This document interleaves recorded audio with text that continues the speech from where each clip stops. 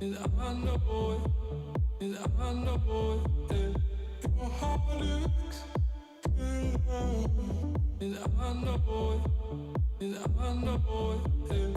Your heart is good, and I know it, and I know it. Your heart is good, and I know it, and I know it. Our love's on the wire, and it feels like we could fall. Yeah, we're both just treading water, and it cools you down, but your heart is in love, and I know it, and I know it. Your heart is in love, and I know it, and I know it. Your heart is in love, and I know it, and I know it. Your heart is in love, and I know it, and I know it.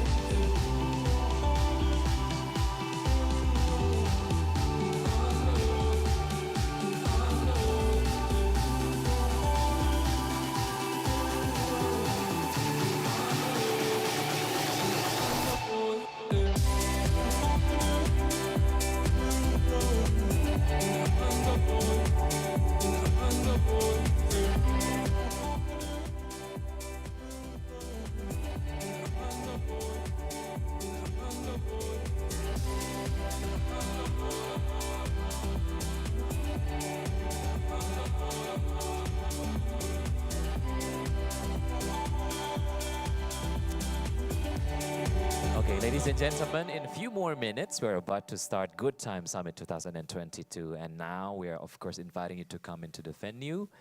And please be seated because in a few more minutes, we're about to start the Good Time Summit 2022. Thank you. Let's get down to business. Give you one more night to get this.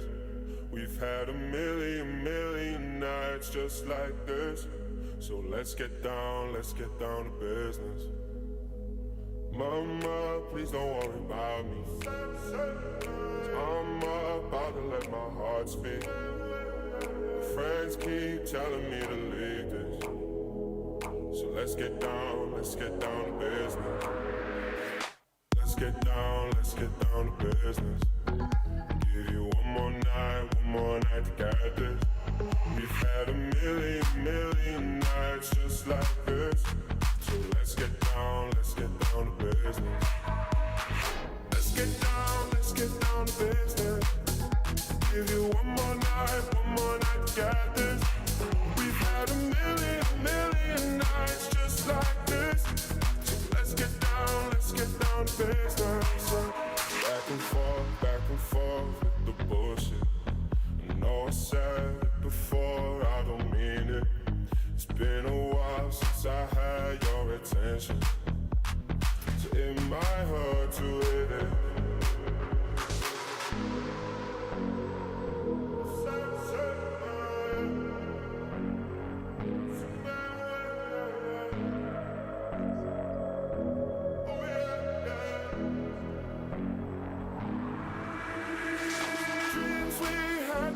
Fall away. We can't leave them if we stay the same. And I can't do this for another day. So let's get down to business. Let's get down to business. Give you one more night to get this. We've had a million nights just like this. So let's get down to business. Let's get down to business. Give you one more night to get this. We've had a million nights just like this. So let's get down to business.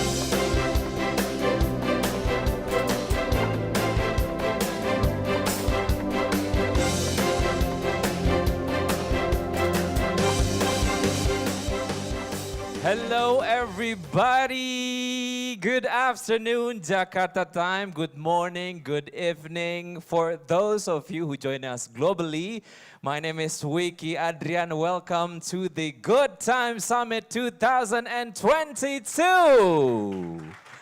Thank you very much. I believe that you are ready to have a good time. Once again, welcome to the Good Time Summit 2022. This event is happening in Jakarta, Indonesia, co-hosted by the Indonesian Partner Foundation, Bina Swadaya, Wahid Foundation and Yayasan Dharma Bhakti Astra or YDBA Foundation, and supported by Philanthropy Indonesia. And I'm not going to do today's agenda alone. I'm going to invite my lovely friend, the beautiful Connie. Have a big applause for Connie. Thank you, Vicky. You look so lovely. Nice to be back with you.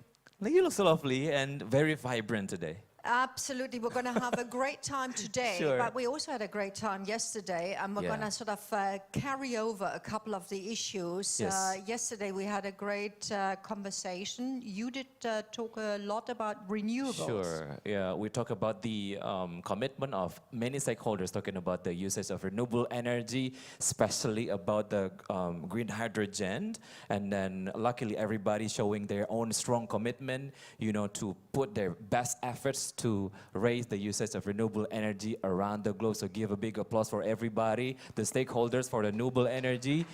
And of course, one of the most important things also, talking about finance, which is, you know, moderated by you. Money makes the world go round, and money Sure. also makes the change, which means that the way that money is allocated needs to be changed if we really want to have a green and zero carbon future. And that's what we talked about. We had a couple of solutions, but we need to hurry up. Yeah, sure. And then right now we're getting in to our first agenda for today, and this is we're going to have a session. Will be guided by you, of course. Such session will invite F20 chair and co-chair Klaus Milk, and of course Bapak Ilham Habibi, Martin Hansen from GIZ, and Nira Nandi from Dasra. And everybody, please welcome. This is Change Out Now that will be moderated by my dear friend Connie. Take it away. Thank you so much. Let's get started.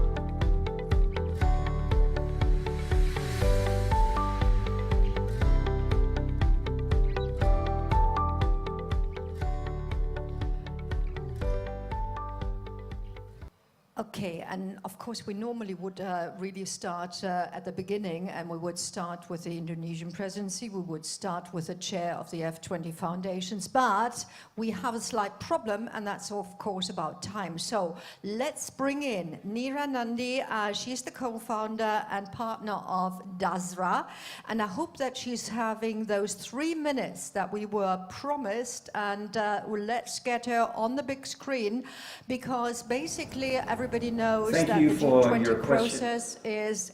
there she is. Fantastic. The G20 process is right at the moment with the presidency of Indonesia. Next year is going to be in India, which is why we're looking for foundations, partners in India, and UNIRA are the prime partner at the moment in the talks for the Foundations 20. Now, I know that you and your colleagues have actually been watching what happened yesterday on stage.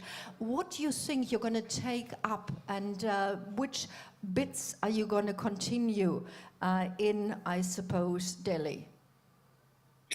So thank you for having me, and what a privilege to be able to speak to you all, and congratulations on bringing everyone together, and of course the presidency at Indonesia. So we're very excited.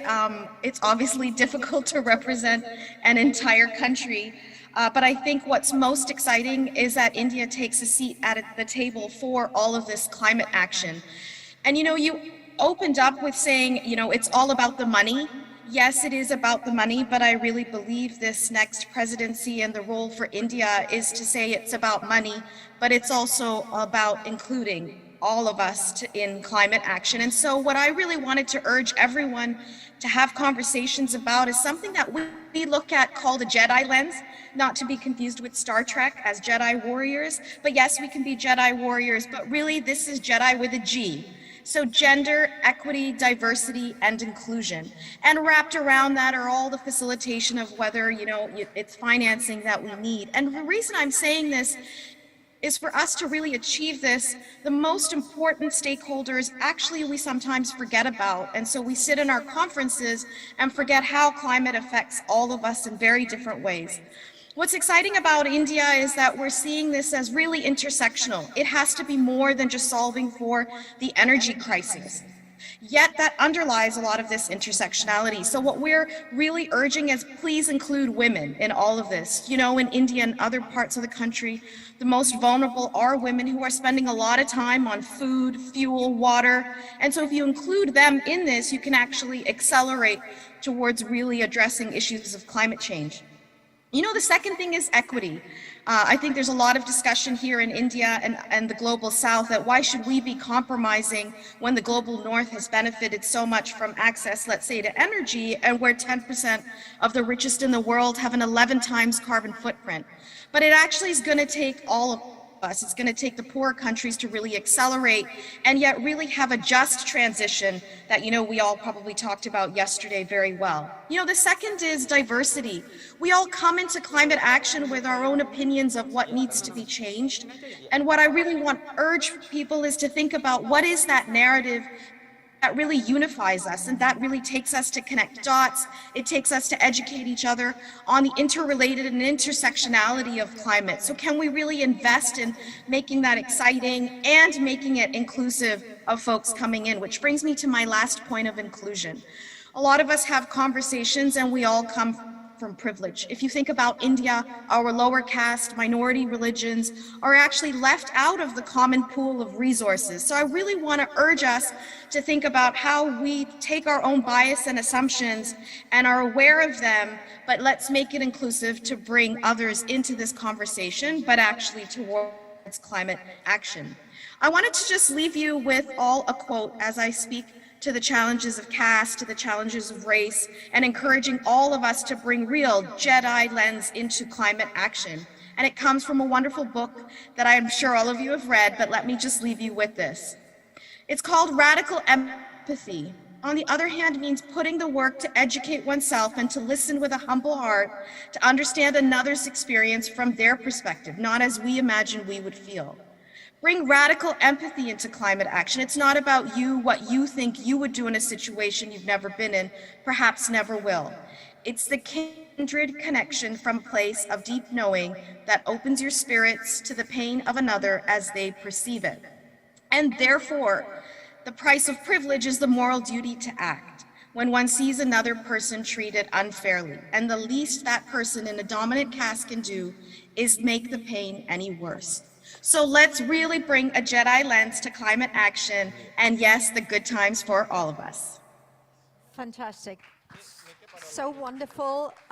We wish we could have that in writing, and I'm quite sure that we're going to embody it in the invitations for next year. Thank you very much. And Dira has to go, which is why we asked her to speak first. But that gives me the opportunity to bring up our two other chairs and co-chairs. So please, would you come up, both Klaus and Ilham? You have already had your bumper, as it's called, earlier, and it's fantastic you can join us here. For those of you who haven't been here yesterday, Klaus is leading this F20 network, the Foundation's 20 network. He himself is the head of Stiftung Zukunftsfähigkeit, and of course I probably don't even need to explain who Ilham is. The name Habibi speaks for itself as the co-chairman of F20, but of course in all his functions, and here representing his own, the Habibi Center. So let's sort of do the sort of middle bit, like play from India to Indonesia via the world. And Klaus, yesterday it was a long day, it was an impactful day.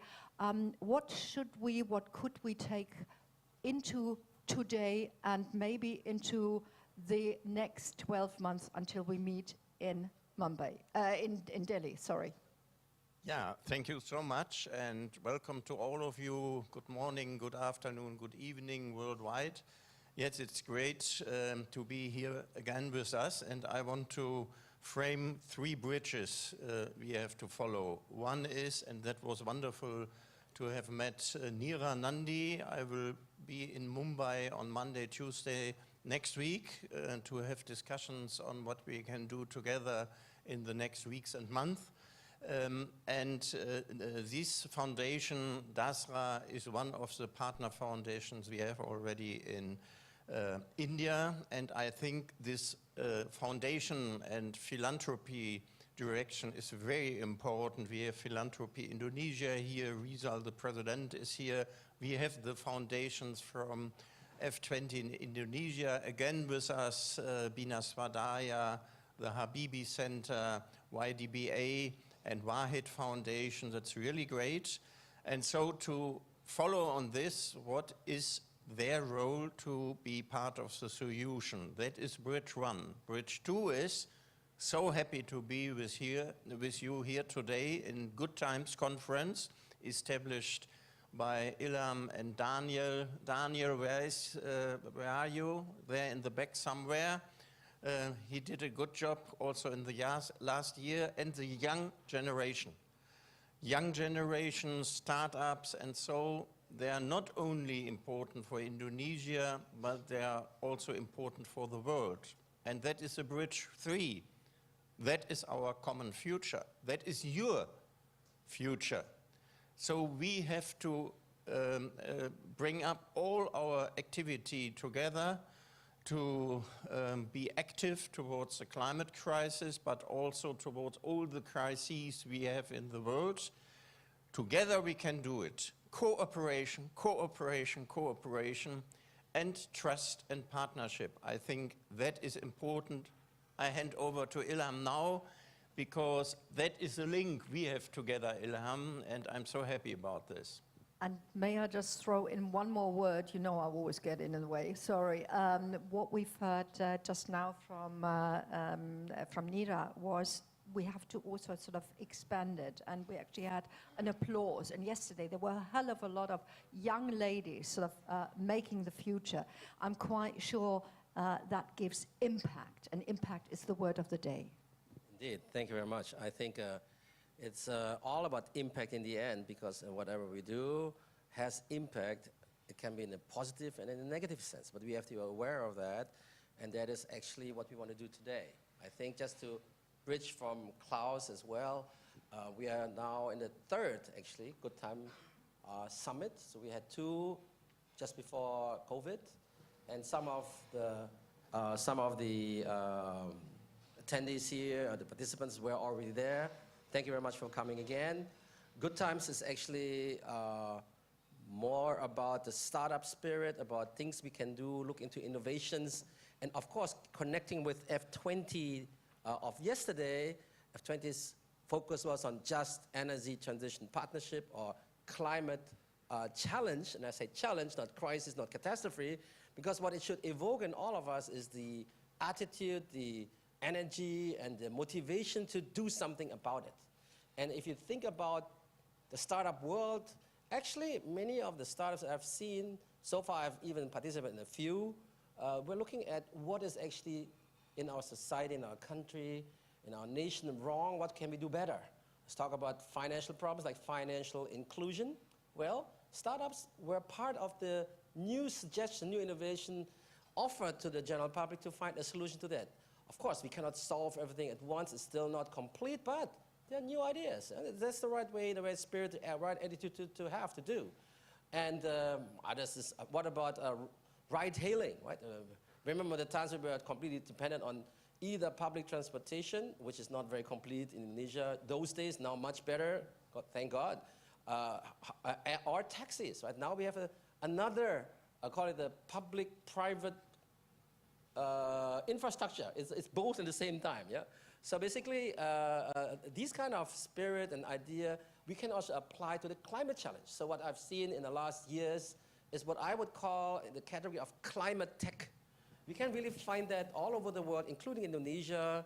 There are companies that look after how much carbon footprint we generate, how do we equate that with the number of trees being planted, what do we do, carbon trading, or other monitoring devices, how we can make sure that things are going the right way, and basically digitizing that and trying to inform the world about this. There's a lot of things that are being done right now, and there are much more, I think, that we still can do. So technology plays a role, but it's not about technology. Technology is just a tool, don't forget that. But a good tool to have, to understand, to apply, to further develop, to solve a problem.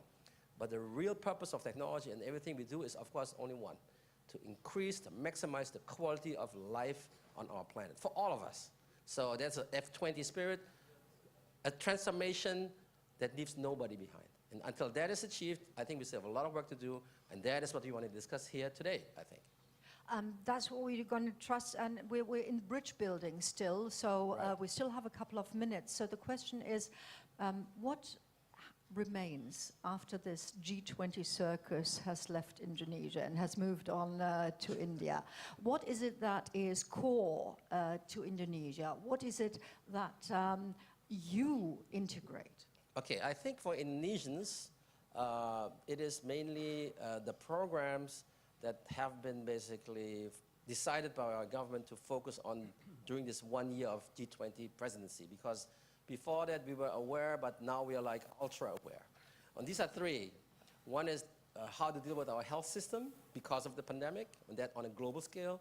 The second one is indeed the transition to new energy, renewable energy, and the third one is actually the digital economy and what follows on that, basically. So these three were the main topics for G20, and if G20 has left us being a chair, we are still with G20 as a participant, but we have actually learned our lesson, not only as a government, but also as a country and people, because we were basically fed by the media in multiple ways about these three topics, and all of us have now an increased level of awareness about this.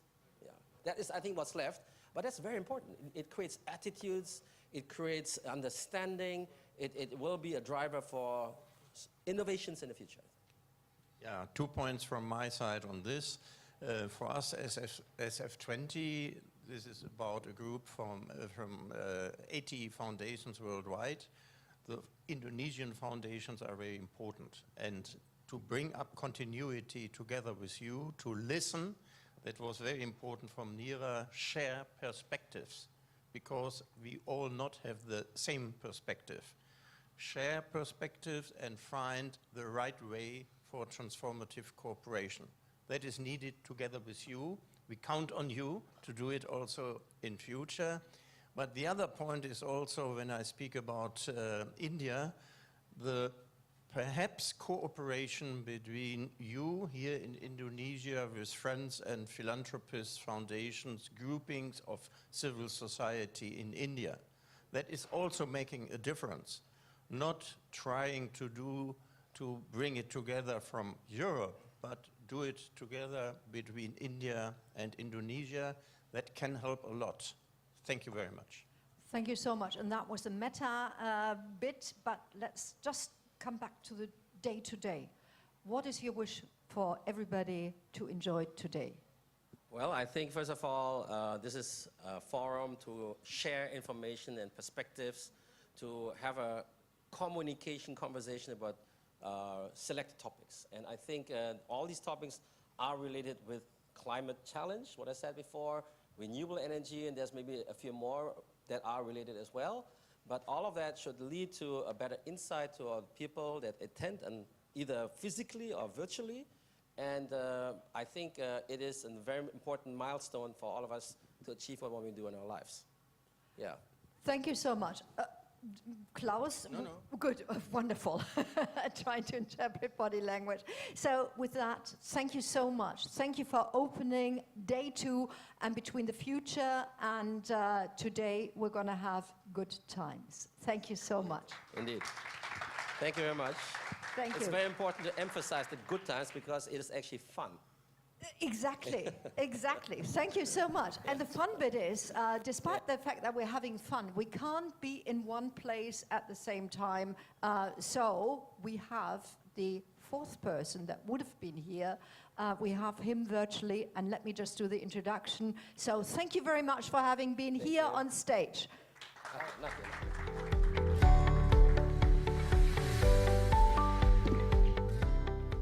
And with that little bumper, we get into the person that isn't here, but who is here in spirit. Because one of the organizations that cooperates with Indonesia and has done that for a long time is GIZ. That's a German organization. Not going to talk too much about it. We're going to hear from GIZ later on and explain all about it. But the country manager of GIZ, Martin Hansen, wants to be here, can't be here, but he answered one question, which is, what is GIZ's role in the framework of F20 and all the cooperation that's going on right at the moment? And here is his answer.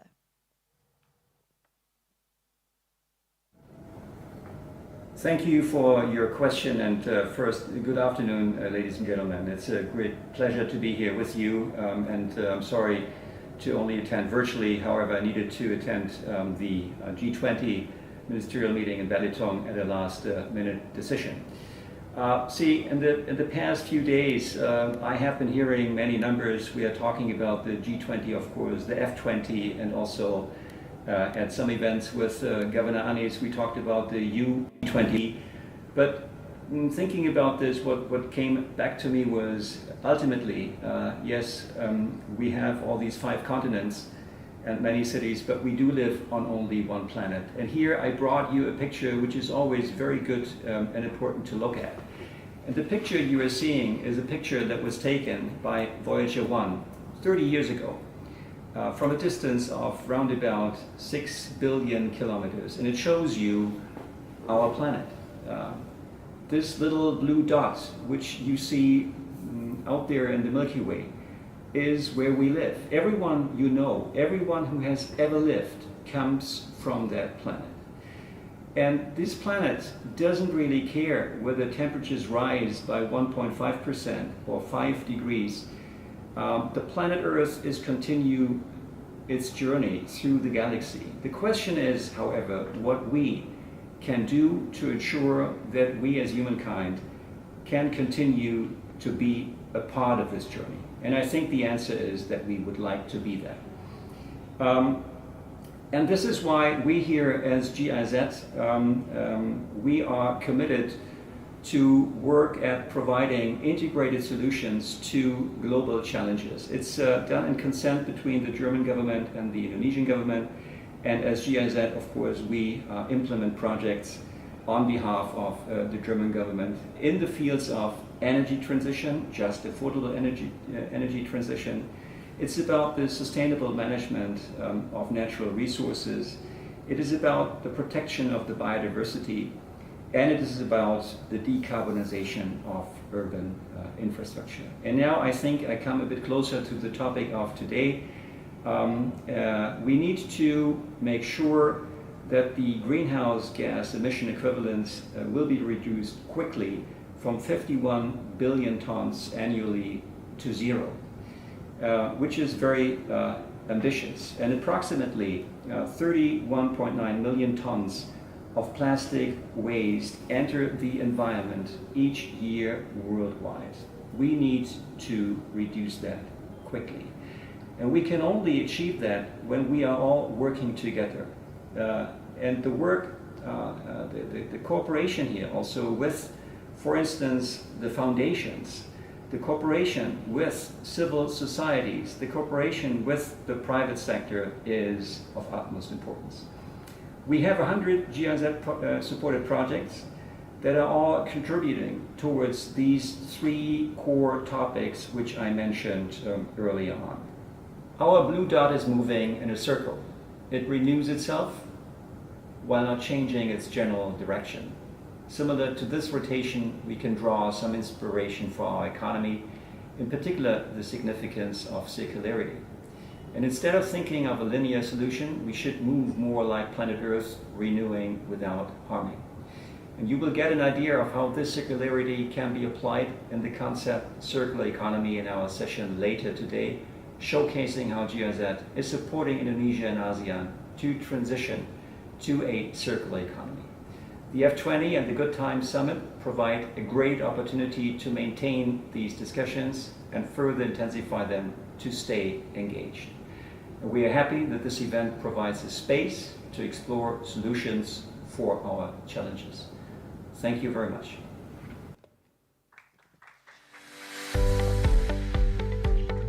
All right, such a great session you had.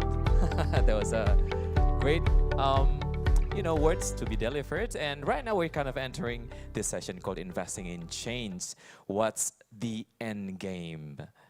Very interesting session, right? Absolutely, and I think the end game is actually something that you did an interview on and with, and the question "what is the end game?" is going to come up in a moment. Sure. But we're gonna talk about purpose the whole afternoon, about what young people want. So actually, I should leave the stage now.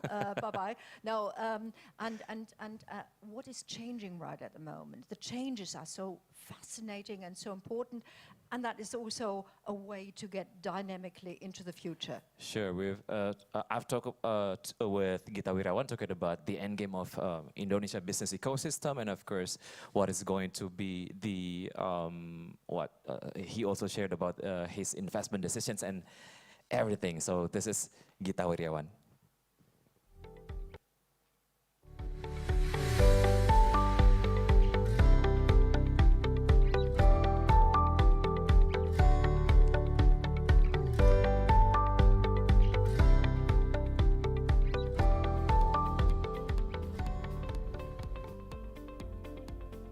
The end game for Indonesia in the long run, call it 2045, 2100, I think it's pretty awesome in the sense that I think we're going to be able to take advantage of a few things.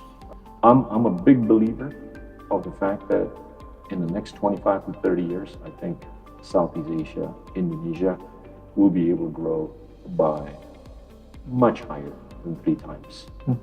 Just by way of the possibilities that could arise from technological applications.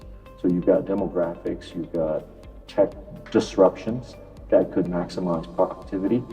And I think number 3, what we could be doing with respect to further deepening the educational base of Indonesia, which I think we've only just scratched the surface.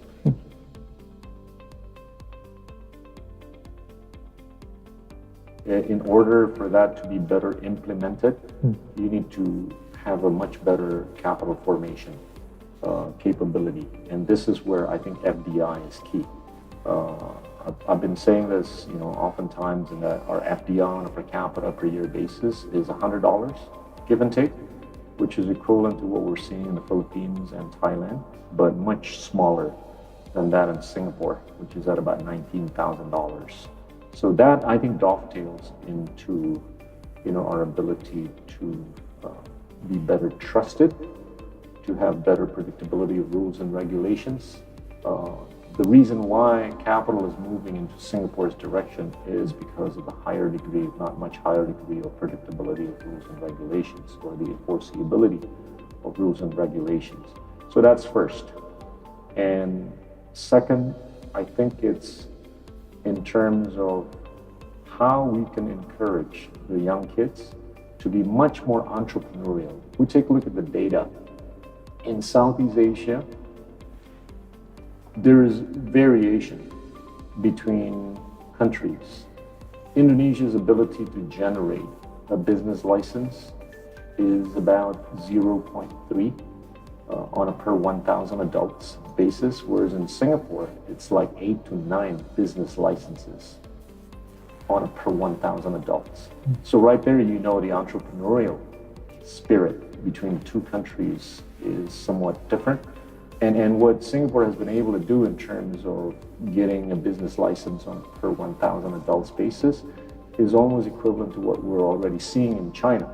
So you get money, then you get people to take on more risk. I think you have a recipe for great success for the future of Indonesia. And I say this with full optimism with respect to our ability to actually achieve that in the next 20 to 30 years.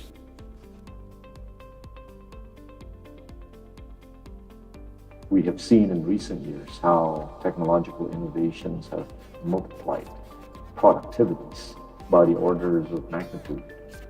And we're only talking about the low side of technology or low tech. Wait until we get to touch upon more of the higher tech capabilities. I think it's going to be tremendous.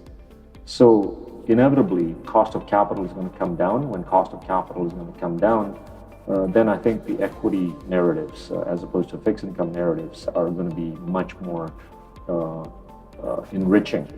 And this will basically dovetail into the necessity of the story creators, the storytellers, to basically pound on the need for greater degree of productivity, right? So anybody out there who wants to invest in any place, including Indonesia, needs to focus his or her money on where the productivity gain is going to be most. That, I think, is going to define the equity story of the future. So within the space where you can actually touch things, you figure out where you see productivity gain. So if you put this in a tech, context, I think artificial intelligence is going to be much more applicable going forward. And we've seen evidence where, the application of artificial intelligence is so real and tangible in boosting productivity. So that's, I think, one area where countries like Indonesia need to be looking into more and more in the future. Okay, that is Gita Wirawan's words. Have a big applause for Gita Wirawan's word. And one of the things that we can highlight is the statement about how we can nurture or how we can develop the entrepreneurial spirit of the young people, because it has a lot of multiplier effects on everything, people's welfare and whatsoever, and so on and so on. Sorry, and this is where my age comes in. I think the narrative has changed. Like sort of 10, 15 years ago, everybody said, oh God, what are we going to do with the young people? They're great, they are well educated, but we haven't got jobs for them. And this is changing. The young people are saying, we create our own jobs. Sure. Now, in which environment they do that, I think we're going to discuss in the next round. And we're talking about investing in change, impactful innovations with a couple of people. And I believe they are going to be presented as usually with our bumper.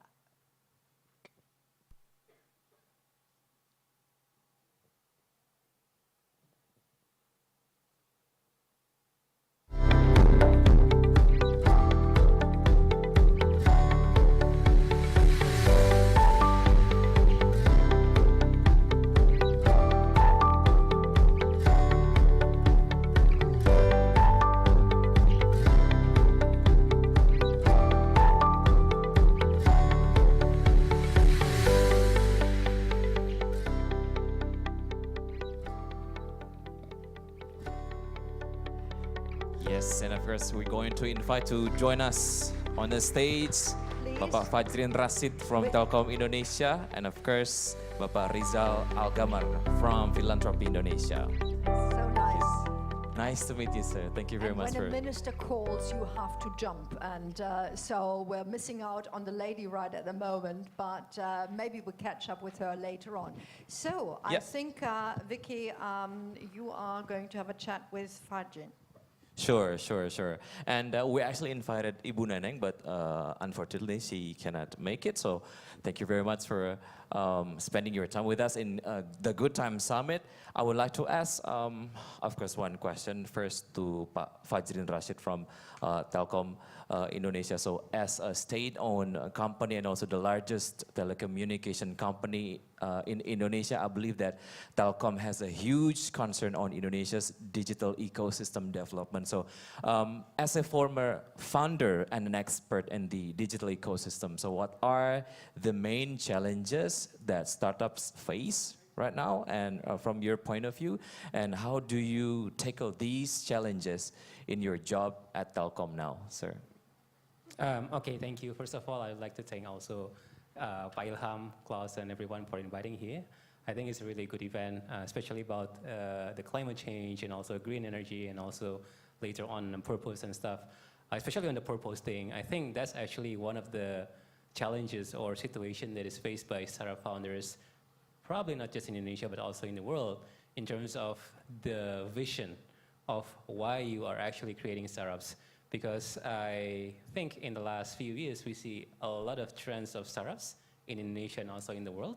Hopefully, they want to build startup because they have a very big vision, not just because they see that startup as actually a short way to success, right? Because while it is true that some startups are wildly successful, you know, we see a lot of new millionaires and billionaires even in the US, but also there are a lot of failures. Right? Actually, 90% of startup actually fails eventually.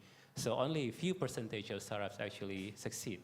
So what differentiates the successful one with the failed one? One of them is actually a vision.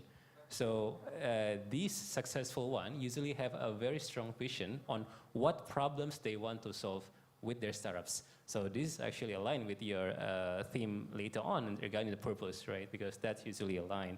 So first of all, the challenge of creating a startup is actually find a problems that you want to solve. So what is the startup that you want to build? What's the solution that you want to build that can actually tackle this problem? So that's actually the first big challenges.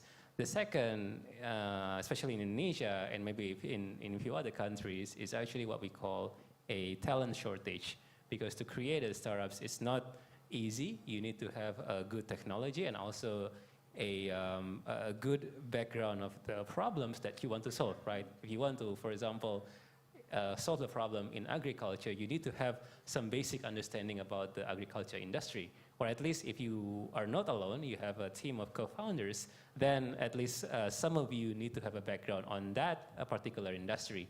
So the second challenge is also interesting because it happens in Indonesia and also many other countries, and that's why we in Telkom Indonesia, we invest in a lot of startups, right?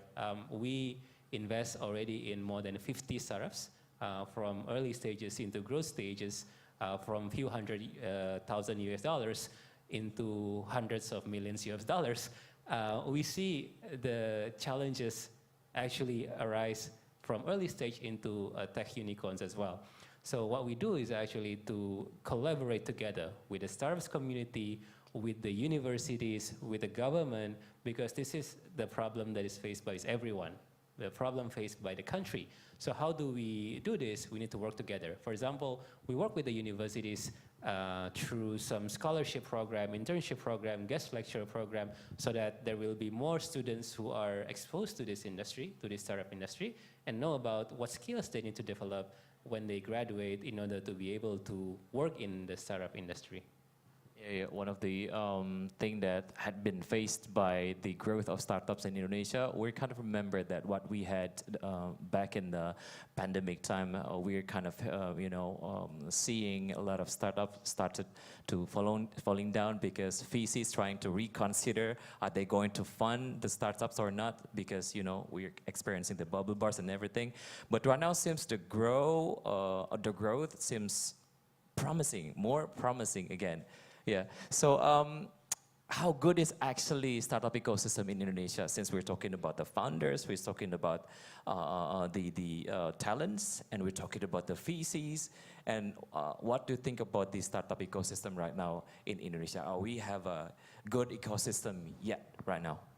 Yeah, so the startup bubble burst that is happening in 2022, like this year, it's actually not that bad in Indonesia. Yes, some startups valuation went down, but not as bad as in the US and some other countries. Why? Particularly because the future of Indonesian economy's digital economy is still very, very bright. So in 2021 or 2020, the market, the size of the market is about 70 billion US dollars. Now in 2025, or about 4 or 5 years, the size actually doubled, predicted to be doubled, about 146 billion US dollars. And 2030, it will be 300 billion US dollars, so about 4 times in just 8 to 9 years. So the prospect is still very, very big. That's why, okay, this is probably a slow sort of like correction or normalization, but in the long run, it will grow again. So that is one. The second, being a growing economy or growing country, not yet developed country, there are still a lot of problems to be fixed. For example, in terms of financial inclusion, the reason why Indonesia and also other, like China and also some other Southeast Asian countries are so good in terms of the fintech startups is because there is a lot of problems to be solved there. Compared to the US, for example, where everyone is using credit card already. So startup that is working on like wallet or so-called like that is not really showing a good traction. Now it's different here. Credit card penetration is only about 4 or 5%. So when everyone having this digital wallet now is supported by CRIS by Bank Indonesia, it becomes boom. Now everyone is using wallet already. So that's, I think, the situation at the moment. Yes, of course, there are challenges that I mentioned before, but I believe that if we collaborate together, we will actually shine. And that's the reason as well.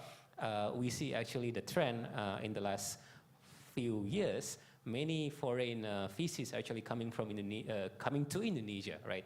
From Singapore, from China, and recently from the US and Japan as well. So with that being said, what does it lack and where is it really competitive from a global point of view? Since we're talking about startups from Indonesia, and we try to so-called compete when it comes to Indonesia as a market, because being considered as a very interesting market, because startups from many countries coming in. So what do you think about that in terms of ecosystem? What we kind of have to fix? Yeah, so I think I mentioned about the talent, I mentioned about the market. I think one also other factors is about the regulation from the government. It is getting better, obviously. In the last few years, we see some positive trends towards the regulation, but we still need homework. Our country is perceived to have slightly bigger risk than our neighbors, for example. Some foreign VCs, for example, ask the startups, the Indonesian startups, that they want to invest to be incorporated in Singapore, because from their point of view, Singapore has few risks, smaller risks in terms of the country risk compared to Indonesia. That means that there is still a lot of homework, right, in terms of how Indonesia needs to be perceived as a safe place to invest. So that's, I think, one of the homework that needs to be done. Although, again, as mentioned, the trend is actually getting better, but the homework or the challenges still needs to be tackled. The other thing is about the local versus global. Because Indonesia is big, there is a trade-off between, okay, let's just focus on Indonesia. Yes, that's good.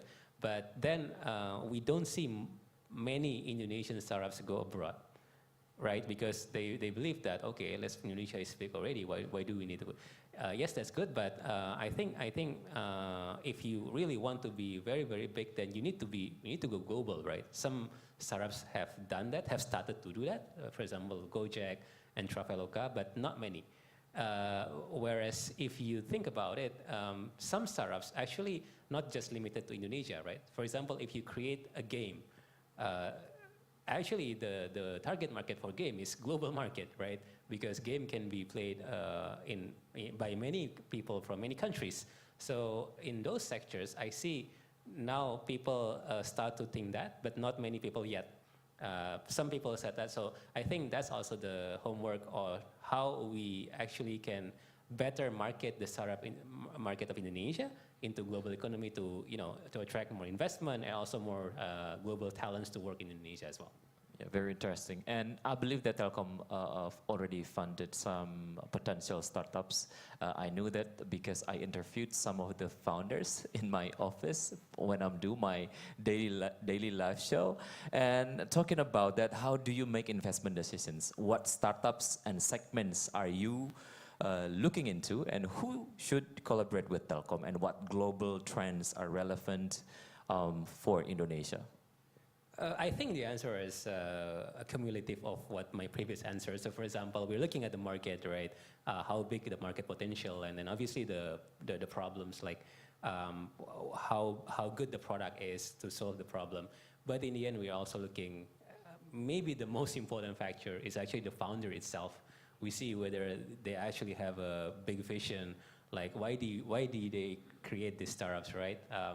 Are they just following the trends, or they really believe that there is actually a problem that they want to solve, and they have a really good solution to solve that. Lastly, I think in terms of what startups that we can invest, we actually can invest in any startups. We have invested in more than 50 startups. But besides the valuation gain potential, we're also looking at the potential synergy. So these startups, if you think that you can work with either Telkomsel, or any other telecom subsidiary, then please speak. If you have some ideas about how we can collaborate, then that's also a greater chance for us to invest. Lastly, I think regarding this topic as well, we are also planning to create what we call impact fund. So before, we are just looking at the valuation, impact, and synergy, but going forward, we will also consider in terms of the ESG or other metrics related with the impact when we want to invest in startups. So that's also something that we will start in the near future. Yeah, I believe that going to be very interesting insights for those of you, the startup founders that trying to searching or looking for the funding. Maybe you're considering Telkom as one of the funders, and then yeah, that was very interesting insight from you, from Telkom also. I hope you brought many business cards so that you can distribute them here. Yeah, and remember, we're going to have the network session later on, so yeah, this is your chance. Right. Now, the second person that you've seen on the interviewee side is Rizal Agama, and he's got actually two hats. You don't see them right at the moment, but he is Southeast Asia Regional Director of the Tropical Forest Alliance, and I would like to do one or two questions on that, but he's, of course, also representing Philanthropy Indonesia. So we actually have sort of two different backgrounds to the typical business background, and I would hope, even though you've been nodding quite a bit, a different view. So what we've just heard is there are actually too few people who really have talent. Is that also true in the area of philanthropy, in those that you are looking at to sponsor? Is that also true in the world of the NGOs? More or less, yes or no. It's in between. In philanthropy, there is a different perspective about philanthropy, because people think when they see philanthropy, it's somebody who is multi-million dollars, who has, big yachts, big house, big businesses. No, it's not. First, let us understand first what is the definitions of philanthropy. It's love for humankind. So everybody can do it. Anybody can do it. And Indonesia, for the last few years, has been awarded as the most, by the World Giving Index, as the most country who has given to somebody who they do not know, has given to many causes that they think will affect them in the future and so forth. So Indonesia has been awarded as the most generous country for the last few years. And I heard in 2021 survey, they will be giving Indonesia another award on that. So congratulations on that, because of course you represent the community that's behind that. In order to actually sort of give money, and what you just said is you have to have trust.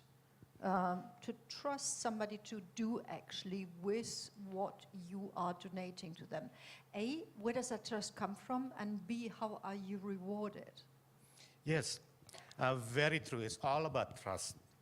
See, I think today's world is very different now, yeah, because a few years ago, like I said, maybe 5 to 10 years ago, people is very aggressive in competing against each other, But now I see a lot of different things. People are more listening to each other, yeah.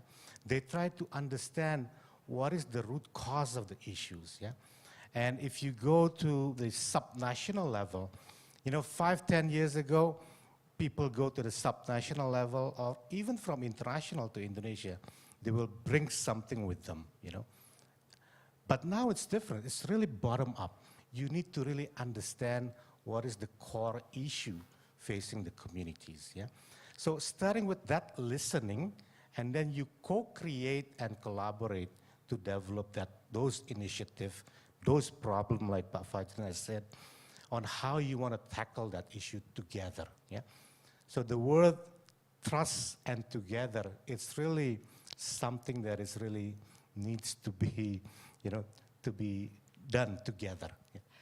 We've already heard the word collaboration quite a bit, and we also have this one word which will be repeated quite a number of times today, which is impact. And these days, it's not just philanthropy, it's impact investing, or it's impact philanthropy. And I think even Dasra has sort of, one of those special words attached to it.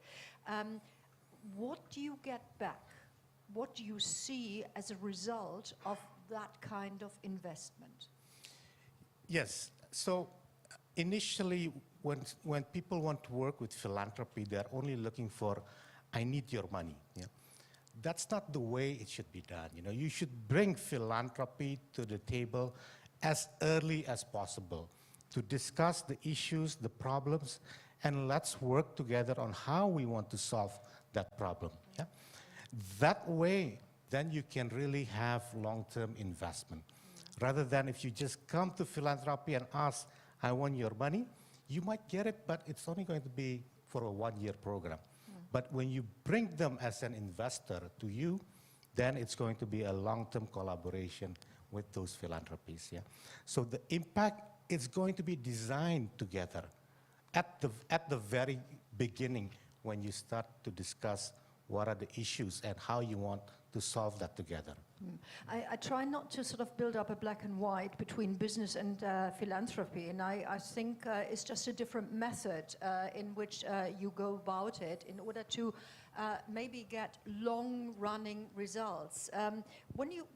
Quite obviously you invest in the heads of people, in the hearts of people, and that is then the reward, because you will have successful people, probably in business, maybe also for philanthropy themselves. Now you have this other bit to your title, because you're working for or against deforestation. And we've just heard that products need to be exported. Deforestation is clearly an issue that you need to solve right on your doorstep. And again, you said there was a lot of change. Could you take us along that journey? Yes, we cannot talk about climate issues if we don't talk about deforestation. Yeah? About 5 to 10 years ago, Indonesia has experienced really, wildfires, peatland fires. Yeah, it's impacted not just Indonesia, even our neighboring countries. Yeah, and I think from that on, we realized that we cannot have a future like this. And that's when government has started to realize that we need new policies and regulations to address this. Yeah. So ever since that, about 10 years ago it started, we have seen deforestation has gone down significantly in Indonesia because of those policies and regulation. But policies and regulation, it's only at the national level. The action it's at the at the grassroots level. How do you turn that policies and regulation into actions? That's where corporations, CSOs, NGOs, philanthropies, they work together, try to pursue a collective action to address the problems that they face at the grassroots level. Last question, and then I'll shut up. I'm again trying to sort of, get a bridge between the two of you. Are you actually competing for the same heads of the same talented young women and young men as Telecom in Indonesia is doing, or are they completely different people? I think if you take a survey now, for example, of the young generation, the Gen Z, they would like to work with companies that is trying to solve the world's biggest problems, that is trying to address the climate issues, that has a very robust sustainability, So yes, indeed, we are trying to compete, But, I think if you talk about the heart and mind of the young generation, the Gen Z, they would love to gain that first experience at the philanthropy or at the NGO sector before jumping into the corporations. That's what I've seen so far. Thank you for sharing that, Vicky. Yeah, very interesting. You need to listen, and then you need to work together, and then you collaborate.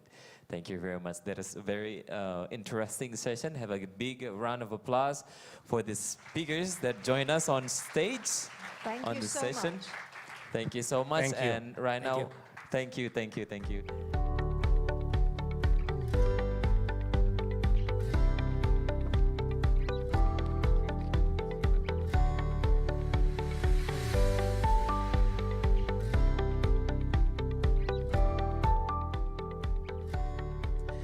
Okay, ladies and gentlemen, right now we're going to have a session called The New Now. Recover Together, Recover Stronger.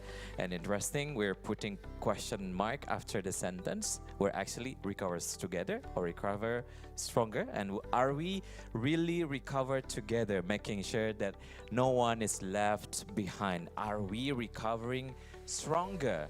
And considering the way of work that we all need to adjust ourselves into. And to dig more about it, we're going to have a session called The Future of Work, Ecosystem Collaboration, Impactful Jobs, and New Work. And of course, we're going to talk about that later on with speakers, which is with Melanie Mussard as Impact Hub Pacific, which is joining us online. And after that, we're also going to have a session with another speaker, Bapak Arya or Mas Arya Widianto from Amarta and Asia Berlin Ambassador. And these are the speakers.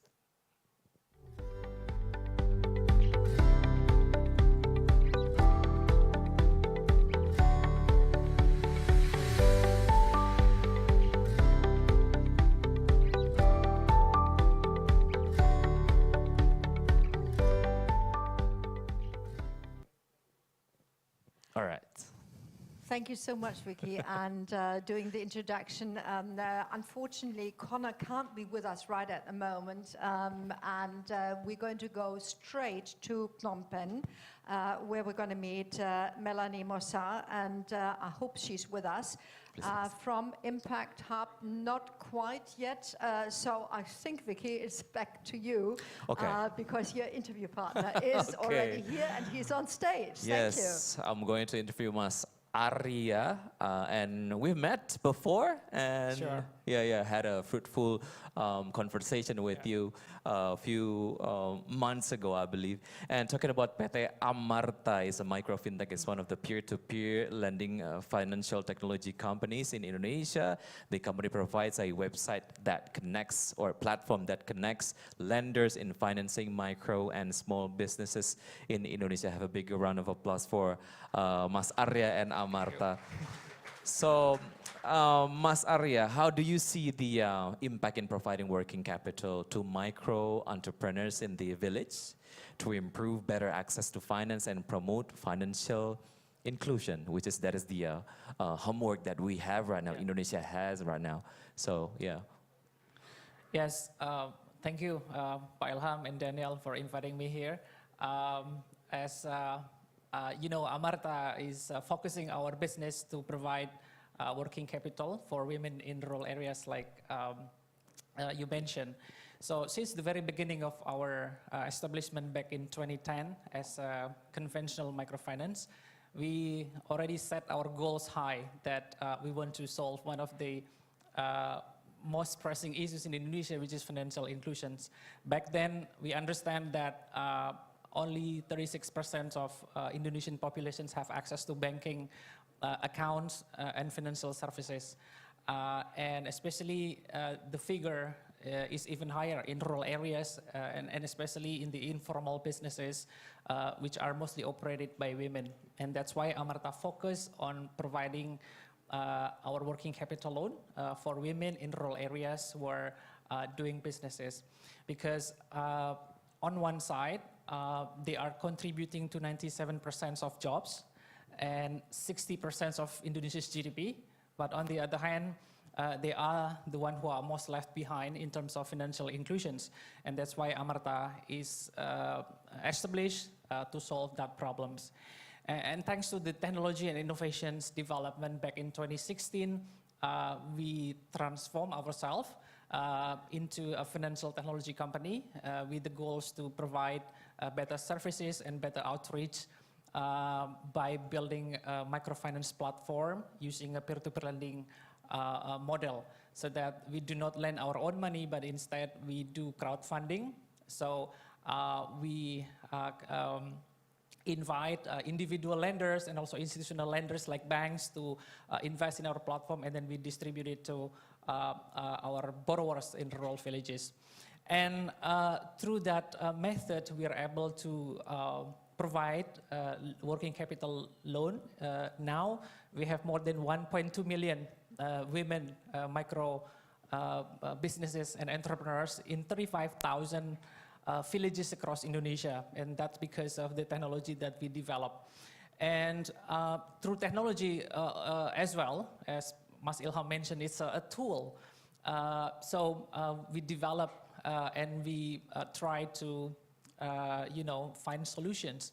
Why banks do not serve people in rural villages, the grassroots economy? Because banks do not have the capacity and capability to perform credit underwriting, risk assessment to the segment. That's why it's a black box. Once you cannot identify the risk, then you cannot extend the loan because the probability of default is unknown. And that's why the focus of our company to develop a credit scoring systems using artificial intelligence and also machine learning.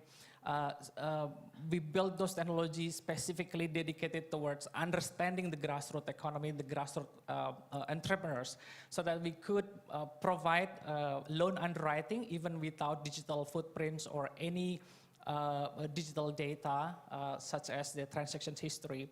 And that becomes one of the competitive advantages of Amarta's credit scoring.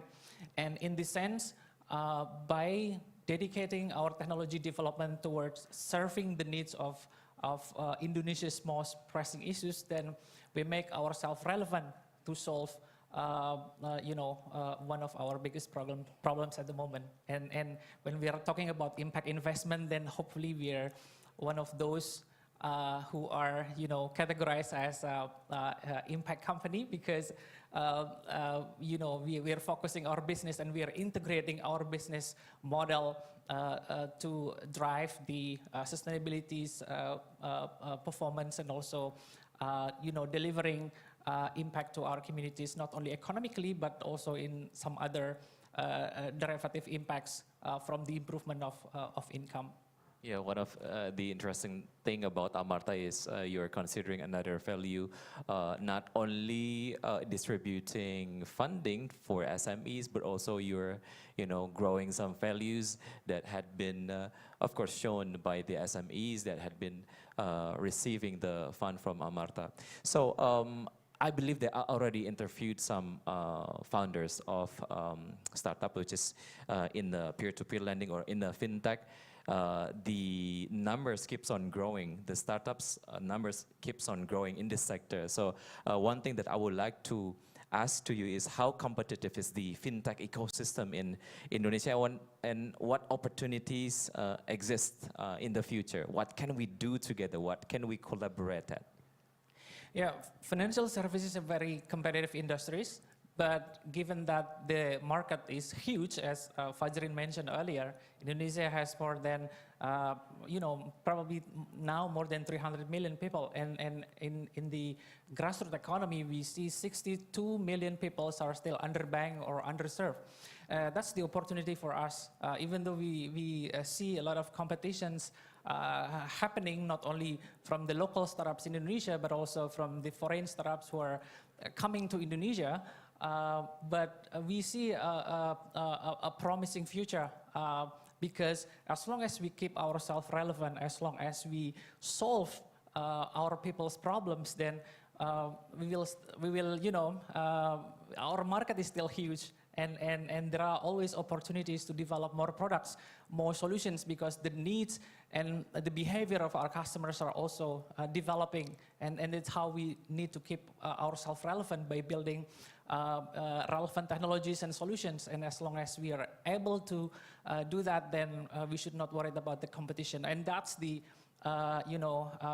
future and also the opportunity for young startups, entrepreneurs, founders, that the financial service industries in Indonesia are still huge, and we still have millions of problems to be solved, and we need those expertise to be included in our ecosystems. And when we are talking about how to keep ourselves relevant in the highly competitive industries, then again, collaboration is the key. Because, for example, when we are talking about financial services, today we are not only talking about banks or companies that are licensed as financial service provider, but we are talking about technology company, telecommunication companies. We are talking about data companies. So by incorporating those competitive advantages to provide a better solutions for our customers, then we will keep ourselves competitive in the market. Yeah, very interesting, because you consider very competitive environment as the field that we don't need to compete each other, because we still have a lot of things to give to the people, because we still have a lot of problems, as you said. So as an Asia Berlin ambassador, so how can those two ecosystems collaborate? And what opportunities exist between Asia and Berlin through the Asia Berlin initiative? And can you share any case study or own learnings? Sure. I know a lot of highly, regarded individuals and also experts from our Asia Berlin communities. For example, in the area of blockchain and how we develop tokenization for our micro businesses, for example. Those expertise are not really well developed in Indonesia, but we do have a lot of experts in Berlin, and that's how we build the communications and also learning together. And through the roadshow that Asia Berlin perform every year, except during the pandemic, we could be introduced to the ecosystems within the network of Asia Berlin. So by having this kind of networking and also expertise sharing, then in principle, like the world is our laboratory. If you seek for special expertise that you cannot find here in the Indonesian market, then you can just reach out to the network, and probably the Asia Berlin community has their network of experts, not only in Berlin, but also probably in India, in Philippines, in Singapore. So by having these support systems and ecosystems, we could accelerate the growth of our businesses and also our learning curve, because apparently our teachers are everywhere, as long as we are able to network and willing to network and collaborate through the ecosystems that we built. Yeah, things are getting borderless. You can collaborate with everyone, anywhere. Yeah, very interesting. Thank you very much, Mas Arya. Thank you. Okay. And we now can meet our second person that's going to be part and parcel of this panel. And Melanie Mossa is now with us digitally, of course. Hello there. Hi. Hello. Hello. Nice to meet you. We can hear you loud and clear. It's lovely, and we Great. can actually see that you're from Impact Hub because you've put up a piece of paper behind you. Now, Yeah. of course, Impact Hub is international. London started, Vienna, then it's sort of gone around the world, and we are actually here in Jakarta in the Impact Hub, and you have started, or you're about to start, something new in Phnom Penh for Cambodia, but also for Asia Pacific. Just in a nutshell, what do you do? What do you offer for young people? Yes, thank you so much for having me today. So I am Melanie, I am from Impact of Phnom Penh. So actually it's not about to start, we actually started 7 years ago here in Cambodia.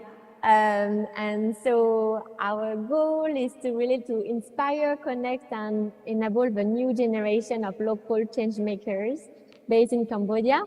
And because it's like Cambodia is a very young country, like with so many youth, like almost 68% of the population is under 30 years old.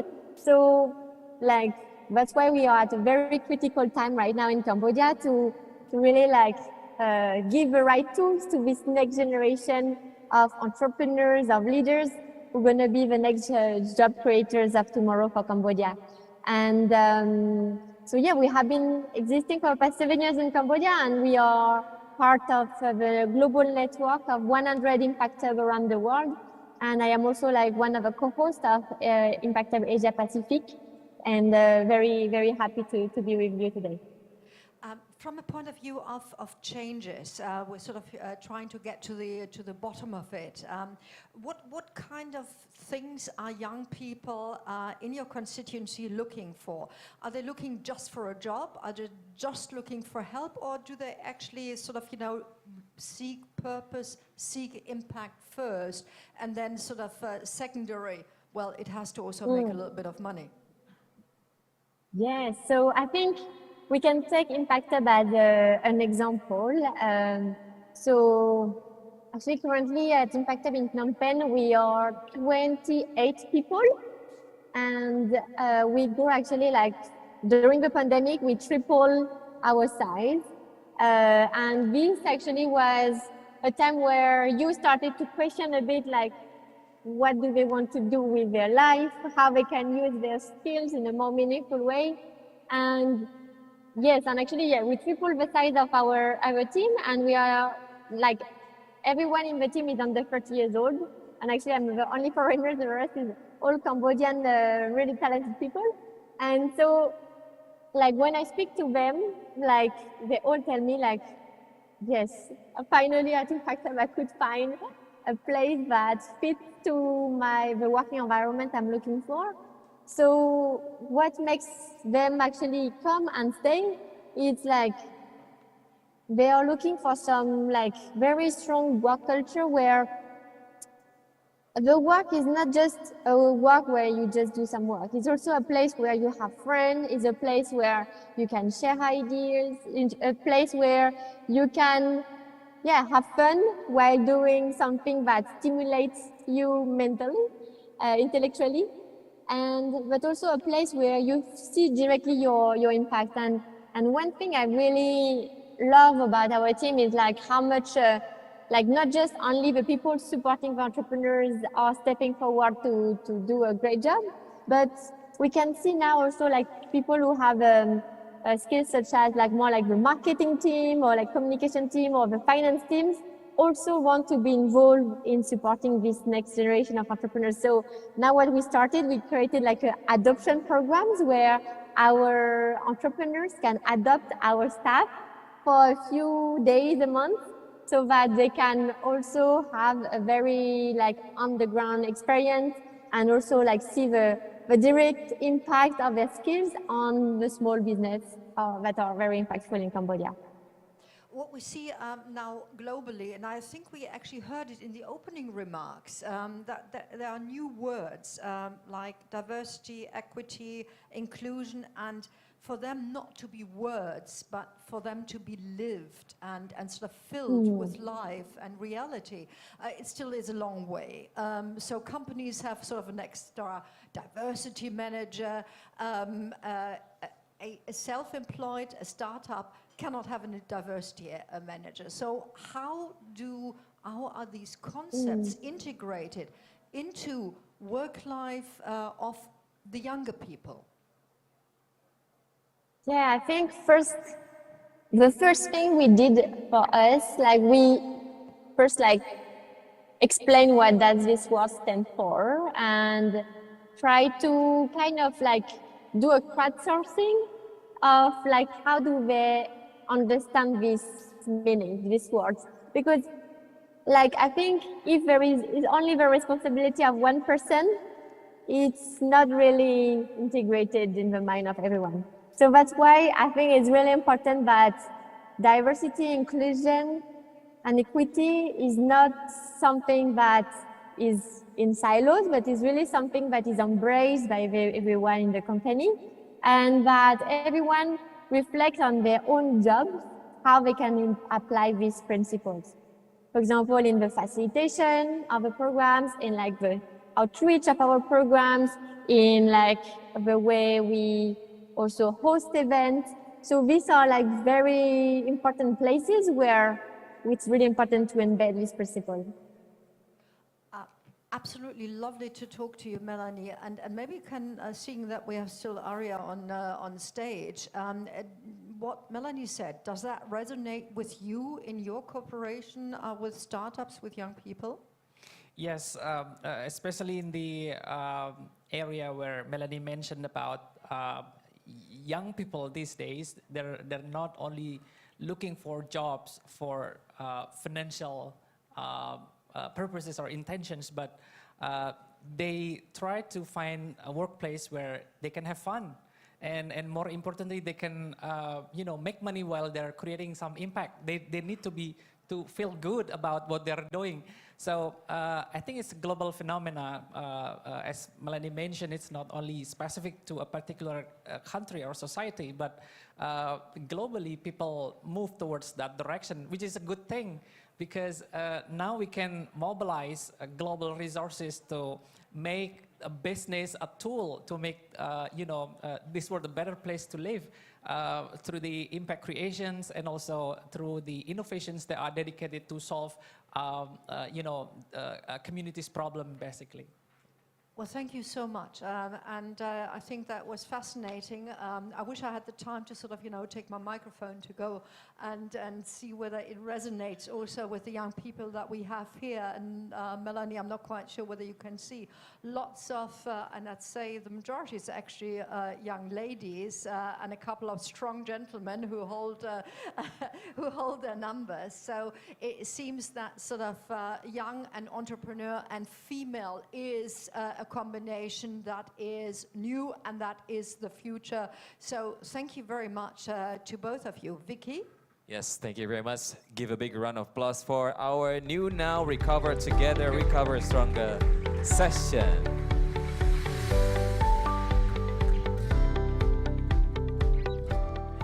So yeah, ladies and gentlemen, right now we're going to enter the Hype for Good SME Innovation and Digitalization and Sustainability. And we'll be talking about the growth of SME, how do they shift themselves to digital platform and how far they will survive. And right now, I'm going to play for you another statement or another video, which is, that I did with Pak Gita Wiryawan, and right now he's going to talk about the potential of SME growth in Indonesia. Everybody please welcome, this is Pak Gita Wiryawan.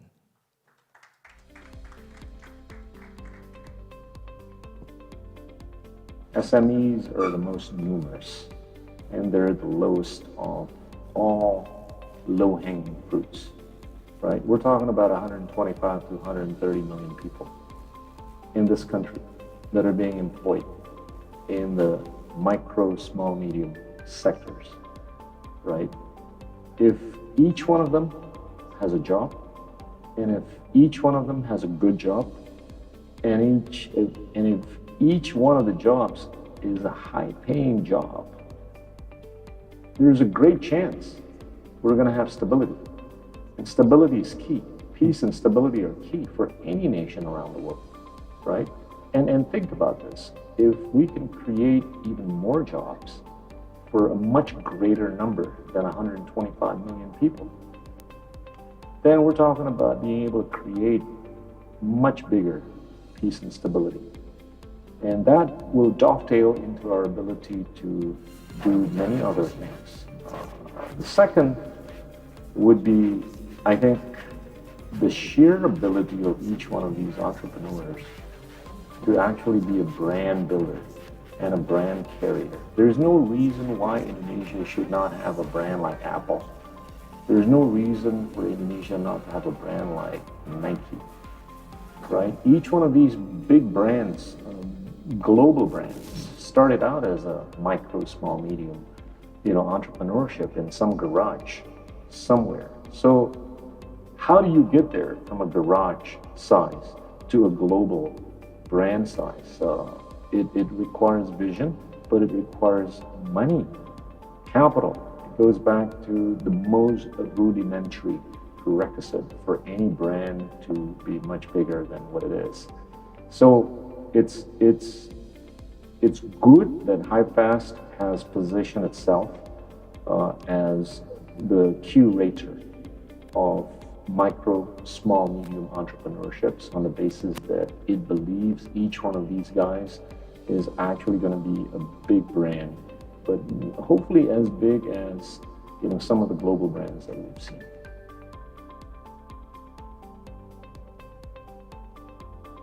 Brand is associated with whether it's your brain, your heart, your gut, or your torso. I mean, your brain is Google, your heart is Facebook, your gut is Amazon, your torso is Apple. So you figure out which parking lot you want to be in. Do you want to touch the heart of the consumers?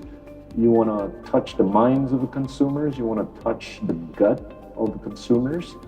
You want to touch the torso of the consumers? Apple plays with the torso type of mentality, right? They don't care about price elasticity because they know there's a lot of sex appeal in the products that they sell. So I do believe that many of the micro and small, medium entrepreneurs in Indonesia are already reaching out to each one of these, if not a combination of these four, elements of our sensory organs.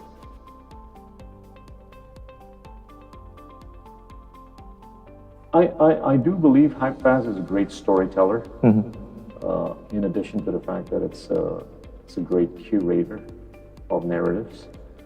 It tells a story in a very nice way to the world, to the point that it's actually able to reach out to the holders of huge amounts of capital. There's a lot of capital right now floating around in developed economies. As I've been saying many times before, there's about $100 trillion worth of liquidity floating around in the US, in the European countries, in Japan, in China, and all that. To the extent that HypeFast can actually tell the stories in a nice way on behalf of these brand builders, I think there's a good chance that capital is going to be able to be attached to each one of these great ideas.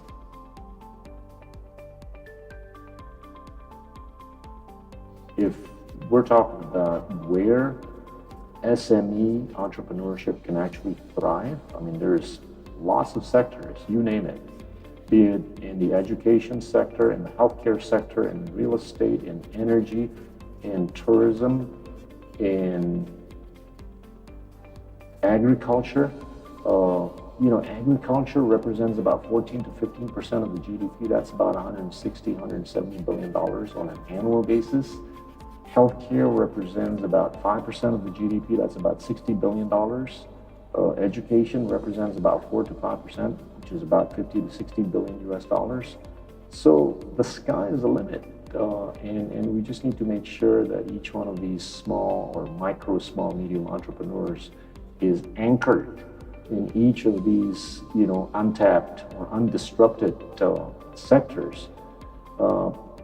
I think we're going to see the unleashing of a massive amount of value by way of the thriving of many of these entrepreneurs in the next 1 or 2 decades. Okay, that was Pak Gita Wirawan showing his optimism towards the growth of SME in Indonesia. Have a big round of applause once again. And I just want to check that you're still with me right now, okay? So we're going to dig it more, a little bit further with our speakers. And these are the speakers that are going to join me just a little bit.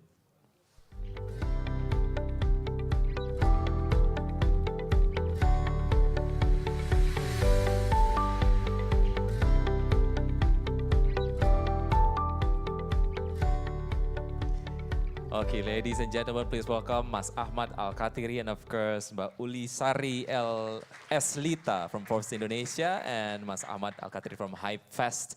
Thank you very much for joining us here on our Good Time Summit 2022. Such a lovely to see both of you. So talking about HypeFest providing capital investment of up to $11 million per brand to supercharge their growth.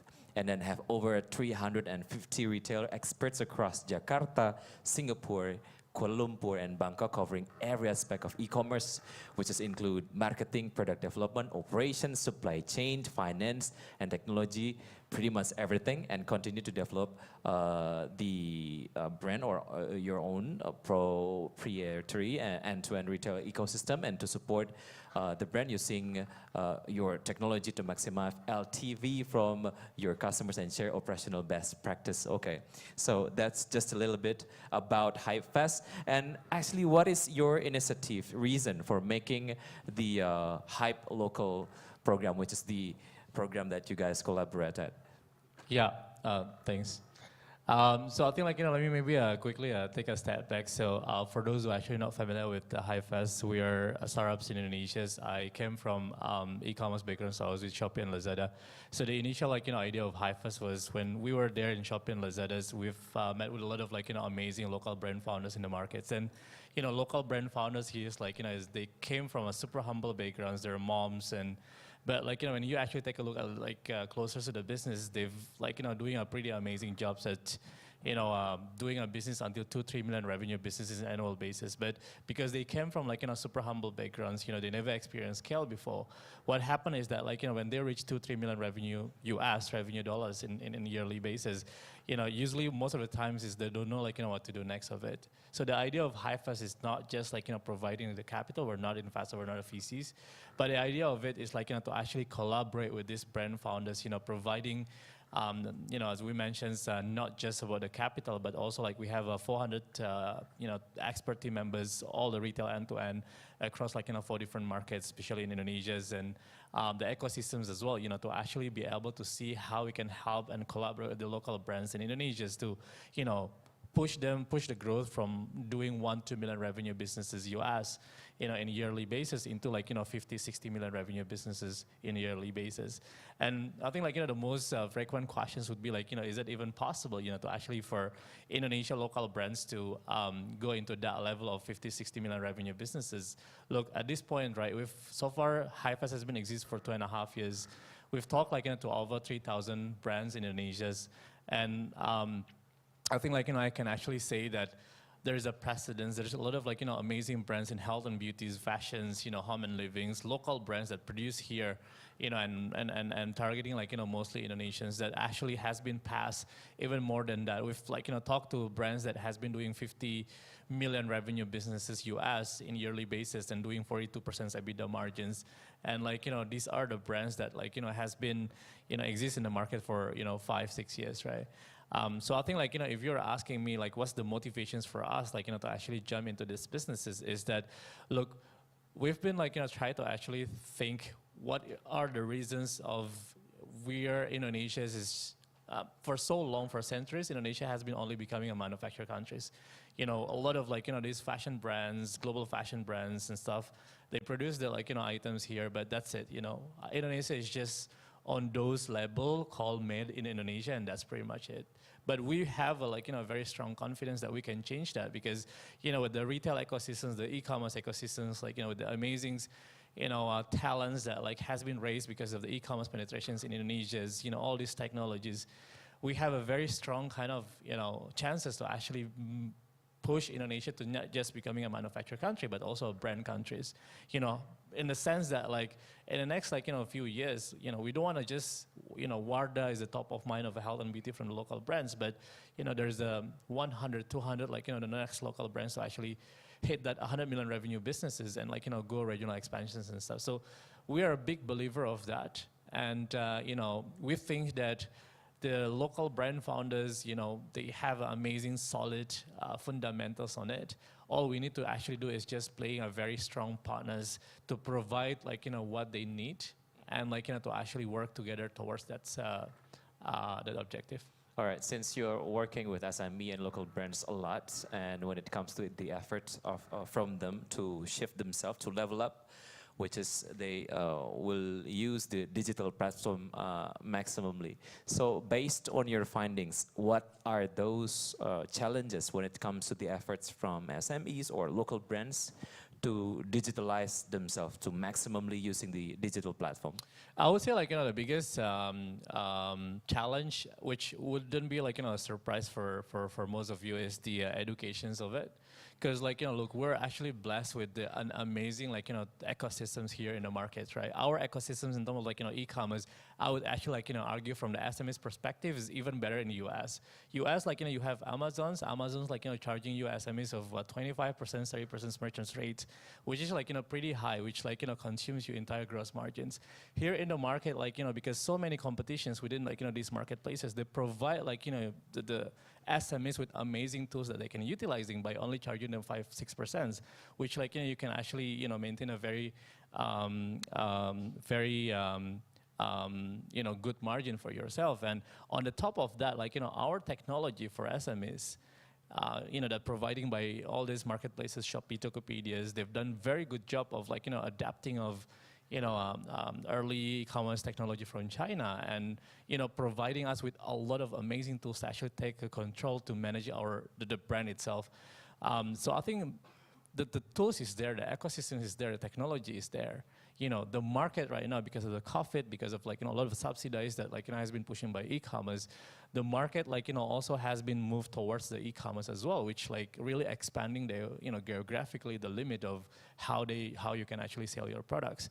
Now the only things that we will need to actually push a little bit is that how we can help these brand founders, their teams, to actually reach their potentials by operating these tools ecosystem, strategizing it better, and adapting this into the more of modern technologies, because it's gonna be really amazing, right? Because I know I've just talked to one of the global brands in health and beauties, global brands in the world, one of the largest. They literally right now start to actually feel nervous about local brands, because local brands has been consuming their market shares. And at this point, especially health and beauties industry, the growth of local brands in health and beauty industry in Indonesia is unprecedented. We've seen a brand that, as I mentioned to you, cross 70, 80 million US revenue businesses at 47% EBITDA margin. And this is the brand that has been only exist for 3 years. So imagine if they're actually, operating a little bit longer in the next 2-3 years. The sky is the limit. So we're very excited about that part. Yeah, the challenges are there, but the solutions are there too, yeah? And the future seems quite promising for local brands and of course the SME. So back again to the Hype Local program. What are the benefits for participants actually who are joining in the program? And sure. How about the investment access, which is that's going to be maybe one of the main goal or the reason why they joining in? Yeah, sorry, I completely forgot to explain about Hype Local. I'm very passionate when I'm talking about local It's brands. okay. But Hype Local is our HiFest collaborate with Forbes Indonesia's initiative to.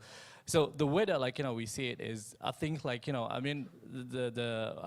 always say this: Indonesia needs a little bit more optimistic young generations, and we feel the best way to actually doing it to actually inspire them with the success stories. So the Hype Local, basically the basic idea is to actually select a bunch of amazing local brand founders that has been doing pretty amazing job on building their businesses, like, facing the challenges, and like, to really echoing their stories, share their stories, not just for their friends and families, but like, at larger audiences, to actually inspire the next generations of entrepreneurs. Because I mean, look, I've seen a lot of like brand founders that like, thinks that they will only have a better chance if they come from Jakarta or big cities in Indonesia. But like, the fact is I've seen like, a lot of amazing brand founders that doing 40 million, 50 million revenue businesses US, in a yearly basis coming from Semarang, Malang. I myself come from super small island in East Indonesia called Maluku. So which is like, our objective with this is like, to really inspire the next generations of entrepreneurs that like, even that you're not living in the big cities, even like, you're not living or you're not coming from privileged families, you still have the possibilities or you still have the chances like, to actually, make something good. So like, that's the objectives of the Hype Locals. And the benefits we provide platforms like, for them to share their stories, and like, a lot of mentoring as well from Pak Gita, from Mbak Uli, from the High Fest teams as well, and like, how we can kind of like, see to support their business. Yeah, one of the narrative that I can highlight from what you said is that chance is inclusive. Everybody can have the chance, wherever you are. And talking about the brand, what did you find in brands of SME when you consider one brand or one SME's potential, and what are the indicators? So for us, like, HiFest mostly looking at the two main categories at this point for us, like, to invest.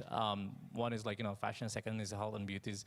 I think like, overall the rule of thumb is like, it's pretty simple. It's like, like the normal M&As, like, criteria. So we only invest on like, EBITDA positive business has been sizable 1 to 2 million revenue businesses.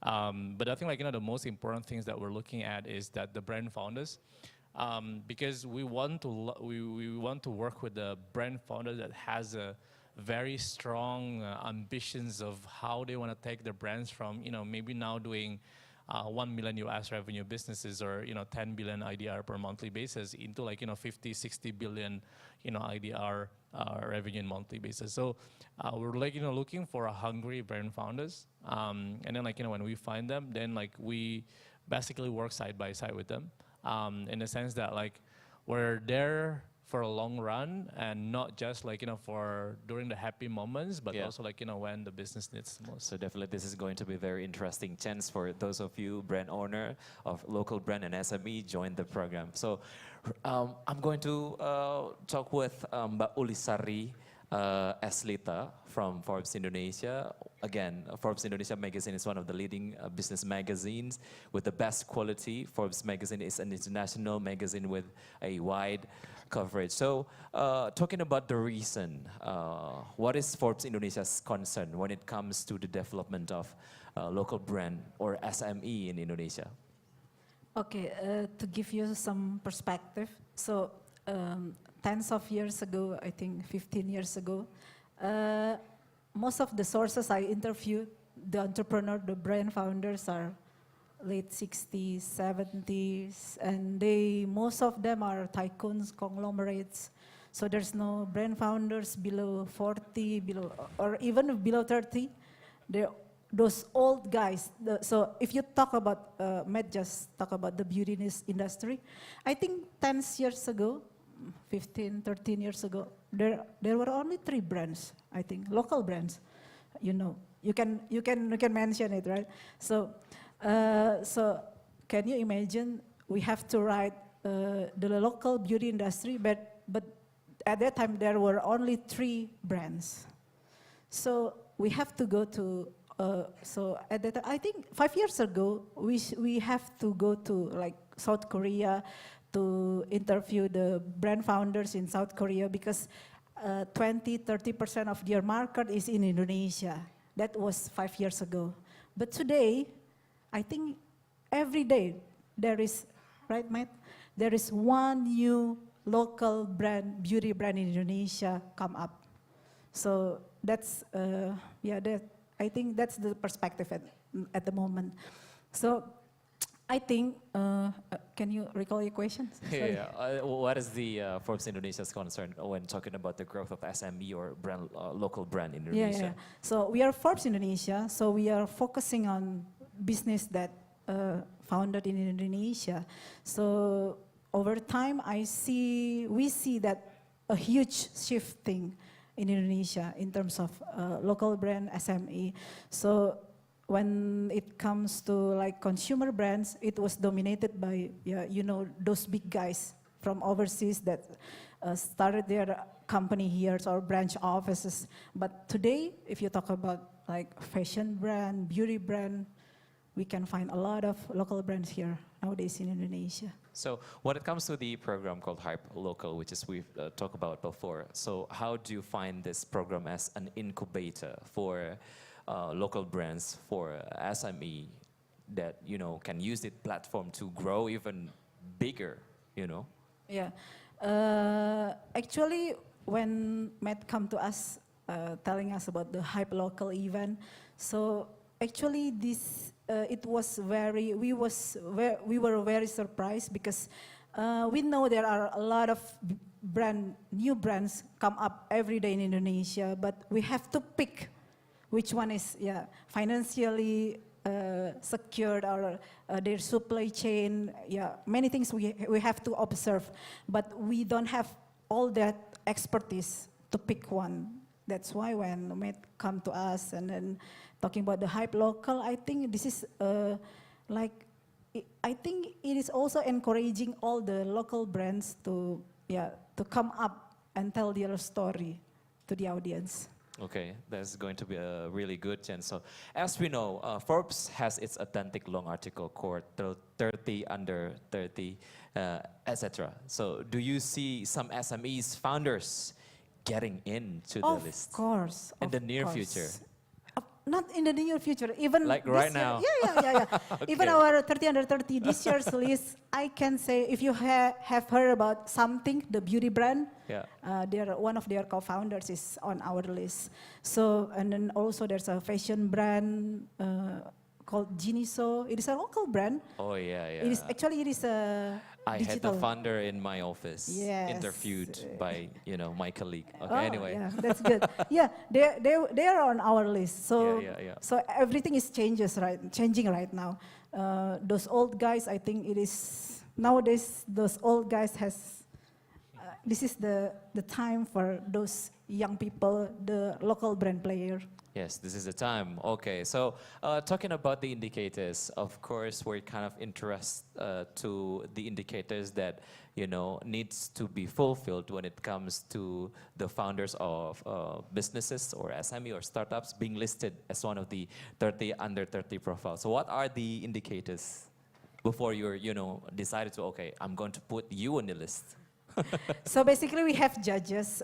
So from our editorial policy, we just do like administrative. So like how long does this brand has established, and then their financial, their market, their supply chain. So actually many category, it is quite a comprehensive matrix, if I can say. But like you said earlier, like you asked earlier, many people ask, how can I be on the list? Just do your job and we will take a look. Okay, maybe many of you that feeling confident that you're going to fulfill the indicators, you better, as you said, you better do your job. Okay, so to close this session up, what is actually your hope towards the growth of SME and local products in the future or the near future? What can we do together to making the number of the local brands getting bigger and bigger and known internationally? Sure. So I think I always say this when I talk to global investors as well and stuff. I think the underlying here is that the local brands, the local SMEs in the markets is actually deserve more confidence, on this, in the sense that look, and this is me coming from I helped establish Shopee Indonesia, as in before that I was the Lazada CMOs. I've seen how these SMEs and also local brands changes like, from 2000s, 12 when the e-commerce just started, like, compared to today. And I can really see that, like, the features of, like, local retail here would be the local brands. And the quality is there, if you can, and I keep, like, coming back into the same example of the health and beauty brands in the market. Health and beauty brands manufacturers right now for most of the Indonesia local brands is actually the same manufacturers that produce 20 out of 24 global brands in the world. So the quality is there, the way that they approach is there. So I think, like, they deserve more confidence level. I think, like, they're gaining more confidence level from the customers, which, why this industry is growing pretty well. But I feels like, in terms of the supporting ecosystems, investors, partners and governments and stuff, it's really a good time to kind of, pushing a little bit more through. And, like, spend a little bit more efforts as well, significant more efforts, because in the next, like, 5 to 10 years, most of, like, those customer spends will be, like, massively shifted from, like, the global brands that they spend right now into the local brands, simply because the local brands providing, like, the most relevant products at this point, like, for the local market, they approach, like, well, and also, like, the price point is more friendly to the local customers compared to, like, the global brands. So I think local brands, local products, local SMEs would be the features. Sure. Mbak Uli, your statement, I'm going to use your statement as a closing statement, please, towards the collaboration that you guys or, Forbes Indonesia will do in the future, to grow the SME product and local brands. So I think as a business magazine that we promote entrepreneurship, brand founders in Indonesia, I think this hype local, hype fast, and the storytelling we provide to our audience is aiming to support more local brands to grow, to be the king in Indonesia.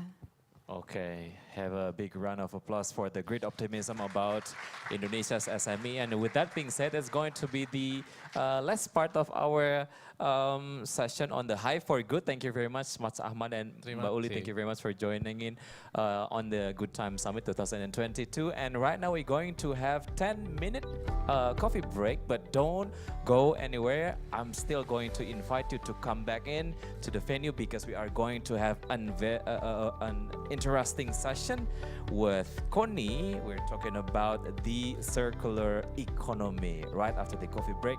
10 minutes, see you in 10 minutes. Thank you.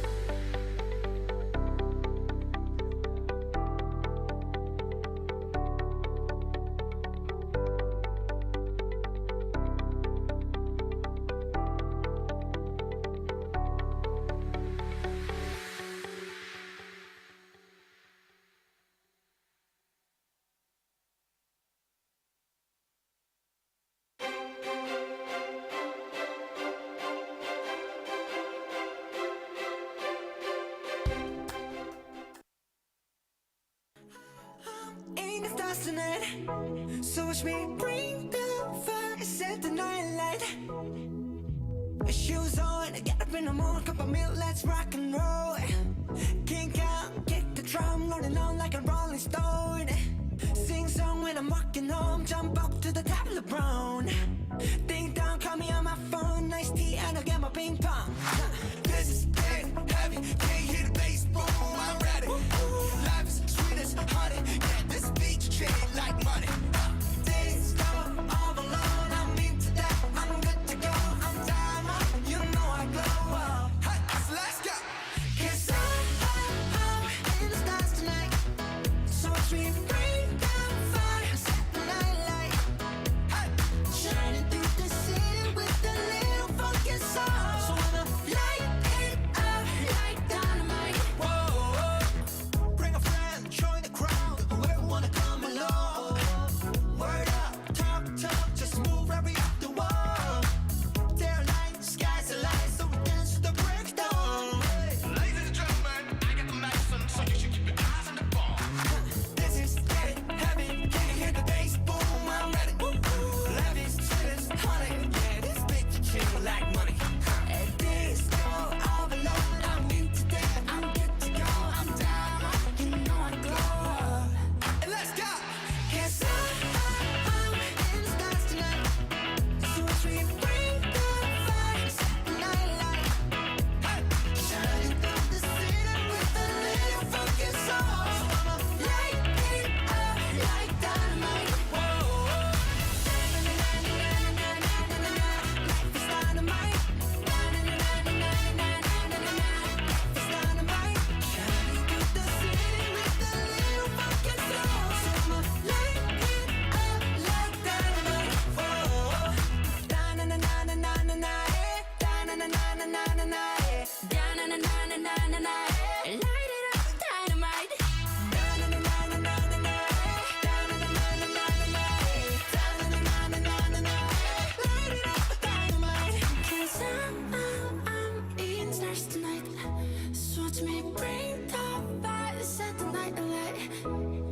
Shining through the city with a little funky soul. So light it up like dynamite. 'Cause so watch me bring the fire, set the night alight. Shining through the city with a little funky soul. So light it up like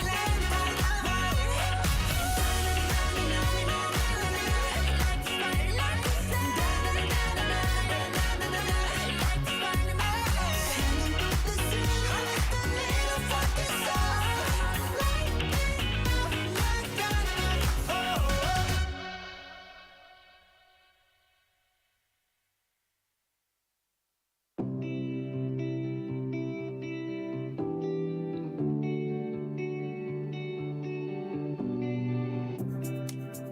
Your love takes me higher than I've ever been before. And your heart's on fire. It lights me up. But your heart aches in love, and I know it, and I know it. Your heart aches in love, and I know it, and I know it. Your heart aches in love, and I know it, and I know it. Your heart aches in love. And I know it, and I know it. Your heart is in love. And I know it, and I know it. Your heart is in love. And I know it, and I know it. Our love's on the wire, and it feels like we could fall. Yeah, we're both just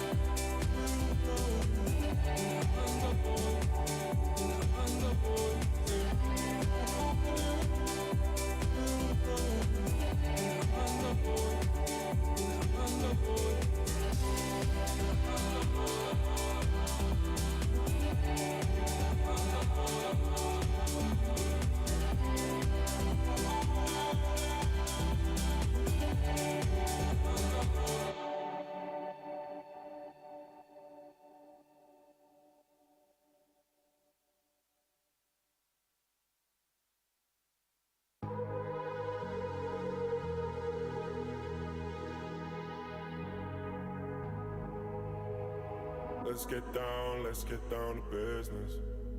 Give you one more night to get this.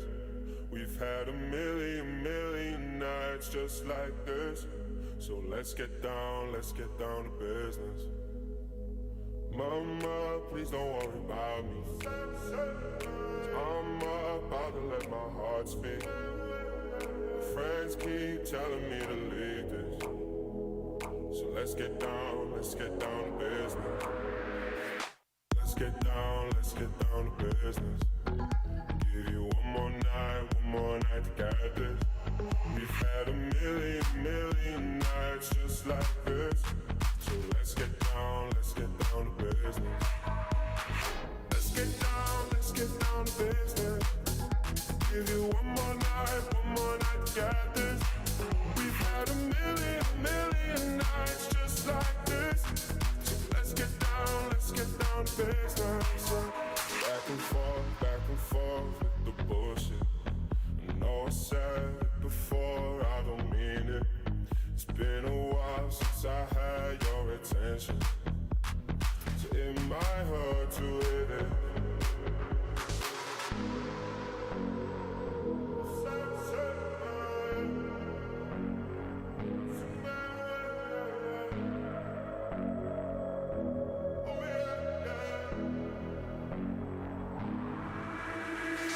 Dreams we had don't ever fall away.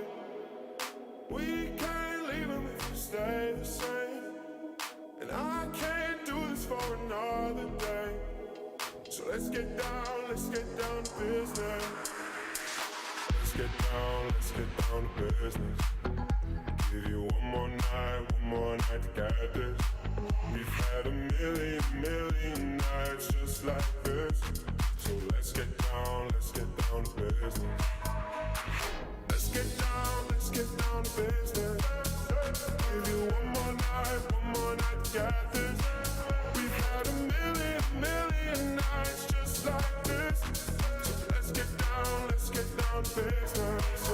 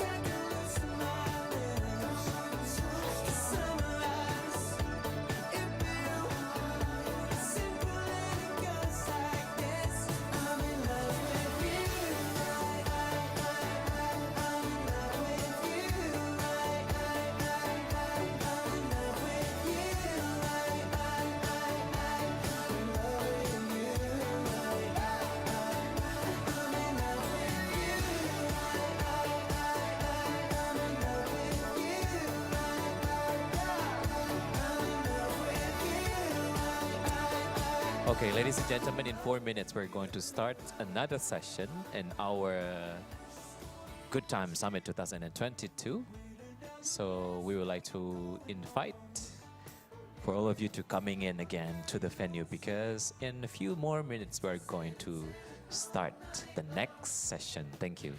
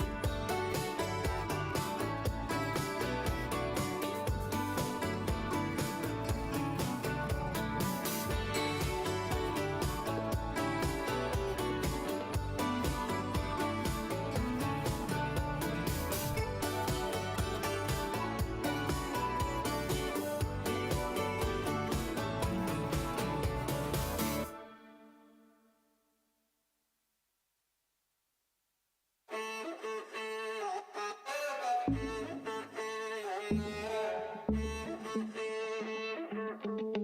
be young and in love in New York City. Do not know who I am, but still know that I'm good long as you're here with me. To be drunk and in love in New York City. Midnight into morning coffee, burning through the hours talking. Damn, I like me better when I'm with you. I like me better when I'm with you. I knew from the first time I stayed for a long time, 'cause I like me better when I'm with you.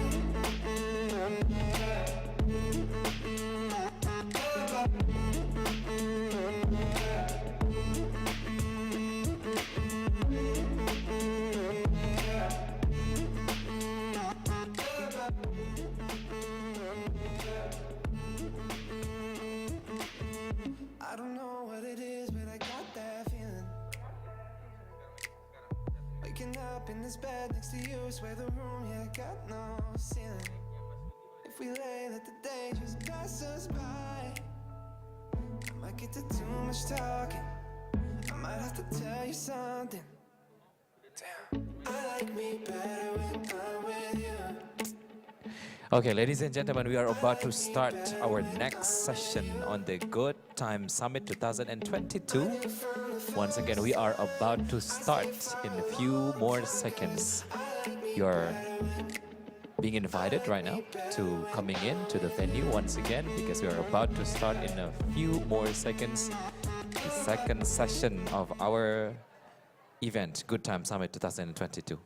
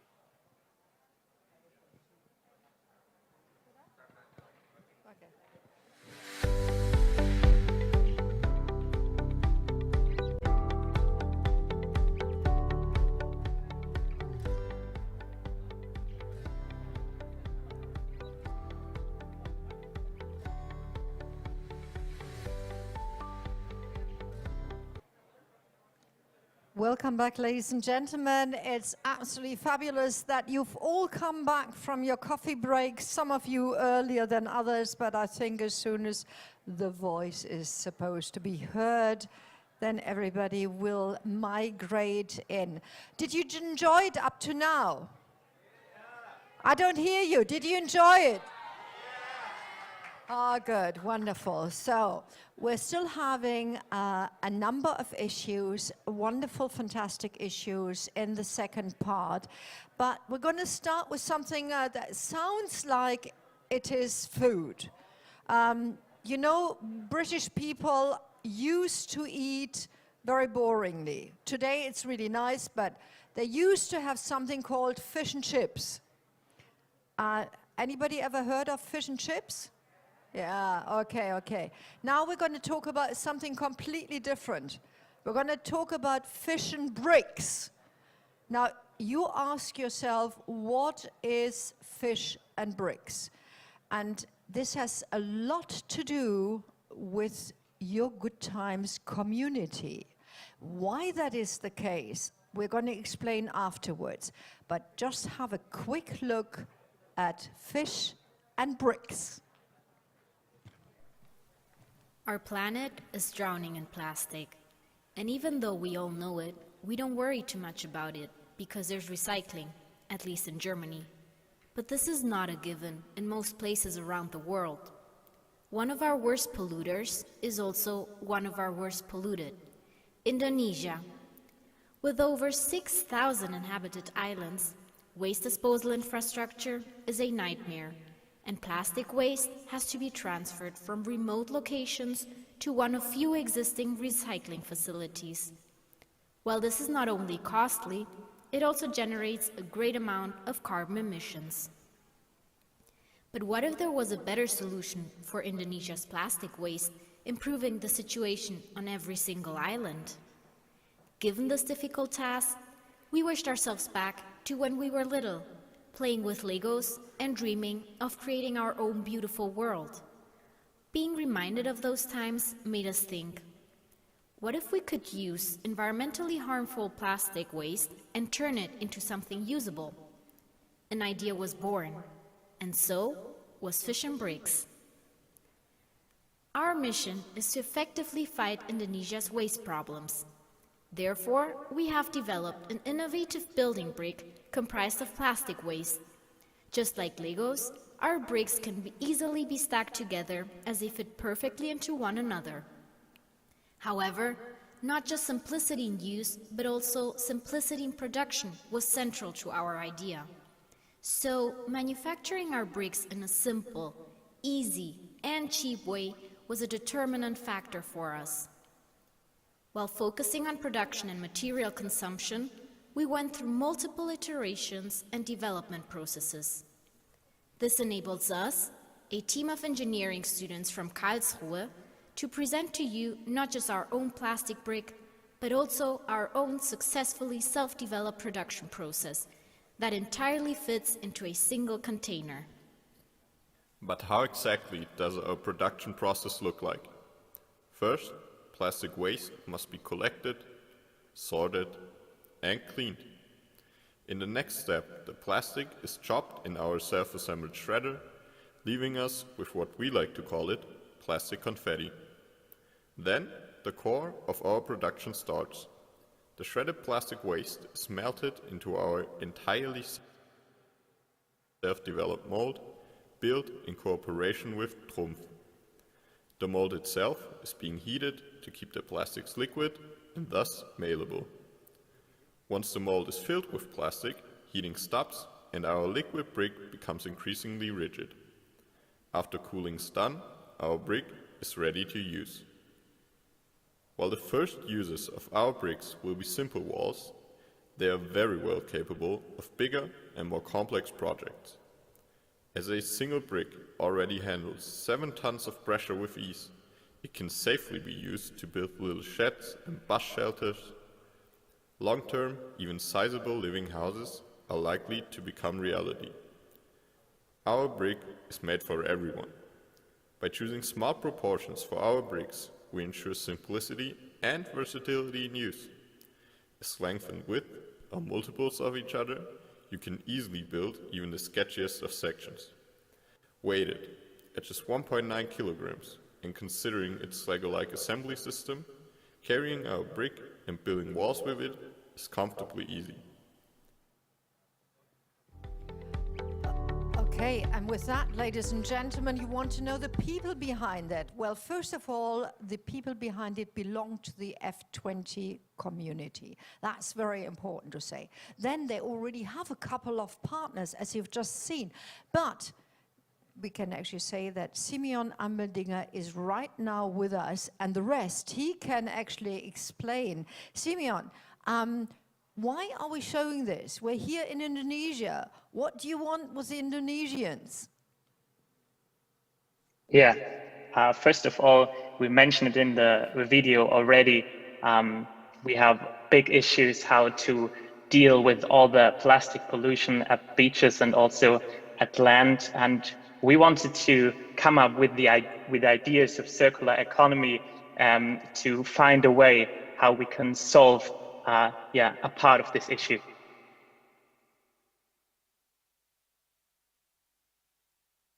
That a lot of the people here in the room were almost sort of clapping at the end. So you have the people's hearts, but you also need cooperation partners. Yeah, we already found some cooperation parties in Germany, but also in Indonesia. We have, for example, Trumpf, which is a major manufacturer. And we have on the other side Clear Rivers, which is one of our initiatives, organizations in Indonesia which helps us how to deal with the collection of garbage itself. And then we also have the Wheeler Foundation, which supports us financially. But that's sort of on one side, and you're actually looking for Indonesian partners. Is that right? Yeah, we heard in the previous discussion the potential of local entrepreneurs and also the power of local brands. And so we are very willing to work together with local entrepreneurs to run our concept within Indonesia, as we are quite sure that Indonesians have to be part of this if it should be successful. Fantastic. Well, we keep our fingers crossed, and to everybody here in this room, now, if you know anybody who wants to cooperate with them, please tell them and tell our organizers. So this is what actually, and thank you, Simeon, this is what community building is all about. And this is actually what is also behind the spirit of good times. This is exactly what we want to have. Simeon, great to have seen you. Great to have had you here. Woo! Everybody's there. Now, I'm going to come to you because I really want to know something from you. You know that I do a lot of things in climate change and everything, and there are a couple of dates that everybody sort of needs to know, and I'm very sure that you do know them, but you all know that there comes a day in a normal year when we all together, the globe, has used up all the resources that this earth has to offer. And it's called, do you know what it's called? Not yet. Okay, Earth Overshoot Day. It's already gone, and it's September. Anybody knows when the global Earth Overshoot Day is? Anybody showing? Okay, let's guess. When do you think, Callista, when do you think we have used up all the resources of this globe? For this year, I think, if I remember correctly, it's on August 28th or something? 28th is absolutely correct, but it's already July. So, yeah, and can you please say thank you to Callista, because she's been really great, thank you. And the problem about it is, if you think, end of July, you still have 5 months, and this is sort of course, it's a concept. It's, you know, not real. But it means that you have used up in 7 months what actually should last for 12. That's not very good. And I think it's actually, do you remember the example of fish and bricks? It's actually something that a kid in kindergarten playing with Lego can actually understand. Not quite sure whether our politicians have actually embraced that idea.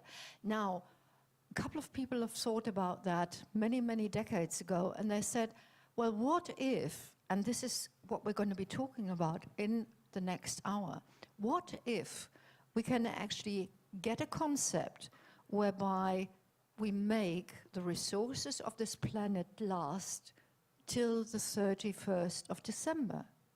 And part and parcel of that is, of course, well, you can either consume less, or you can actually use what you've consumed and bring it into a circle. And that's why it's called circular economy. And when I say that, please give him a big hand. Oliver Baudler is now going to join me now. Oliver, woohoo! I'm not quite sure who's more sexy, and I can say that because I'm so old. The guy with the glasses or the guy without the glasses. But anyway, you know, everybody to his own. So Oliver, GIZ Indonesia is in cooperation, is working together with Indonesian partners on this idea of circular economy. How and what do you do? Thank you, first of all, Connie, for inviting me and for allowing me to speak a bit about circular economy for the next hour. We've got an exciting session lined up. First of all, I'm part of GIZ Indonesia. We work on behalf of the German government primarily, but also other co-funders in the areas of sustainable development, some of you who have been here in the beginning of today have heard our country director, Martin Hansen, speaking about how GIZ wants to work together with its partners here in Indonesia, but also globally, of course, to advance their own climate goals, which includes circular economy as a major part. And I can get a bit into what our circular economy projects look like.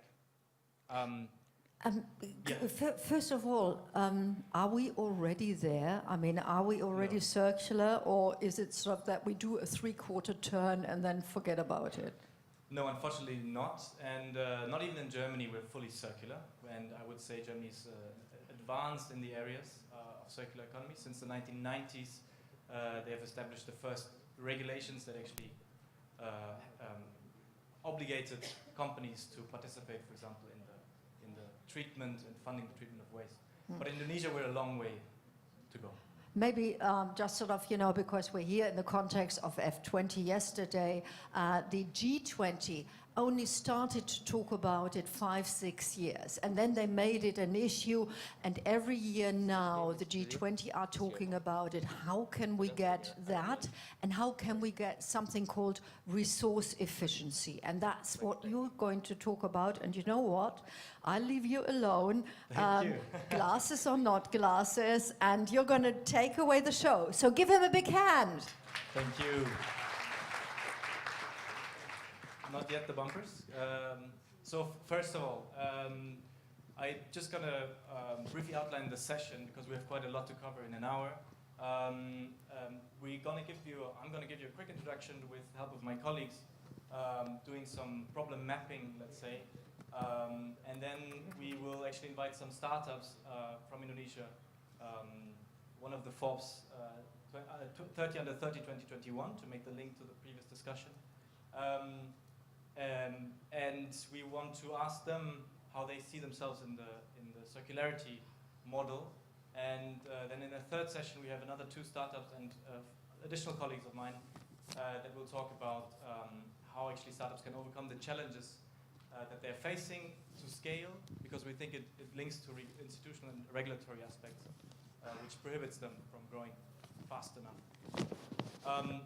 Briefly, this is an outline of our interventions in Indonesia. I'm not going to go into all of these, but the colleagues that are joining me today are actually part of 3 of these projects. And just to recap very briefly, circular economy, for the ones that are not too familiar with it, means that we go from a linear economy, which is based on resource extraction, production, usage, collection to disposal. And a circular one is one that tries to maintain the full value of materials and resources within the cycle as long as possible. And for 2 questions, I would like to ask my colleagues to join me on stage, which is one Julia Giebel and Gita Fajar, to just join me. So we have the bumpers now. Yes, great.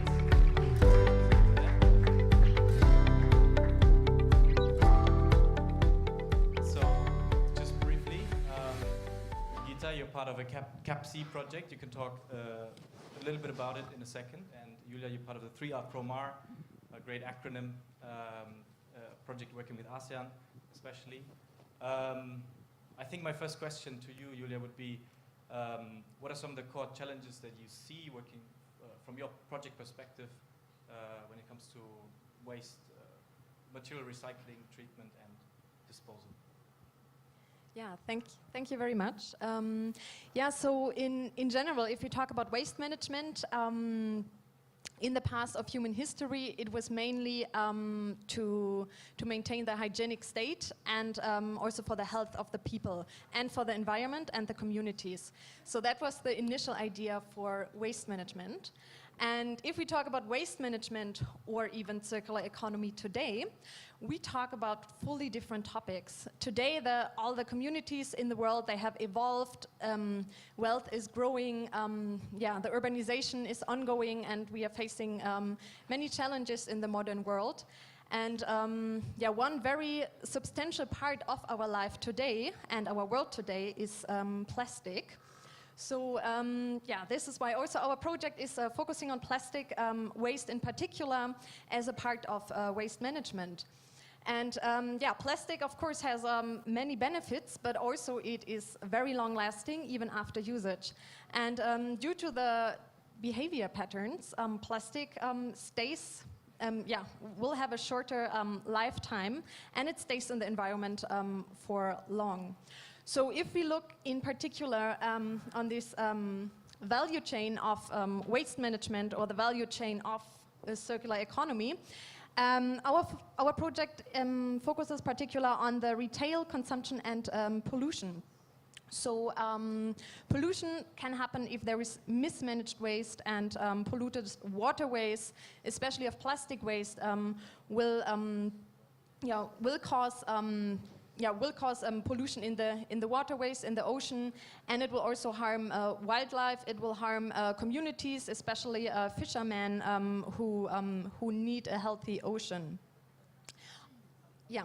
On the other hand, I would like to add another point on the waste collection, as one substantial part is as well. We can only talk about circular economy and recycling when we have clear waste fraction of plastic waste, and that would mean we would have a segregation at source and segregated waste on household levels.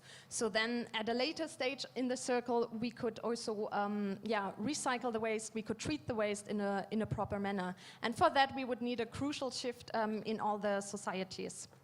Thank you, Julia. So you've talked a lot about the issue that occurs when waste actually has been generated already and is in the, let's say, has entered the cycle.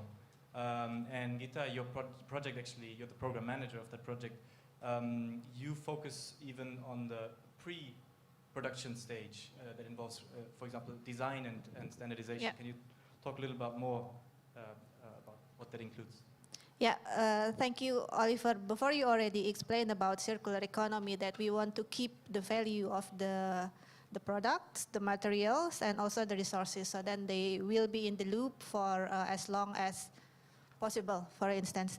And that the circular economy, it doesn't only handle waste. It's not only waste management, but we really aim to reduce the waste. We want to keep the materials and the products, and we want to regenerate the natural resources. So then we were with that in mind. Then it's quite different from linear economy, where we see that the waste generation is something unavoidable. It's quite different from circular economy. So within circular economy framework, we should think back that if we see a waste being generated, then we might have to see on the design. Maybe there is the flow in the design which can potentially be improved so that it can be in the loop for longer. Maybe we should think about the materials. Maybe we should think about the design of the product. That's why we are also here in our project put quite focused attention on the design and the production of plastics, as well as we want to see the use of the secondary raw materials, so that the single-use plastic that at the moment we see everywhere in the market, that it can still be a plastic that are convenient, that can be used for everyone, but no longer single-used. How? That's why we will look into the design, production, and the use of the secondary materials. So, thank you. Thank you so much, Gita. I think just a round of applause maybe for the two. This is already concluding the fast problem mapping exercise. And for the next one, we will actually move to looking at some of the solutions that are already on the ground, because we're as GIZ, of course, we work with institutional actors, but we also want to link to the startups and the ecosystem that exists in Indonesia, which is very, very rich. And so thanks to you too, and I would invite for the next round 3 startups on stage. So first, round of applause again, please.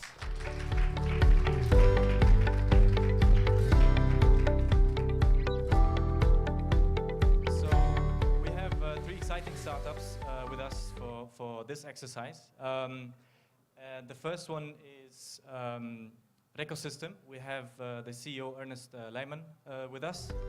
Please join us.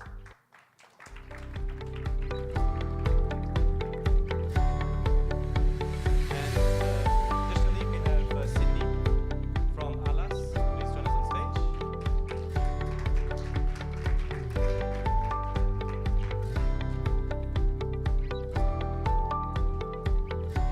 And lastly, we have Alif, COO of Cyclus.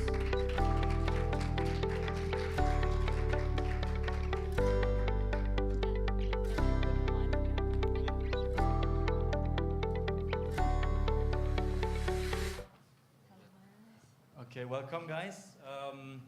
It's good to have you. So you've seen that what we are looking at from our project point of view, working with institutional actors, but we want to know more about what you already do on the ground. Maybe Ernest, you can give us an elevator pitch of what it is that you're doing, what is the objective of your startup. You're actually the one that was named the 30 Under 30 2021. So that's a nice title to carry. Please go ahead. Okay, so yeah, hello everyone. My name is Ernest Lehman. I'm the CEO and co-founder at Recosystem. So Recosystem is a startup that provides circular economy platform that we provide features for waste management and also recycling, especially for real estate developer, building management, and also individual houses. So basically we create access for the building or the real estate developer to get the proper waste management service and recycling activities to help them reduce waste, end up to the landfills, and also apply circular economy. I think that's what we are doing. A good elevator pitch. You trained that, I think. Round of applause, round of applause. Cindy, you're the co-founder and director of Alas, right? Give us an overview of what you're doing. Okay, hi everyone. So I'm a bit nervous because it's my second time talking in front of people, like very a lot. So I'm the co-founder of Alas, as Oliver said. So what is Alas? Alas is a returnable packaging provider for F&B. So if you guys order food online, delivery, takeaways, or even sometimes dine-in using a single use. So if you are our member registering on our website, you will get this packaging. Okay, so give me 1 sec to open this so it's cool because it's collapsible. No. Okay, sorry. So this is our containers. So if you are our member, you will receive this for your meals. And we realized something in Indonesia, like Indonesian people, we love to keep things like whatever packaging that's too good, let's go straight to the storage, right? Like emak-emak power gitu, like, okay. We keep everything that's too good. And it's kind of funny because every time I share this to people, they can relate. But there's like a minor problem that becomes a bigger problem. So we just want to enjoy our meals, but in the end of the day, we have to deal with the packaging. And we only have two options. Is either we keep the packagings and we have full of storage, we don't know what to do, emak-emak. And the second one, anyway, emak-emak is mother. Thanks. And the second option is throwing it away, which is not a very good option, right? Yeah, actually both is not a good option. And so Alas is a solution for you guys to actually enjoy your meals without have to think about how to deal with the packaging. Yeah. Thanks. Slightly longer than Ernest, but still very interesting. Yeah. Absolutely. Great. A round of applause. It's great that you can bring something physical as well. Next up, we have Alif. You're the COO of Cyclus. You work on refilling solutions. Give us an overview. What are you doing? Thank you, Oliver. I don't know if I can beat Cindy's explanations about the startup, but definitely Cyclus is we call us as a sustainable retail startup. What I mean by sustainable retail is the consumers, we help consumers and the retail and FMCGs to provide to the customer in a more sustainable way. So right now, we have a solutions of refilling. So the FMCG give us a bulk of products, and then we distribute the products through our motorcycle. Then we can refill in front of your doors. with everything from dishwashing liquid until cooking oil. We have been here for 2 years, and we dream of my grandkids can actually buy a lot of their needs in a more sustainable way. So this is something that we've been working on, one refill at a time. Thank you. Thanks, round of applause. That's great to get an overview. If we put on the slide again with the circularity model, we can see that you are all operating on different aspects of the value chain of materials, I would say. Ernest, you're focusing a lot on collection and treatment and prohibiting waste to getting into landfills, but also extracting as much resources as you can. Cindy, you work on providing packaging solutions, which basically also reduces a lot of the waste that is created every day otherwise, unnecessarily. And Aleph, you provide great services to the customers that can have everyday items, right, at their disposal, at their hand, not disposal, reuse. I think what I would like to know from you, and we can start again with Ernest, is what are some of the challenges that you see that basically hinder you from scaling your services, also taking into account the institutional aspects maybe? Do you think you would like to see more support from government, from public actors, from institutional actors when it comes to standardization, when it comes to fee collection, how to reach households that cannot actually pay for services? How do you avoid people just dumping waste, for example, because they want to avoid fees, etc.? What is your thought, Ernest? Okay, I think government already create like a policy and also like a presidential decree or regulation from the ministry to drive like the real estate developer, producer to also apply the circular economy or responsible waste management. I think the challenge is how to translate that kind of the regulation and target into more executional way. What does it mean? Like, what is like, let's say, the incentive or disincentive when there is someone that applies or do not apply what already designed in the regulation itself? Because when we translate into the execution, it is like the solution that usually provided by the startups. It's always like the metrics of the economics and also the metrics of the cost itself and also the income. If it's not standardized into the more executional way, people just think ends into the awareness level, not in the push to how to execute it. So I think that's the first one. And specific related about the waste management itself, there is no limited standard, right? Right now is how it should be paid. We can say waste, not all is recyclables, not all is valued. If we talk about the responsible waste management, it means all type of waste, which is even hard to be recycled. And right now, people think that waste management should be free, as low as it can be for the cost efficiency for the real estate developer or building management. So it cannot be things like that. So I think that's the challenge. And how we do in ecosystem, I think we take a bet to focus in what we can do right now. For example, if we can solve 100% waste due to of the current infrastructure or the push, so let's play in the landscape that we can tap in.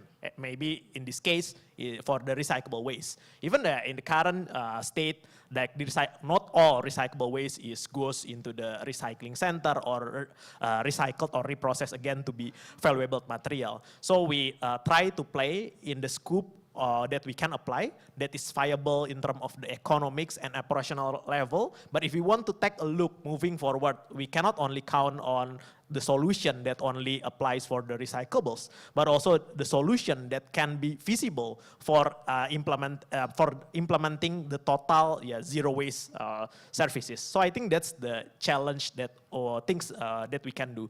But I can say like the regulation is already drive a lot. I can say in the past 1.5 years since we launched, we never do like a push marketing or push sales. The potential customer always comes to us knowing that the regulations already been there. They try to find the right solution, and it's the impact of the right regulation. It's just the matter how we can improve and tackle a lot of barriers from that. I think that's from my point of view. Thank you. Thank you. Absolutely. We also, working with government, we see that, of course, you have a lot of regulations in place, in theory, but actually translating that into action is the crucial part. Similar question to you, Cindy. Since you're not working on waste collection and treatment as Ernest, what is it that you see is hindering your company to scale? Okay, for your information, guys, Alas is the first returnable packaging for F&B in Indonesia, and currently we are the only players. And thanks to GIZ Indonesia, now we are also piloting under CAPSI. So can we give applause for GIZ Indonesia? Okay. Of course. So we get another grant next year. Nah, just kidding. So yeah. So about the challenge, like I think I will say this a second time that it's the regulations, it's the government. Government plays a big part to make the solutions, to make all the startup achieving their goals, achieving their core to make Indonesia being more sustainable. So I think our team with the GIZ Indonesia team under CAPSI and AGO, we've been talk a lot with the government, and the good news is they have committed, like Indonesian government in general, they have committed to reduce waste by 30% in 2030. And now they have been designing like a regulation to actually ban single-use plastic, and let's hope it's going to be on time in 2030, because it's going to play a huge part for all of us. Like it doesn't mean if Alas is managed to reduce the waste, doesn't mean ecosystem is getting like less revenue now, but it's just like it's the way we are collaborating with each other. So that's. I think there's enough ways for every startup to work well, actually, so shouldn't be worried about that. To you, Alif, you have a different business model. Do you see it the same way as the other two, or do you have a specific issue you want to raise, you want to address, looking at institutional aspects? So I want to probably give you guys a different perspective rather than the usual suspect of regulations, government, etc. Our dream is to stay, right? Our dream is to create a platform of circular economy that actually will be the future of retail, not just an additional, not just an upgrade or anything. We want to stay as like a normal business as usual. And the hardest challenges is actually how we can, quote unquote, beat the already existing supply chains that is already, has an economies of scales, etc. We know that plastic is very cheap, so how we can really beat that to create like a more efficient supply chains. And also we want to also give you a little bit as perspective of economics, meaning that we always see that plastic is cheap. But if we look at the different perspective of economic benefits in the long terms, could probably single-use plastic maybe not as cheap as we think it is, right? So that's the first challenge, and then the second is the behavioral change itself. We are growing, and there is a lot of markets here in Indonesia for like sustainable consumers, but definitely there are a lot of like news like, hey, why can Cyclus be so cheap? Is it like fake products or anything? So that those comments we need to tackle as well. How we can give assurance to the consumer that we are already hygienic enough and etc. So that's the two most challenge that we face right now. Thank you. You're touching on a very important subject there, basically looking at the cost of virgin plastic and new plastic, and actually finding a price for that, because at the moment basically the society bears the brunt, the cost through the environmental damage, health damage, etc. Whereas there are models actually that can require producers of packaging to take their part, right, and to fund recycling infrastructure, which is, for example, what is actually in existence in Europe for a while. And the Indonesian government is also keen on exploring this, a concept that is called EPR, which we will get into in the next session. Thank you all. That was great.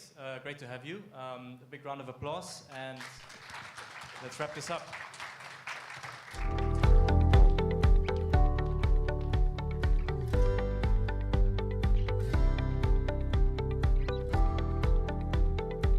Okay, next up, touching on what Alif actually ended on, we want to talk more about the cost of waste recycling, of material, of the cost to society of waste.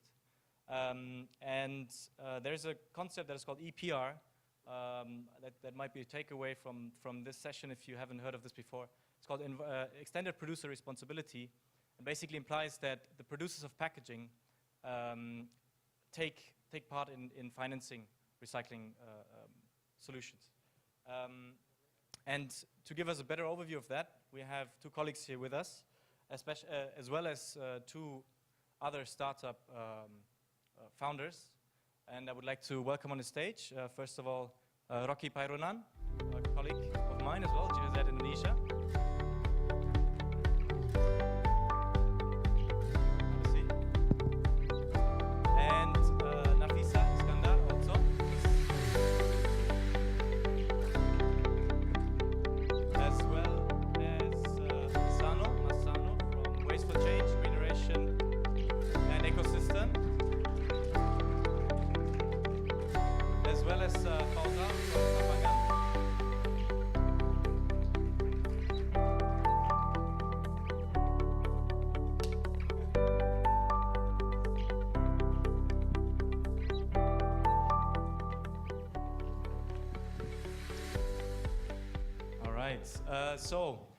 Coming from the short problem mapping we had, now, and also looking at the solutions that the startups, the three startups we talked to before, already implement, we want to talk a bit more about these institutional aspects.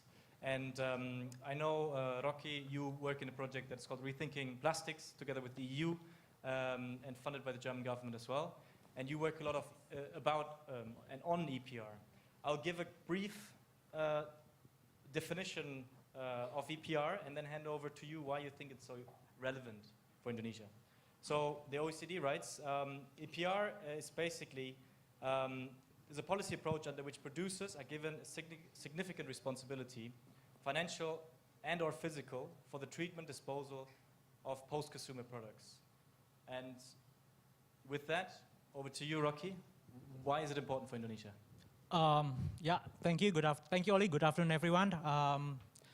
I think in brief, EPR, we could say it's the concrete form of circular economy when we talk about redesigning and so on after recycling, utilizing of secondary materials. So basically, EPR for packaging, it's sort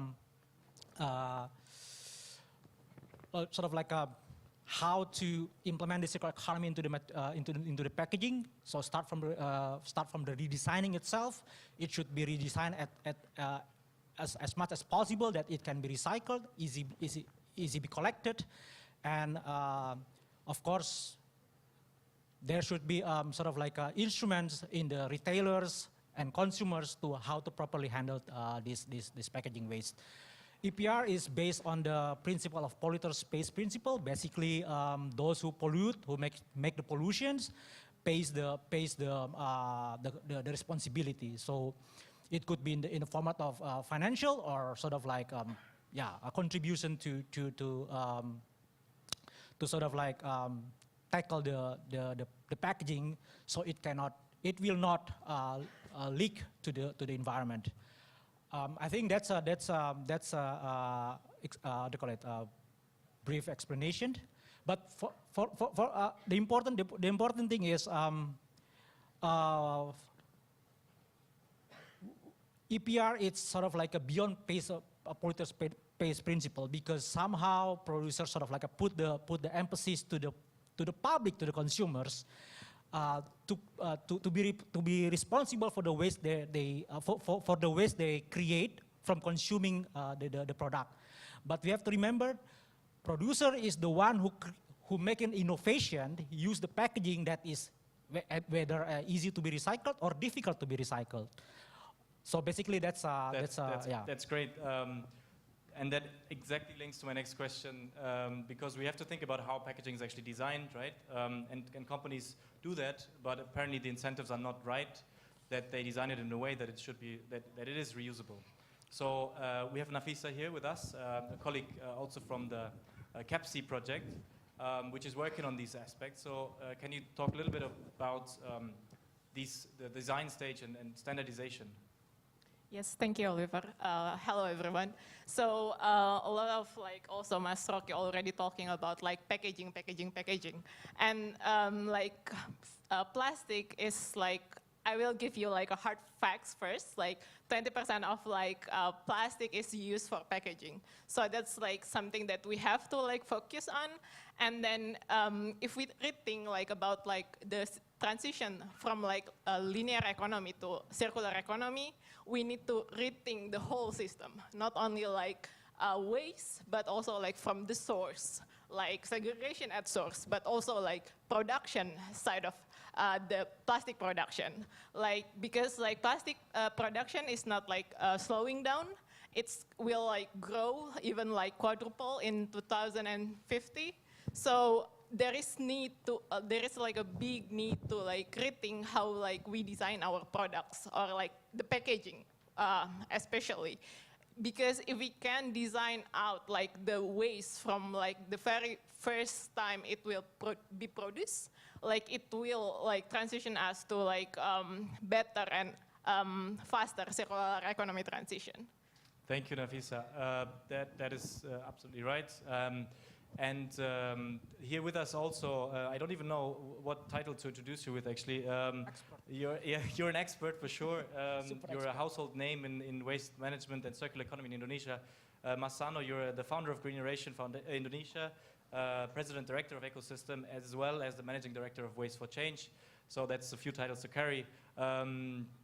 What's your perspective looking at what the other startups that work in a similar field as you are struggling with, and also talking about institutional aspects, EPR?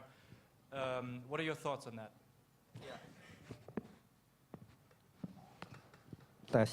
Thank you. Look, the problem of waste is not about technology and about system. EPR is a very good system. The problem that we need to address, number one, is governance. A policy that need to be enforced. Indonesia already have a good regulation. 2008, it means we already have 14 years that regulation. But the missing part, the biggest missing part is the law enforcement.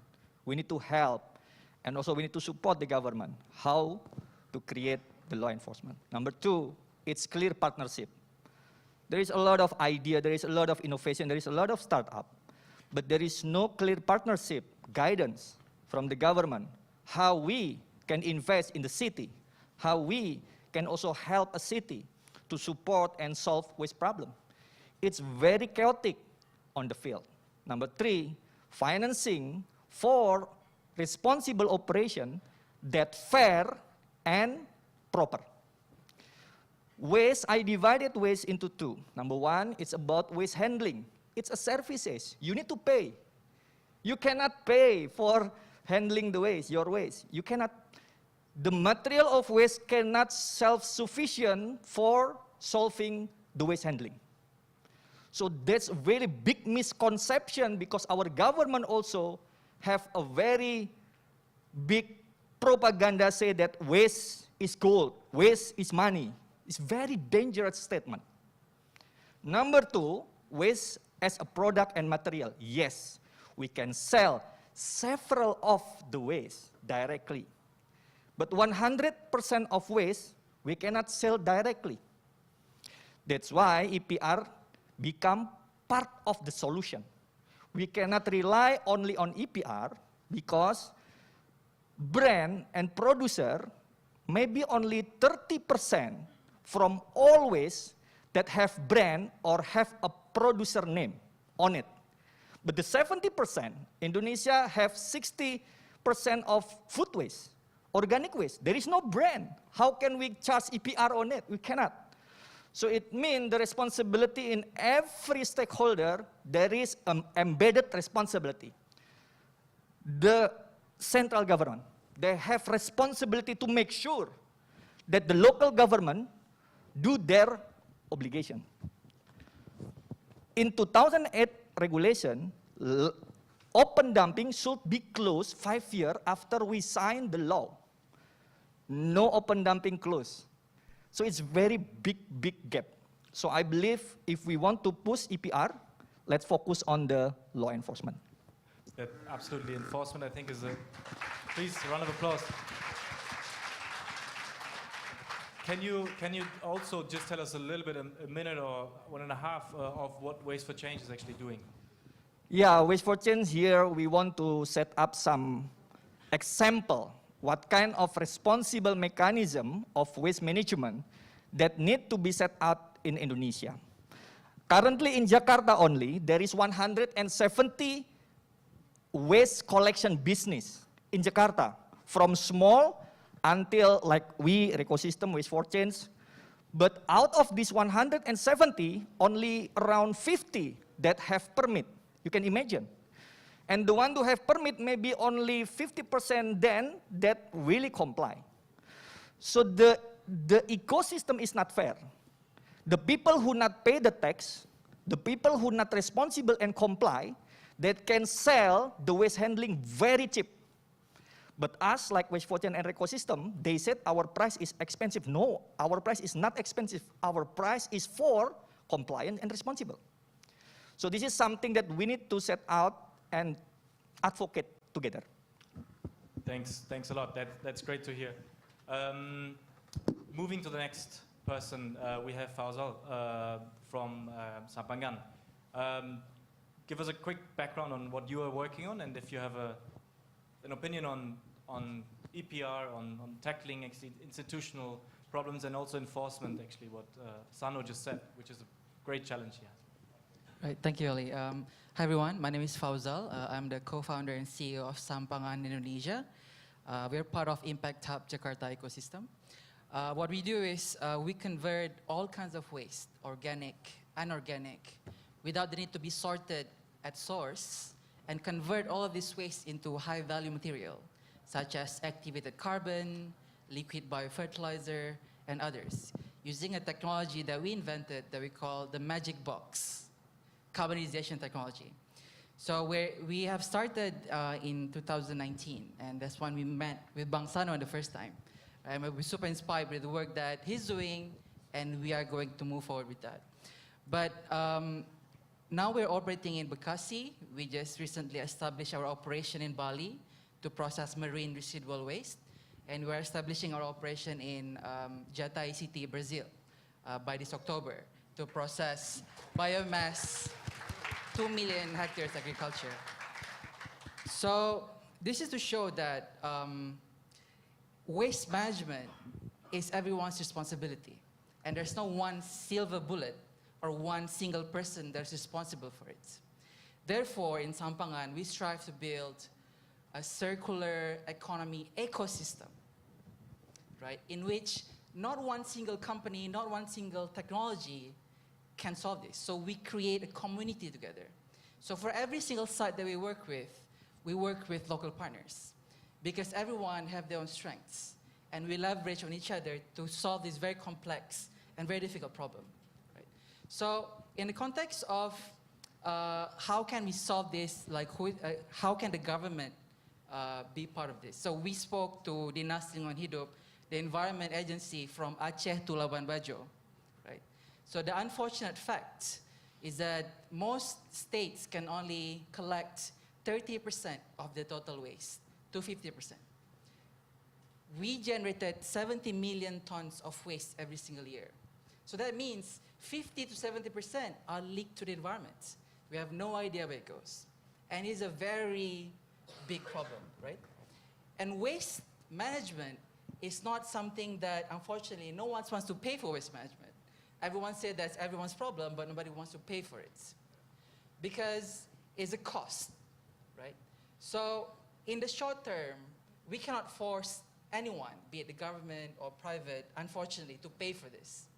So therefore, if we focus on what we have, right, the technology, the operations, the digital platform, we can actually think of ways, business models, and collaboration models that would make economic sense to create a sustainable waste processing operation. And I think that's something that I want to discuss about here. Thanks. Thanks for that. Round of applause. I think what is great to see is, first of all, how well the ecosystem in waste management and circular economy seems to be connected in Indonesia. And then also to see that you actually want to push the government as a positive actor to actually enforce their own regulation, right? It's not, you shouldn't see each other as opponents, right? But rather that you want to be part of the solution, right? And the government is part of the solution. And I think that's where the conversation needs to start. And that's what we're meeting here for today. And I want to hand this back to Rocky. Do you think, I mean, EPR, of course, has to involve enforcement. And Indonesia, I would say, is a very difficult country to enforce regulation because there's a lot of, let's say, incentive to go around it, right? It's hard to control everyone's household behavior. Where do you see the solution going forward, the discussions you have in your project and stakeholders? Yeah, thank you, Oli. For the solution is that one project cannot solve the issues, and I think one ministry policy cannot solve. Of course, everyone has to plays a role here. I would say that, again, I think I admire Sano very much, so I learned a lot from him. So basically, changing paradigm. So changing paradigm of the local government, fixing the waste management system, the governance, enforcement. It's how do you call it? The quickest way if you want to implement EPR. EPR is one of the how do you call it? One of the solutions, but cannot solve all. There should be, of course, if we want to implement EPR, communication between producers and recycling should be there because recyclers knows exactly what type of packaging that can be recycled, and they should advocate the producers. Look, you should come up with certain type of packaging, otherwise we cannot recycle, and so on. So basically, the regulation is there since 2008. The roadmap is there, 2019. But the enforcement and then the willingness of the producers to implement the awareness of the producer as well. So it's yeah, I think it requires collaboration and awareness from all. Yeah. Thanks. That very important. I think this links again and drawing from the other discussion we had, maybe to actually how can packaging producers think about redesigning packaging, right? And I know, Nafisa, you work with Alas, with Cindy from Alas. What are the discussions you have? What are the topics that you run into when you confront, let's say, or if you have, or when you talk to packaging producers, or what you read about it, when they're asked to actually think about that, which for them involves, of course, profits to be cut a bit, but it's for the greater good of society, right? So there's an argument for that, I would say. What do you think? Yeah, I think that's a really interesting question.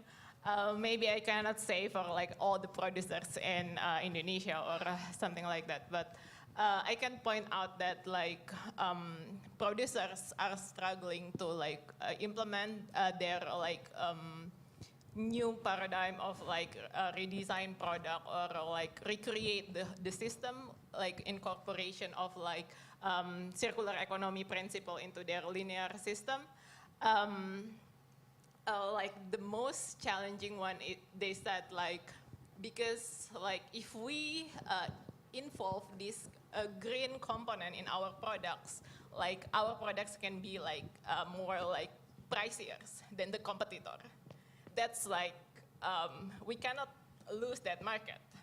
And how, if the regulation is really like mandatory or like enforced, as the other speaker said, that kind of like competitor afraidness to beat like their market, probably not gonna happen. So law enforcement for sure, it's like really important. Absolutely. And that's exactly what I see as well, that unless you obligate companies to do something, history shows they will not do it by themselves, right? So what is happening in Europe, in the EU, is that they demand virgin plastic or new plastics to have a recyclable content, right? And I think this conversation also needs to happen in Indonesia. Because, as you say, companies, if they're in a competitive market, it can be,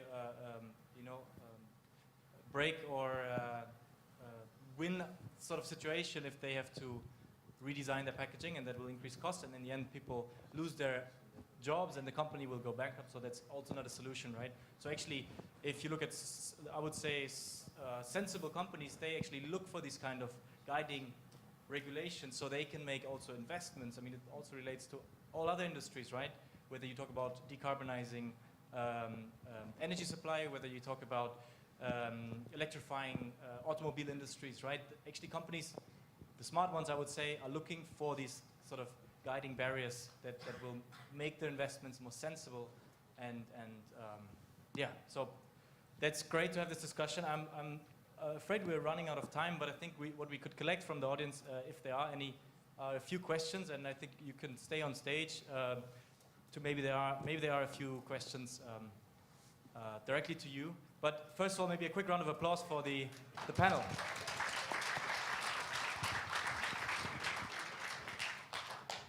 Any questions? And just get forward. We probably can collect 2 or 3. Yes, sir. Good. Thank you. You're my icebreaker. Yeah, pleasure. My name is Dil Raj, and I'm from Stara. We're an agency, but we're also a VC. But one thing that I've noticed is we've been focusing the discussion on policy, and essentially it is more of what can be done right now to fix it. You see, I've lived in many countries, especially in Europe. It's cool to go green or to select the packaging that is, that's recyclable. You see, so I think that in terms of the long run, we have to focus onto the education. Education is very important.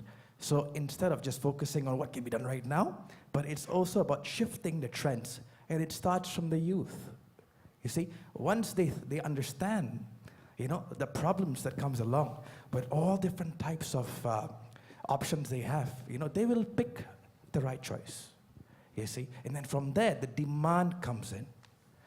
You see, once they have the awareness, then comes the demand, and then consumer trends change. And then they can invest, they'll buy the more expensive product in that case, just to answer Nafisa.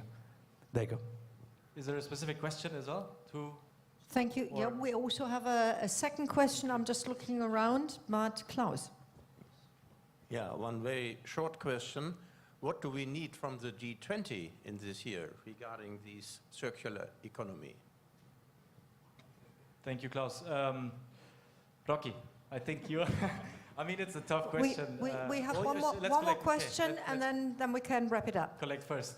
Okay, thank you very much. I'm Arviana from Water Nation, and I just want to ask about, you're talking about the policies and the government, but as you know, nowadays the Gen Z and so many youth really aware and taking many parts and projects for the environment. So my question is, how we as the youth can deliver the awareness to the government, because it takes a lot of process, and we are as the youth, as the grassroots initiatives, sometimes we are not having a legal or many supports from the others.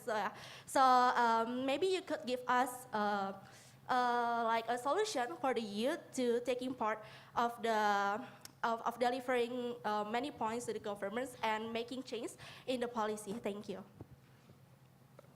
So thanks for the question.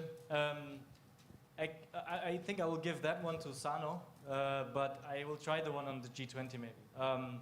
Very difficult.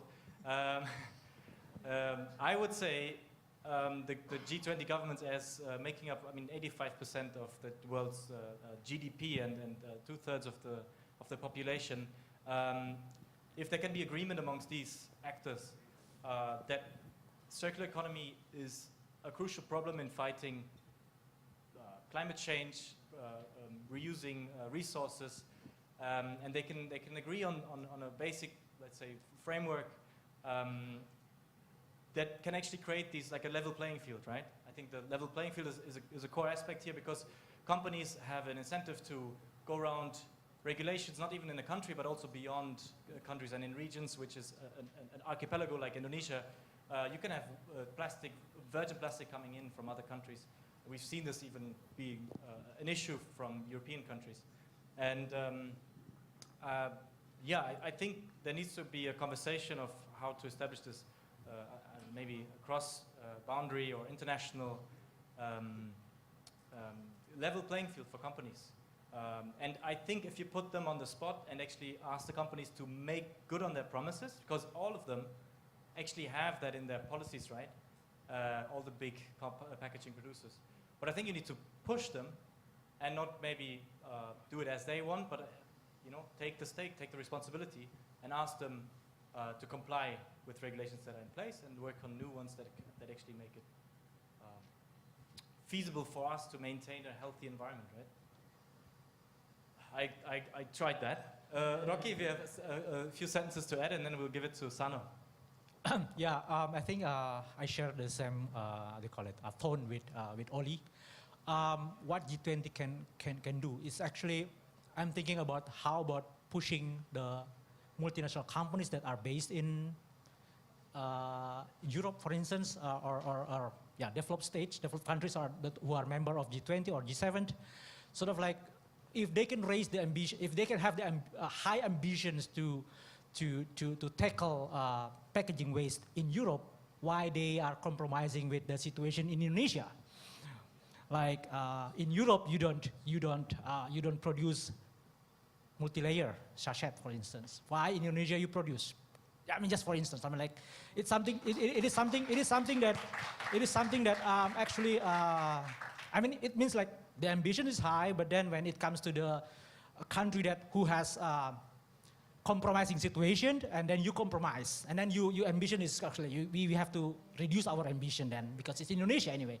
So I think if you're multinational companies who are based in Europe, then you show example, be a lead shepherd, and then show the national companies like, look, this is actually what we are doing because we have class, for instance. I think that's one of my personal opinion, nothing to do with my company, but then it's yeah. Thank you, Rocky. And maybe Sano, you want to talk a bit more of the question of the young lady there, community engagement. Where can you, where can they start to get involved? Yeah, before that I will give you some information. 1 kilogram of sachet or multi-layer packaging is around 175 up to 700 pieces of sachet. If we divide it by responsibility around the waste credit and plastic credit price, 3,500 per kilogram, it means per sachet only 5 rupiah or 20 rupiah. So if G20 are serious, please commit on this. If you cannot brave enough to stop sachet, invest on this 5 up to 20 perak rupiah per sachet. It's very simple message. Because it's creating pollution and problem. Number 2, for education, is two sides of a coin. I agree with education. And we already educate a lot of education. In every school we are educating about that we need to have a proper mechanism on environment, waste and everything. But the big missing part on the side of the coin is the law enforcement. How can a school kid, after we educate them, please don't throw waste to the river, this kid go out of the school, he or she watch adult throw the waste to the river, it konslet di otaknya, kok konslet gitu. You can imagine it. So yes, I very believe on education. At the same point, we need to fight about this law enforcement. It's very important. For the youth, scream louder. You need to create your masterpiece like Sampangan, like Rico system, and you need to be famous outside of Indonesia until government invite you. Yeah, because If we go to the government, only bring a proposal and idea, they won't listen to you. They won't. But if we already famous outside of this country and they invite us, they are ready to listen for us.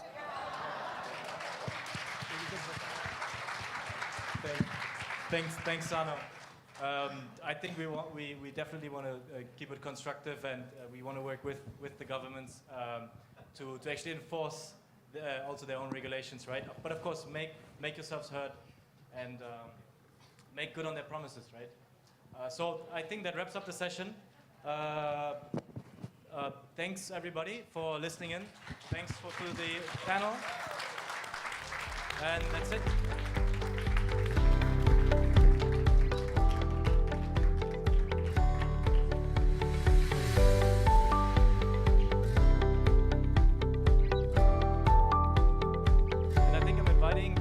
Connie back to stage, or Vicky? Sorry, please.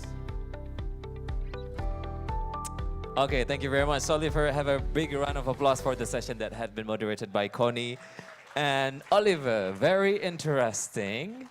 And it seems like everybody is getting excited right now. And talking about the session that we are coming in, this is the session called Panel on the Interfaith Dialogue and Common Goals. The guiding question of this year's F20 flagship event will be how to galvanize more actionable outcomes and increase mutual understanding of solutions for a climate-safe and just transformation, with a particular focus on a global just energy transition, and taking into account the powerful voices of the world's religious communities and the impact of interfaith dialogue in actively contributing to the UN 2030 agenda and the Sustainable Development Goals. And it's a panel on an interfaith dialogue and common goals. Speakers of the panel will consist of various faith perspectives of mainly groups based in Indonesia with expertise on equity and the preservation of livelihoods, justice, and the energy transition. And it will include respective voices from youth groups. And I'm not going to do this session alone. I'm going to invite Ms. Julia Nofrita, the Director for Program and Development of the Habibi Center. Give a big round of applause for Ms. Julia. Hey, how are you? Thank you very much. Thank you for joining me here. Please have a seat. All right. So, okay, before we're going to introduce to all of you the speakers for the next session. So I believe that you have some kind of view on this topic that we're going to talk about. Yes. What is it? So I cannot wait actually to share my views, and especially about this wonderful event, and especially on these sessions. I mean, as a believer Muslim, this session actually remind me one of the surah in the Quran, stating that God, Allah, has set certain limits. So do not go beyond them. This strong message is, of course, applied to how we live our life, how we do our business, how we interact with one another, how we take care of our environment, how we take care of our planet. So it means the level of our ability to understand and practice the given limit together will determine how our own future, the sustainability of human race on this planet. So in this context, we might be different in how we practice our religion, our belief, our faith, our spirituality, but we must join hands together to address our common problem today, the climate crisis, and as the first step here, to achieve the just energy transition in the next few decades as our superordinate goal. So, now let's invite our distinguished speakers to explore more on how we can move forward together to achieve this goal. Okay, ladies and gentlemen, these are the speakers.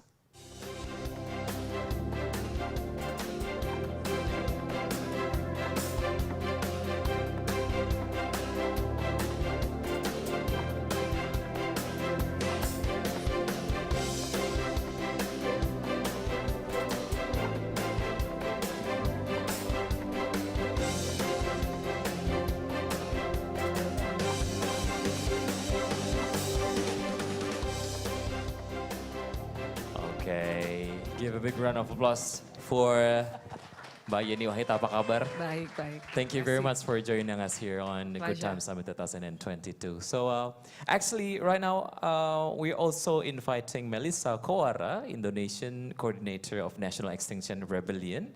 We have, okay, there you go. Hi Melissa. Okay, please do join us here on the stage. You know what? When I see young people, oh God, they just amazing. They are our hope. Yes, yes, yes. We're kind of seeing hopes right now in this venue.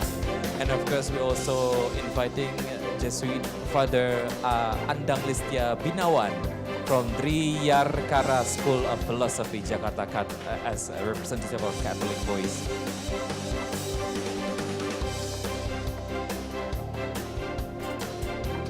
Hello, sir. How are you? Thank you very much for joining.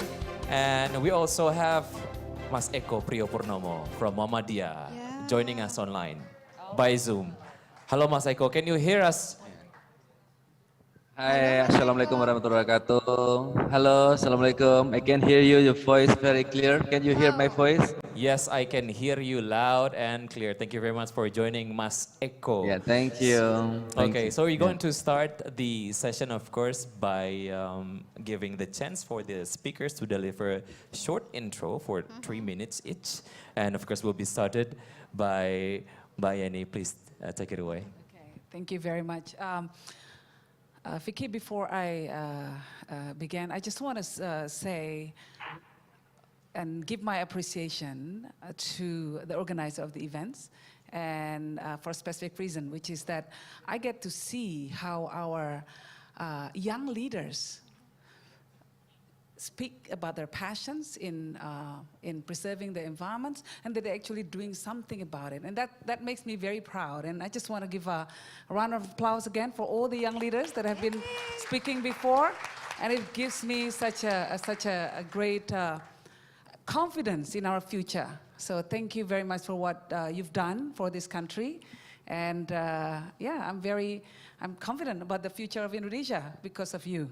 So thank you.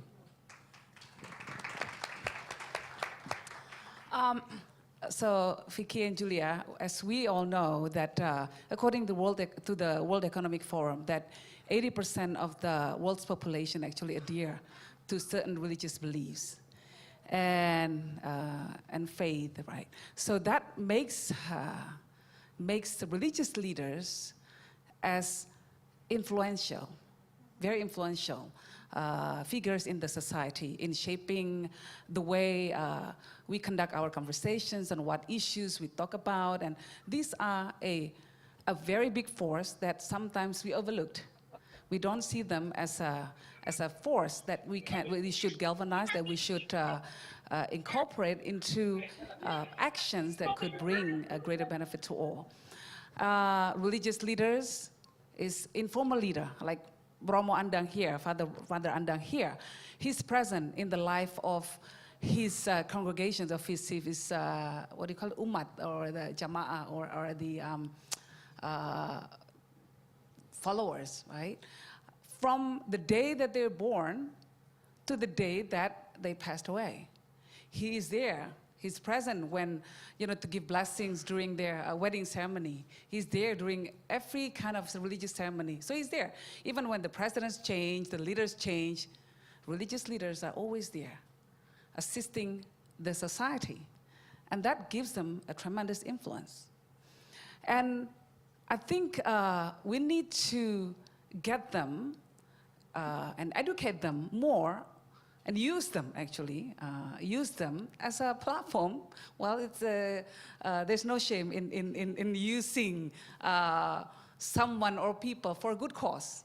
And because I think every religion believes in preserving the environment, in Islam especially, like what Julia said already, there's this concept of Islam as rahmatan lil alamin, which is a blessing for the universe. So it's not just for mankind, but for the environment, for everything, for the soil, for the stones, for the trees, for everything on earth. Then human being needs to protect it. So in Islam, we believe that God has tasked us to be the stewards of the earth. and to protect everything that is in it. So that's one of the core concept of Islam. And I believe that this is something that also being taught in all of the religions, all religious beliefs, that preserving the environment is a key concept in most of the religious beliefs. The Hindus, they have the karmas, the Buddhists, you can even step on what do you call it, a worm, for example, for fear that is a reincarnation of a living being before. So you need to use this. You need to actually use this force, this concept, this beliefs for a conversation that is beyond just religious issues, but use it for other issues that actually impacted the society. And now there is more push towards that, but I don't think it's enough. So we need to incorporate more. We need to get religious leaders more, educate them on issues, circular economy, and so on and so forth. How to make sure that churches and mosques, for example, using circular products and get away from virgin products, for example, and also use their leverage on the politicians, on issues that matters to the society. Get them to push the politicians to push for policies that is more environmentally friendly. For example, the issues of coal and everything, fossil fuels and all. Religious leaders have a say because they have an influence on their congregation. So this is something that we need to see more. We need to facilitate religious leaders. We need to get them on board on issues that is affecting the environment. Yeah, it is always important to involve religious leaders when it comes to changing the community. And Mbak Yeni has elaborated it perfectly. Yeah, really well. Thank you very much, Mbak Yeni. And then next speech or remarks will be delivered by Father Andang, please, sir.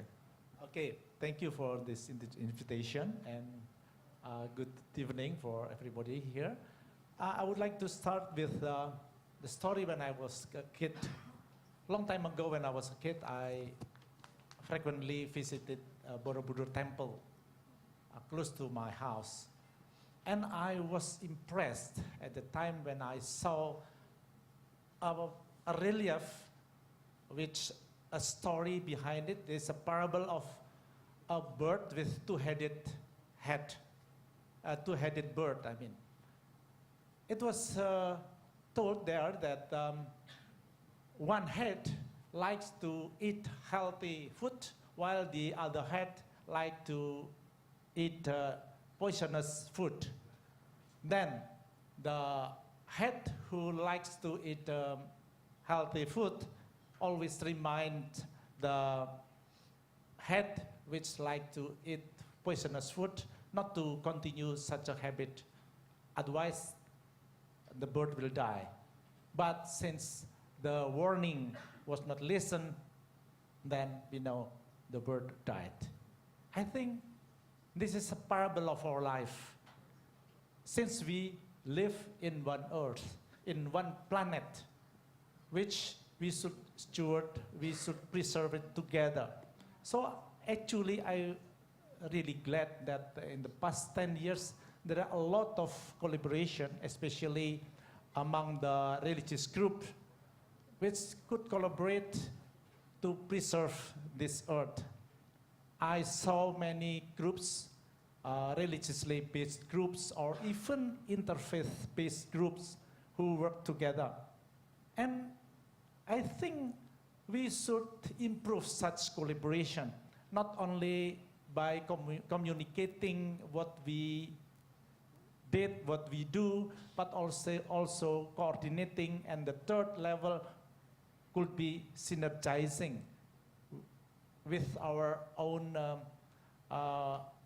effort. This in my dream, so we should collaborate not only for the internal things, but also for external things, this is for the society, like also lobbying the government concerning the how to enforce law better, and also to how to educate the people. In this case, I saw that from the Catholic's perspective, usually I told the congregation or the umat, the faithful, as we know that Christianity is the so-called religion of love, I usually told them to love others, especially those who suffers. But we should think 2 steps further. Not only directly give them food, not only give them water or medicine for those who are sick. Not only that one, but we should think why they are hungry, why they are thirsty, why they are sick. It means that we has an awareness that because of the polluted earth that causes a lot of suffering of the human beings. So the implication is very simple. If we want to love God, please love others, especially who suffers. And if you want to love others, especially who suffers, please love nature. That's the implication, and from such thing, from the collaboration with other religious-based group, we strengthening each other and supporting each other, giving ideas and also giving some ideas and also collaboration to make the people, especially in Indonesia, better. Thank you. That's very beautiful. We already see the common ground. Yes, yes. Even before we start going deeper, we already see the common ground.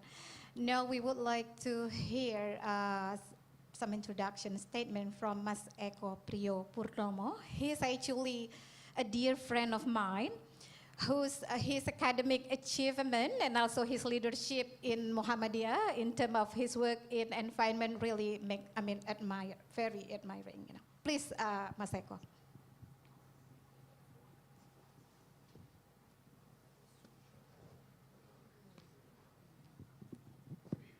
Hello, Mas Eko. Mas Eko, can you hear us? All right, it seems Hello, like... yes. All right, Can you? okay. Please carry on, Mas Eko. Now you're on. Yeah, because someone already mute me, so I can speak properly. Okay, Assalamualaikum warahmatullahi wabarakatuh. Bismillahirrahmanirrahim. Rabbi sholli sadri wa yassir amri wa hlul 'uqdatam min lisani yafqahu qawli. Thank you very much indeed for inviting me. Actually, I will be happy to come and join in Jakarta, but due to some our activities, I come here to Turkey with some of leader Muhammadiyah to visit some university and also some partner here. Okay. Secondly, I would like to thank you very much indeed to all the speakers who come and join with me, Pak Yeni, and then Mas Father Anang, and then all the participants. Actually, when we're talking about the environments, and I have a task to talk about the renewable energies, I have some research projects. Currently, we already done some research project to talk about the renewable energy. And there are some cycles of renewable energy, because the reason why I do this one, because I always follow the first Quran verse that we call it about Iqra, that we have to read, we have to learn, we have to study. So based on our very, not very brief, but maybe only very elementary. When we're talking about renewable energy in 2016 to 2017, some scholars around the globe, they only focus on the energy plannings, not talking about the renewable energy yet. But after that, in 2018 to 2019, some people start talking about renewable energy, new renewable energy, new resources on renewable energy. And then based on our research as well, from 2020 till 2011, now they talk about sustainable resources not only talking about the renewable energy, but renewable resources as well. So it's a, and previously I already heard by Yeni and then the previous panel about, they already explained about the renewable energy, the some sources of renewable energy. But I think we have to be considered about how we can make sure that when we talk about renewable energy, we have to talk as well about the resources, and that the resources should be renewable. In based on my research, when we're talking about renewable energy, many people know talking about how to change from oil, from coal to be electricity, such as uh, we call it battery or something like that. But sometimes we forgot when we talk about battery, how about the waste of battery or something like that. So when we really want to change our renewable energy to be renewables, it's not only renewable energy, but also the resources as well, the post use of energy, we should talk about the renewable as well. This is the first one. The second one, I think as the religion organization in Muhammadiyah, currently I'm joined in the Muhammadiyah Environmental Council in the Central Board of Muhammadiyah. We try to not only encourage our people to do some small things. For example, we already established, we call it Sodako Sampah. When the, when Sodako Sampah, we call it that we collect a rubbish. But in my opinion, there is no rubbish in the world. In my opinion, there is something that we don't use. There is something we don't utilize, maximize, so that we call it rubbish. So we try to educate people that actually there is no waste, there is no rubbish. So we collect all those things that we not use it, and then we sell. After we sell it, we can use the money to support the poor people or marginalized people, or those people who really need it. So we establish as well, we call it Sodako Sampah in terms of environment and energy. And the third one, I think in my institution, we already established that we call it ALIM. ALIM is mean the independence certified environmental accreditation. So we try to do so. So in terms of the low or grassroots, we try to encourage our people to be more think about renewable and think about environment. In the middle law, we already established that we call it the instrument, how to make buildings, how to make our organization to be more sustainable.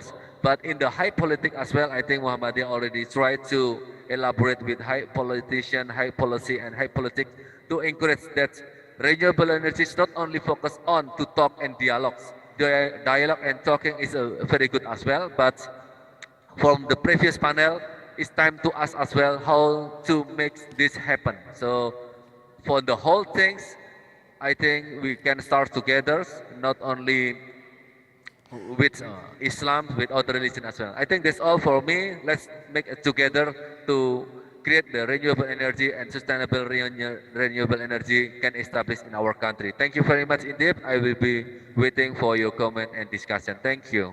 Okay, thank you very much, Mas Eko. It seems like all of the speakers nodding their head. It means that they're having the same thing in their mind, and of course, based on what actually already delivered by the speakers, they're having, you know, some kind of a same concern towards what we're going to face in terms of making the world become a better place.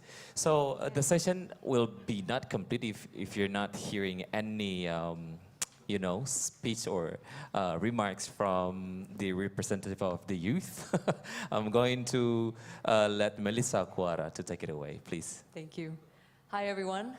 Thank you, F20, for having me and for hosting this very, very important discussion. The climate crisis has come to a point where billions are already suffering. And we know the youths of today are plagued with climate anxiety, a condition that haunts us, so many of us, with the uncertainty of our very survival on this planet. And yet, as the world burns, and our future with it, world leaders still fail to even fulfill the basic requirement actions to ensure that we would have a future at all. This is also apparent in the G20 forums, unfortunately, where political elites seem to be more concerned with looking good with big fancy words, without actually looking into addressing the real issues of our economic system that systematically is leading us to our collective demise. Even with the energy transition as a priority, the discussion still revolves around large, destructive, land-grabbing prone projects that are, well, some are even straight greenwashing, like Indonesia's efforts to pass coal as renewable. On the other hand, decentralized community-based solutions are often given very little support, funding, or attention. Meanwhile, extractive projects that exploit both nature and communities are continuously getting funded, knowing full well it will exacerbate the climate crisis and causing more people to suffer. Sadly, this has become normalized. Thank you. This has become normalized in today's society, modern society, of course, as leaders choose to pursue the illusion of infinite growth, putting short-term profit ahead of humans' lives, which really is a testament of how far we have departed from the sacred teachings of all religions that preach the values of compassion and stewardship. The very values that children are naturally born with, by the way, and that are still practiced in indigenous and local communities, but have seemed to be forgotten in our modernist society, especially at policy-making level. This society sadly values competition over cooperation, extraction over stewardship, individuality over humanity, and sees the world as something mechanical to be exploited, as opposed to something that is respected over its life-giving properties. But this must change if we are to survive the looming catastrophe. Luckily, as the F20 already highlighted, we already have all the solutions to get out of this mess. But to allow them to take place in such a systematic way quickly, our society needs to go a fundamental shift in values where we no longer see each other as separate parts, but as an interconnected single whole that collectively strives to thrive together, where truly nobody is left behind. And to get there quickly, since time is of a concern, we can all be the messengers, through religion, through just general speaking to people, projecting this in our everyday lives, helping each other, actively championing the right morals, while also condemning the immorals. With that change in hand, we can truly ensure a beautiful, just, and livable future for the children and grandchildren we have all promised to protect. Thank you for listening. Thank you very much for the very, fiery delivery. Okay. Thank you, Melissa. Another round of applause. Thank you. Okay. So you made it. Yeah, you made it by yourself. I did. Sure. I did. Okay. G20 stuff funding or okay. All right. Because they are. All right. I think we can listen hours and hours to Melissa. Okay. It's amazing. Yeah. The world will be fine. That We answers have your Melissa. question as well, Klaus. It's 22. Yeah. Well, actually, we're supposed to have a representative of Hindu Voice, Madeja Nuryasa.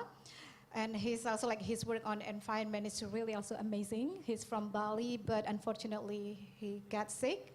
So we wish all the environmentalists, get well and continue to fight to make our world a better place.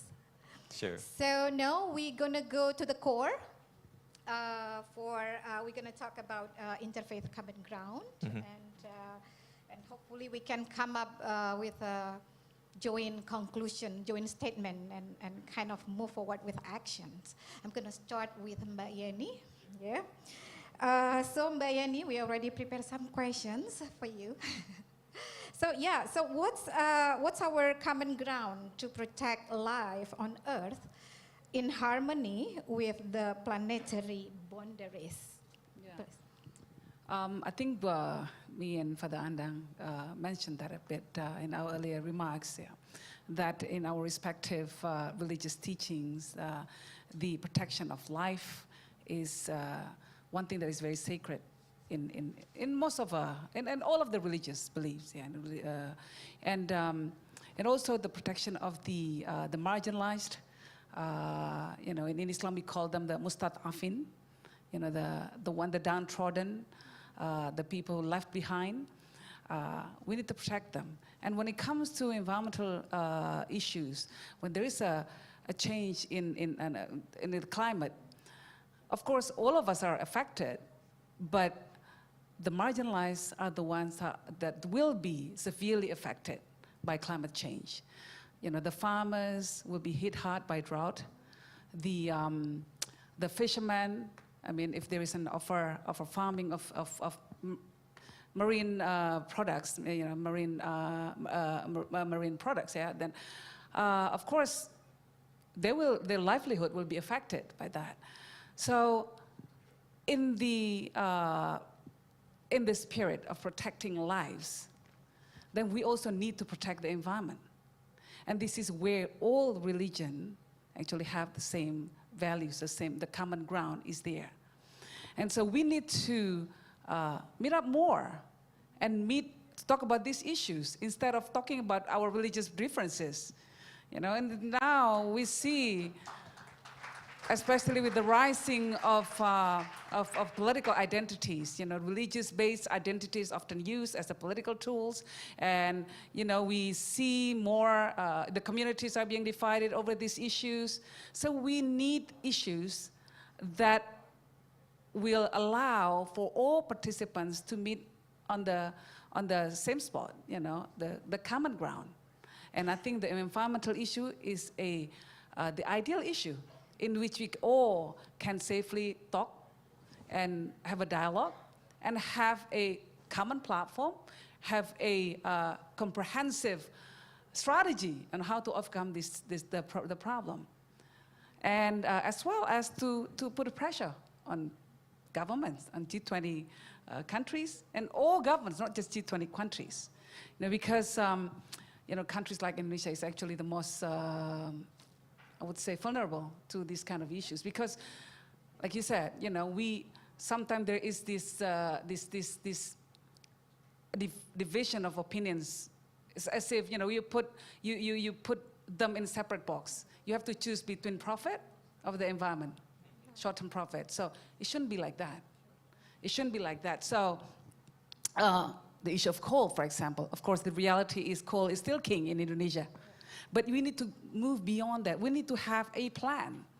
We need to get people to talk about this and come up with better solutions. And, you know, not only just the youth, you know, but also, well, religious leaders also, you know, and they are the ones who can convince the people using their religious credentials, you know, because when you use the language of religion, it gets to your emotional side, not just your rational side. So it has bigger impact. So when you utilize that force, then the impact could be much more, much greater, in my opinion. Yeah, with that being said, it seems like every religions have the same common enemy, which is one of them is the climate change. So right now I'm going to go back to Father Andang. I'm going to ask the question, how is actually the spirit of leaving no one behind in terms of equity, global justice, and the preservation of livelihoods anchored, of course, in your faith or in your religion? Please. Well, what is justice actually? Justice, in my mind, there are 3 levels. The first is a kind of appreciation of the life itself. It's a moral things. The second step is recognition with legal understanding. Then the third one is how we act, the action. So if we are doing justice in Indonesia, it is not only how to appreciate the earth, but how to protect it in legally basis. So I really agree with Melissa or also Sano that law enforcement actually is very important, and the government policy on it is very important as well.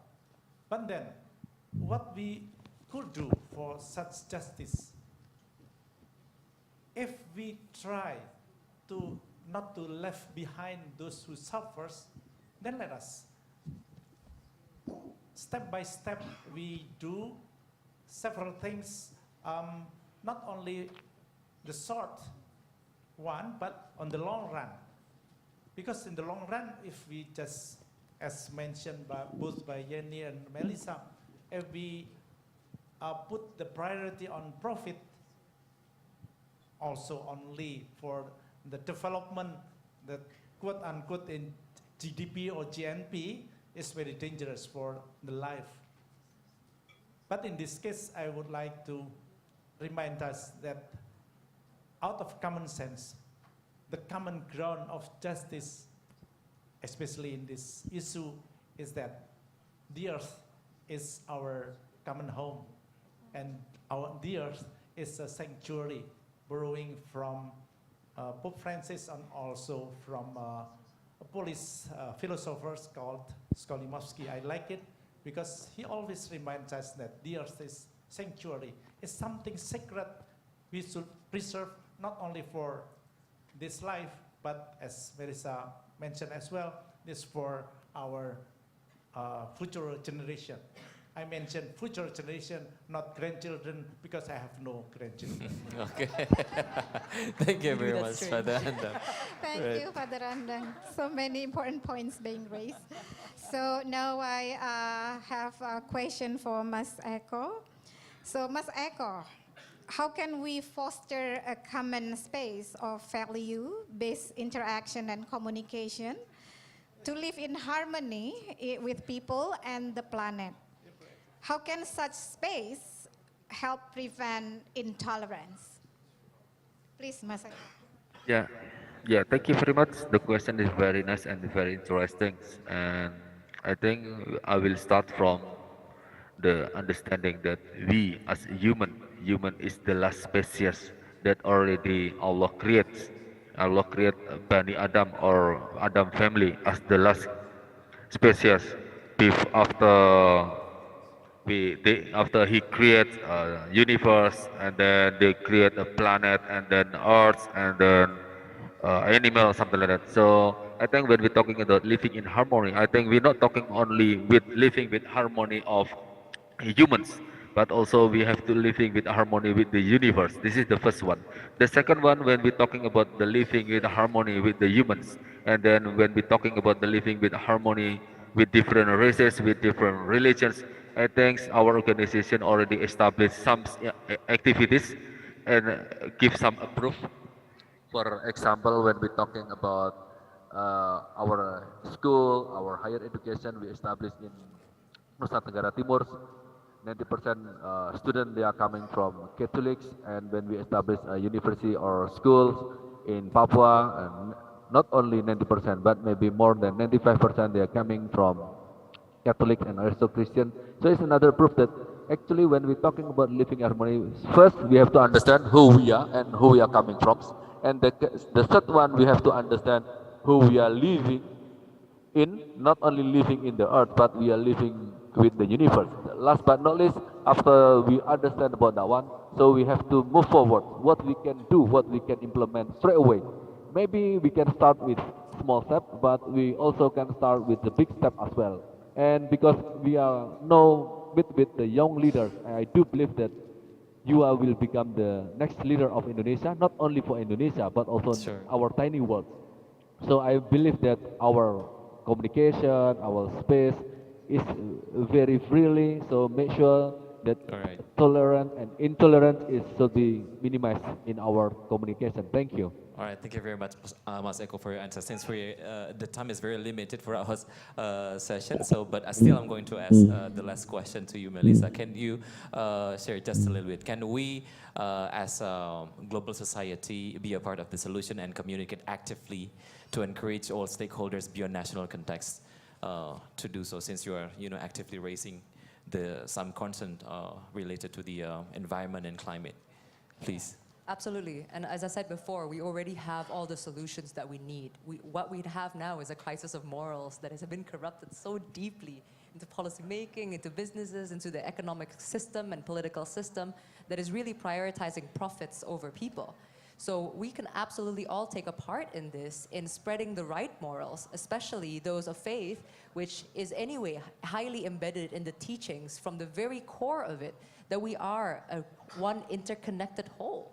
So if we, as especially people of faith, would just come out there and condemn the bad things and promote the good things and actively realize these solutions in our own communities, build public goods, share what we have, build things that are sustainable, renewable, share it with everyone.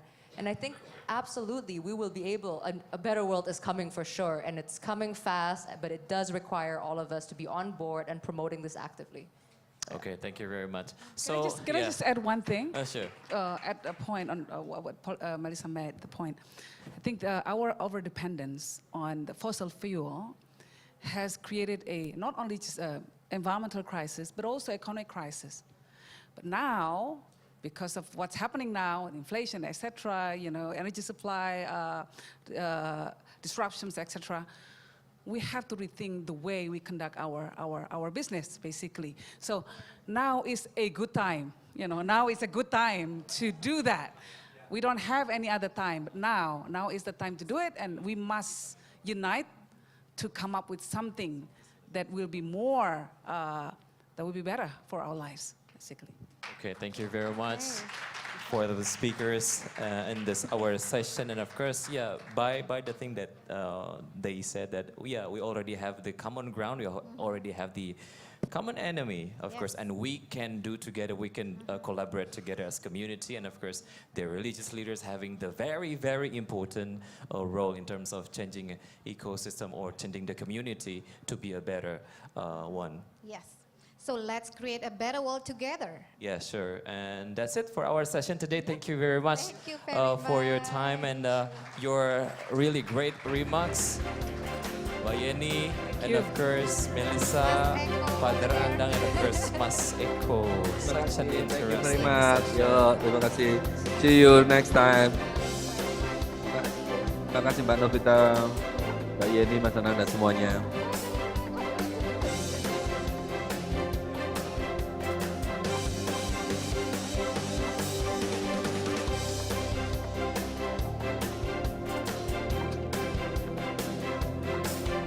Okay, for the next session, I'm going to invite again back to the stage my co-moderator, the lovely Connie.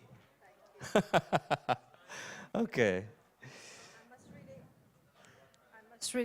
I must really say I'm still sort of listening to everything that has just been said, and it reverberates, and it's so important not just to address the head and rationality, but everything that is beyond, and combine it with really looking out for our planet. And I tried to find a couple of words, one that I've heard mentioned either in that word or in other words, stewardship of the earth. And that's both spiritually, religiously, and of course also practically. So thank you so much for that last session, for sharing your hearts and your minds. Yeah, somehow it touches the soft side inside of you also, what we already talked about just now. Okay, so the next session is going to be some kind of round. A wrap-up, a final round. And yes, that's fantastic. Dino Pati Jayalal is already coming up on stage. And Jenny, I think we need you again. With a different Please hat. Do join us. And this time take your seat. And a little applause maybe for our last round participants.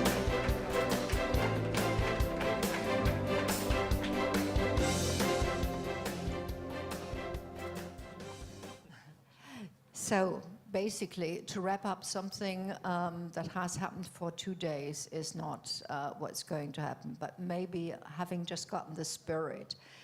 Yesterday, it was very to the point, this is what we need to do, both on renewables, on finance, this morning and this afternoon, on what is new in Indonesia, where are the youth, the youngsters going to go, what enabling environment can we create for a better Indonesia.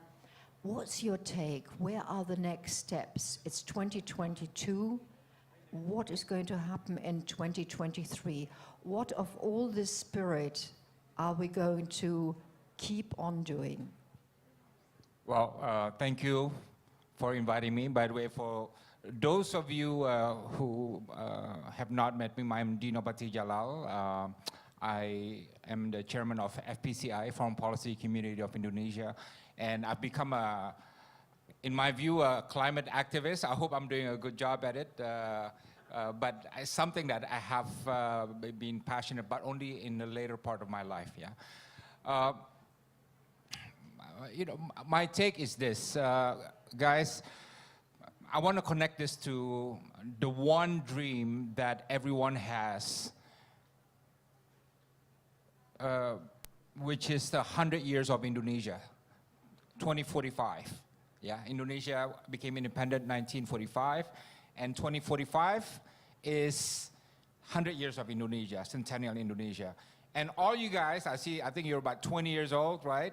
By the time you're 2045, you will be the CEOs, ministers, ambassadors. You will own Indonesia, right? That's the height of your productive career, yeah? But my criticism is one thing. The visions of 2045 that we have is just full of glory and joy, you know, just great things, yeah? Indonesia will be the 4th largest economy in the world. We have the largest middle class in Southeast Asia and in Asia. Cities will bloom and so on. But one thing is missing. Climate risk.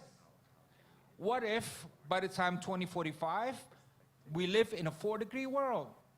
All the beautiful calculations will be upset and offset, right? If you live in a 4-degree world or even 3-degree world, it will be like Emil Salim says, Professor Emil Salim, like living in a world of hell, yeah? And the industry, agriculture, infrastructure, democracy, every single aspect of your life will be different and will be in danger, right? So this is why climate solutions, not just for Indonesia, for the world, is important, because for whatever we do, whether it's 100 years Indonesia, Republic of Indonesia, or Europe, for I don't know how many decades of celebration of its existence and so on. Climate risk is the biggest risk you have to take, and climate solutions and climate action is the biggest thing you need to take in order to achieve that. Jenny, if you allow me to just sort of chip in on that. We have in Berlin, we have a downward running watch, a clock. That's outside on a building, but of course it's also on the internet. And on the climate issue, it actually counts down how much carbon we can still use if we want to actually achieve the 1.5 degree goal. That's only 7 years. So 2045 is a long time away. What do you envisage Indonesia in the world to contribute and to maybe get others to do as well in order to make things happen in the next 7 years? Well, first, next 7 years, yeah. I mean, the most important thing in my view is protect the forests, right? And then energy transition, right? On protecting the forests, look, we've seen deforestation in Sumatra and in Kalimantan, Borneo, and that's quite serious, yeah. But the biggest problem will be in Papua, guys, right? Papua now is 85% forest cover, yeah? Papua, 85% forest cover. And these forests are the lungs of Indonesia and in the world, right? So they're very strategic, right? The bad news is what? Where's Melissa? Or Melissa was somewhere, okay. This is different to what Melissa said earlier, that a lot of the Papuan forests have been given permits to companies that will, if they want to or if they can, chop them off to turn them into palm oil plantations. Now, if that 85% forest cover in Papua goes down to 60% and goes down to 50% or goes down to 15%, everything that I do, everything that you do, buy electric cars and buy, lights that will last forever, and so everything you do will be negated by that. And that is greed, canceling our climate future. So we need to protect our forest cover as much as possible and do reforestation, because there are a lot of degraded lands, I forget the number, but millions of hectares that needs to be replanted with trees. Yeah. You're not alone in the world in that. And I mean, one of the most terrible views was on news recently. Congo says, we're going to give all these permits to companies for their indigenous forests. And the president of Congo says, no worries, if you international community don't want us to do that in order for them to either cut down or explore oil, then you compensate us. Is that a pathway? Look, we need to be, so we're talking about climate solutions now, yeah? But there are now creative ways to make sure that forests, the best way to make money is not to chop them, but to keep them alive, and then you can get carbon credit. Right? So this idea is now being worked out, as you know. The problem is what? The problem is that the market, the mechanism, is still not very good, right? So right now, if I have, I don't know, a couple 100,000 hectares and I can get carbon credit, the price is still very low, right? But even if I have that carbon credit, I can't sell it abroad for some reason, right? So the mechanism is there. The idea is there, right? The intention is there, but the market is still very weak, right? And on top of that, the government now is imposing carbon tax, right? So I think if you impose carbon tax, you also got to make sure that you can earn carbon credit. So people who save the forest, they can convert that into dollars, but they have to do it soon. Like you said, 7 years is the window, right? So we got to get this fixed, the market mechanism, to protect the forests by way of carbon credit. Okay, but Yani, I believe that very interesting, sir, and I believe that you have the very interesting point of view on the things that we talked about, triggered by the question that had been delivered by Connie. So, what are your interesting views on that? The things that we talk about right now. Well, Vicky, I just want to say that when I heard Melissa spoke earlier about how the young generations now are very climate anxious, it breaks my heart. And young people shouldn't be feeling this way. They should be feeling hopeful about the future, but instead they feel that the future is bleak, right? But and at the same time, we are still we're seeing that things are still conducted as usual. It's business as usual. For example, the issue of coal. For example, I mean, our electricity is 60% of our electricity is still provided by a coal-fired power plants, and this is the reality of Indonesia. So we need to have a better, concerted efforts to change this overdependence on fossil fuels. We need to have better policies. We need to have better incentives. We need to have better governing. Better mechanism in which people then can, like mentioned earlier, can change their investment, can cash in their investment in the environment as a revenue, maybe as a source of livelihood. Also, it's possible to do that as long as you create the incentive. The incentive is key here. And for a developing country like Indonesia, where we have so many, more than almost 300 million of people, then the incentive, of course, is just to keep people happy first with cheap products, which sometimes utilize not renewable sources. And so we need to get also the corporations and also all sectors in the society to look into the issues. The government cannot solve the issue alone. And the youth, you know, with their passion about these issues, with their creativity, they can actually contribute a great deal to this. Because like what we've seen before, you know, how there are so many initiatives, new initiatives that is being introduced by the young people. And I think we need to reap this more. We need to harvest this energy more and give them a channel to the policymakers so that all these creative ideas can be implemented. And I think the young people nowadays, you know, they're willing to put their money where their passions are. And this is something that is very, this is a big force in our society, and we need to facilitate that more. In my opinion. Related to that, sir, how can we enable youth more related to the things that you just said earlier, that youth have a very important role in terms of changing our future. So how to enable them more, you know, related to the environment and so on? Well, guys, you know the biggest superpower in the world? Well, who's the biggest superpower in the world? Anybody? China, okay. Who else? US?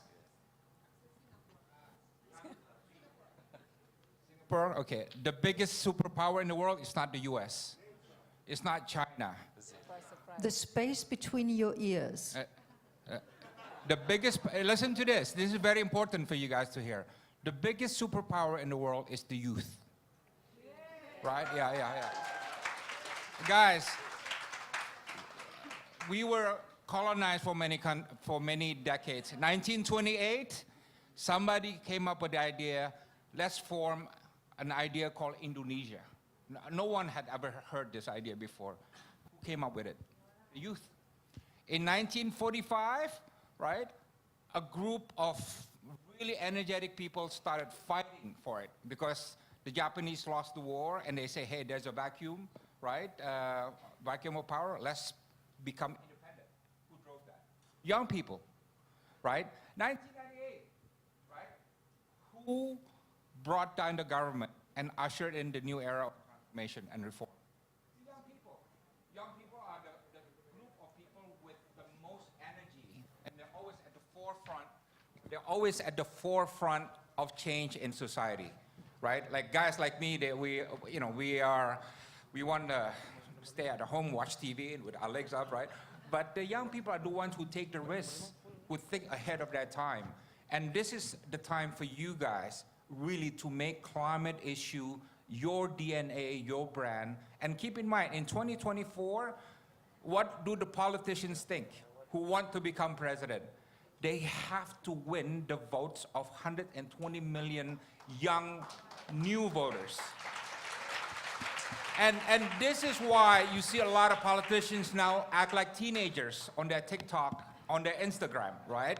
Because they want to appeal to the young people, right? Which means what? You got to tell them, if you want to be president, if you want to be leaders of the country, you got to have a climate agenda, right? It's not enough just to be cool, just to be this and that, right? But you have to have a clear climate vision, and then if you have that, then we'll elect you. So you are the superpower of this country, and the youth all over the world are the superpowers of the world, right? Know that, and not just know that, harness it, and harness it as a way to change the world.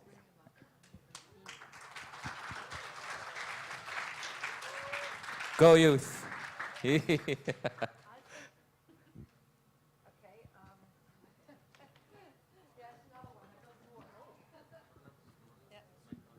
Okay, this does work. So we just, I think, need a third seat up here, and I think we need Ilham with us up here. Well, you might not know it, but yes, come up here. Okay. Please, we're everybody, about, welcome. of course, we're talking about youth. Therefore, we need you up here as well. Sure. Yes, yeah. I guess you can. Yeah. Right. I know. I know that you have a question, first of all, to Jenny, but Sure. we need Ilham Yeah, up yeah, yeah. here. I mean, when we talk All about right. youth, when we talk about movement, and basically, we also need all of you up here, but I think then it's going to be a little bit crowded, so. You wanted to ask something to Jenny and... Yeah, yeah, sure. And yeah, the same question is going to be asked to you, Yeni, about how we actually can refuel the optimism of youth, you know, because they are going to be pretty much responsible of what going to be happen in the future. So how to make them more enabled? Actually, I'm just going to raise another issue here. You know, when we talk, Dino talked about a just energy transition.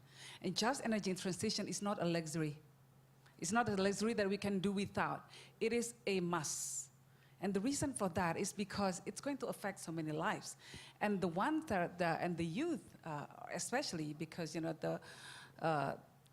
they will live longer than us on Earth, right? And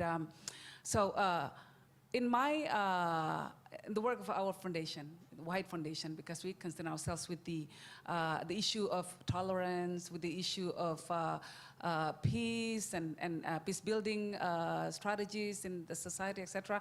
So we see a factor that led to radicalism and extremism, and that is a sense of grief.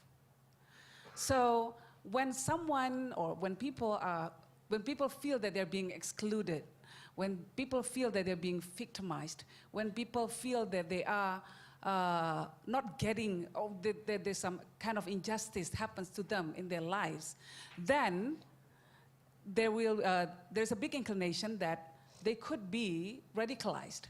So this is a big thing, right? If someone feels, if some young people feels that you're very anxious about the future, about the bleak future, and feels that the government is not doing anything, their corporation is robbing them of their future, of the good future, then they could become radicalized.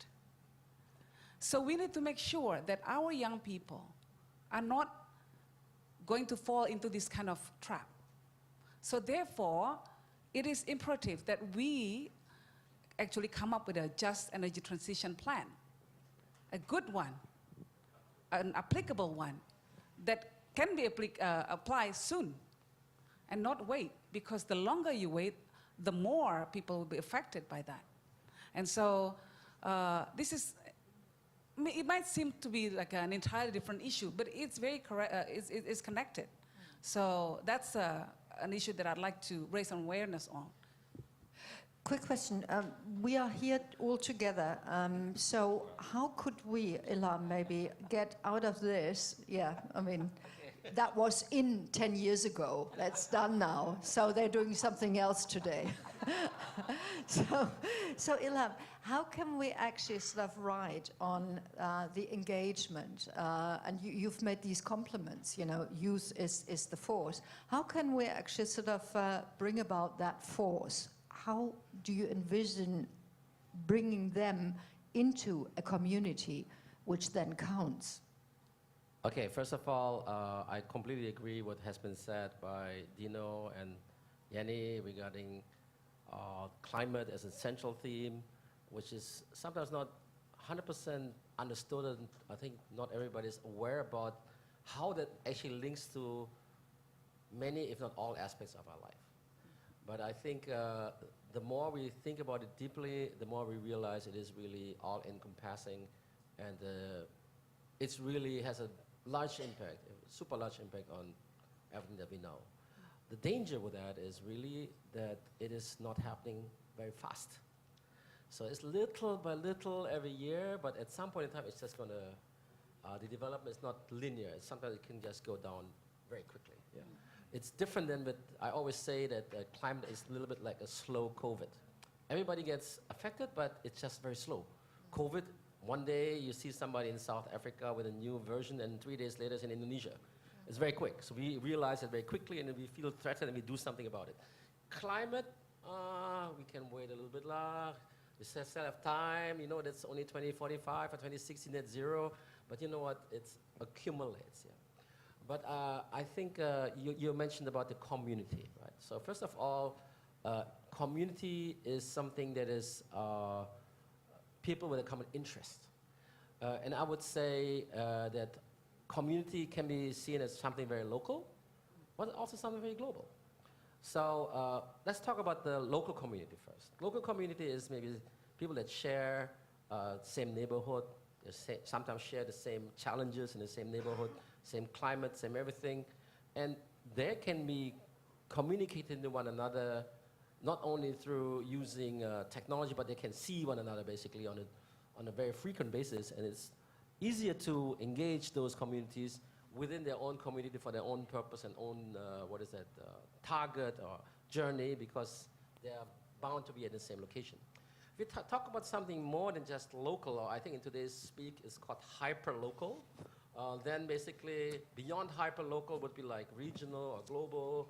Then it's a different story. But the interesting thing is that young people in this world, they have, because of communication in the new normal, they share many things already, although they live in totally different countries, live in totally different communities. So this this climate issue is something that I think people in Indonesia are aware about, in Germany, in the US, in China, and that is something that bounds them together. So how to basically unleash the forces of the young people in order to bring to something good? I think the key word is, and we said it so many times here, collaboration, collaboration, collaboration. But how to? Well, in that regard is, I think technology plays a role, because of technology, we can collaborate and communicate much better, much easier than before. Then there needs to be joint projects, actually. It's not only about talking, but we need to do something together. And I think in that regard, collaboration, also sharing experiences, sharing ideas that are applicable in other places, but maybe in a different way, and sharing back those newfound ideas of that same project in another area to the original idea creator. That kind of a collaboration is certainly something very helpful. And what do we need to have in that regard? It was already touched upon in the common ground discussion. We need to be an open person. I completely believe in openness. Yeah, openness means that you should be not afraid or ashamed of your differences. In fact, you should celebrate that. I always say that differences are actually something that is needed in order to create a flow, a dynamics. Let's assume, now I'm talking a little bit technical, I'm sorry, I'm the engineer here talking.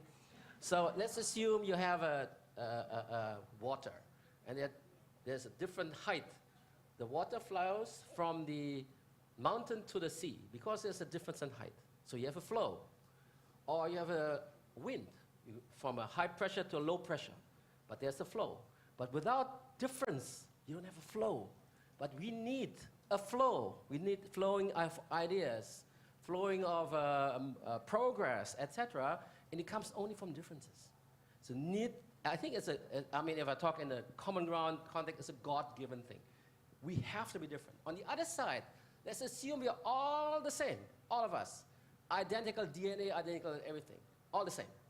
One virus comes in and we all die because we are all the same. We have all the same weakness. So diversity is a must for life.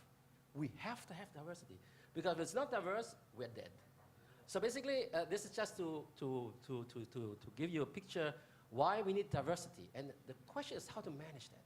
But I think for that, we need to be open, tolerant, all of that, which is easier said than done. But I think it is the only way to go. And that's what I can give back to you. Form a community, be open about it, manage it well, and find common projects, common things to do, and I'm quite sure we have a good outcome. Okay, very interesting.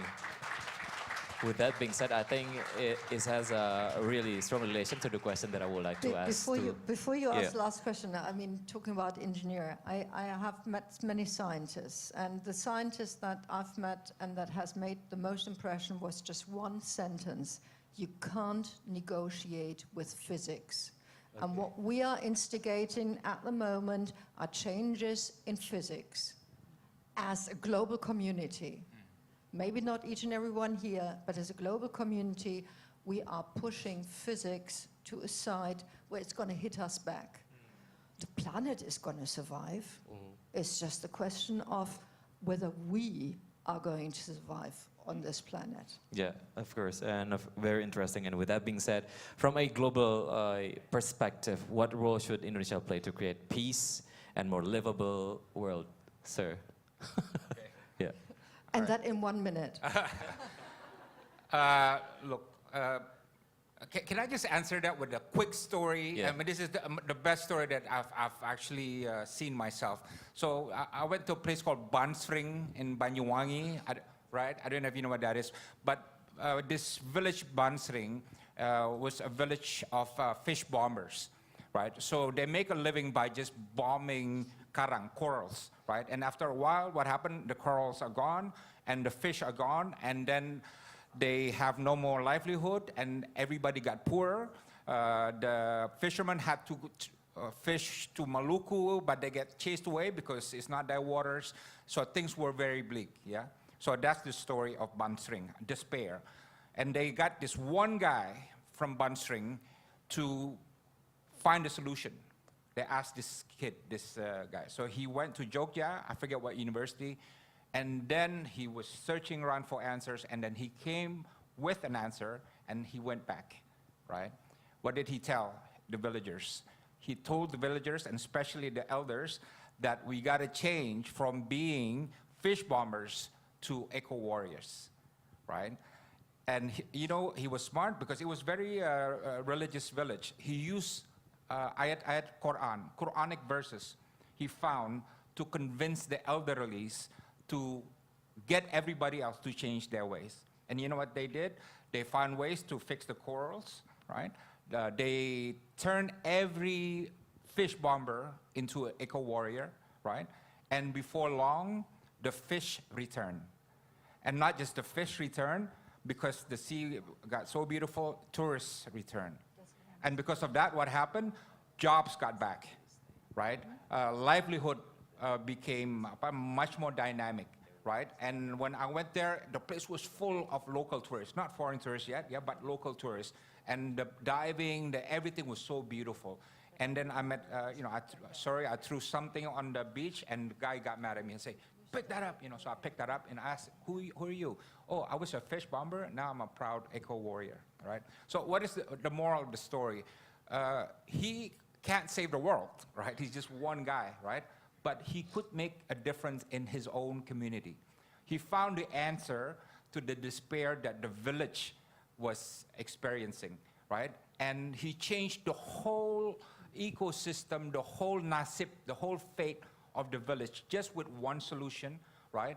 And that solution was a climate environmental solution that benefited everybody. It's called Bansring, right? I think this kid can win a Nobel Peace Prize, right? But I would really recommend you to fly to Banyuwangi and see this village called Bansring, and you would see, you know, the results of the story that I'm talking about. So global solutions, but local actions and local mindset to solve global solutions. And with that hopeful story, I think we need to come slowly to an end of this discussion, which means that we need a lot of applause, please. Thank you very much, I need sir. the two of you to follow down with me.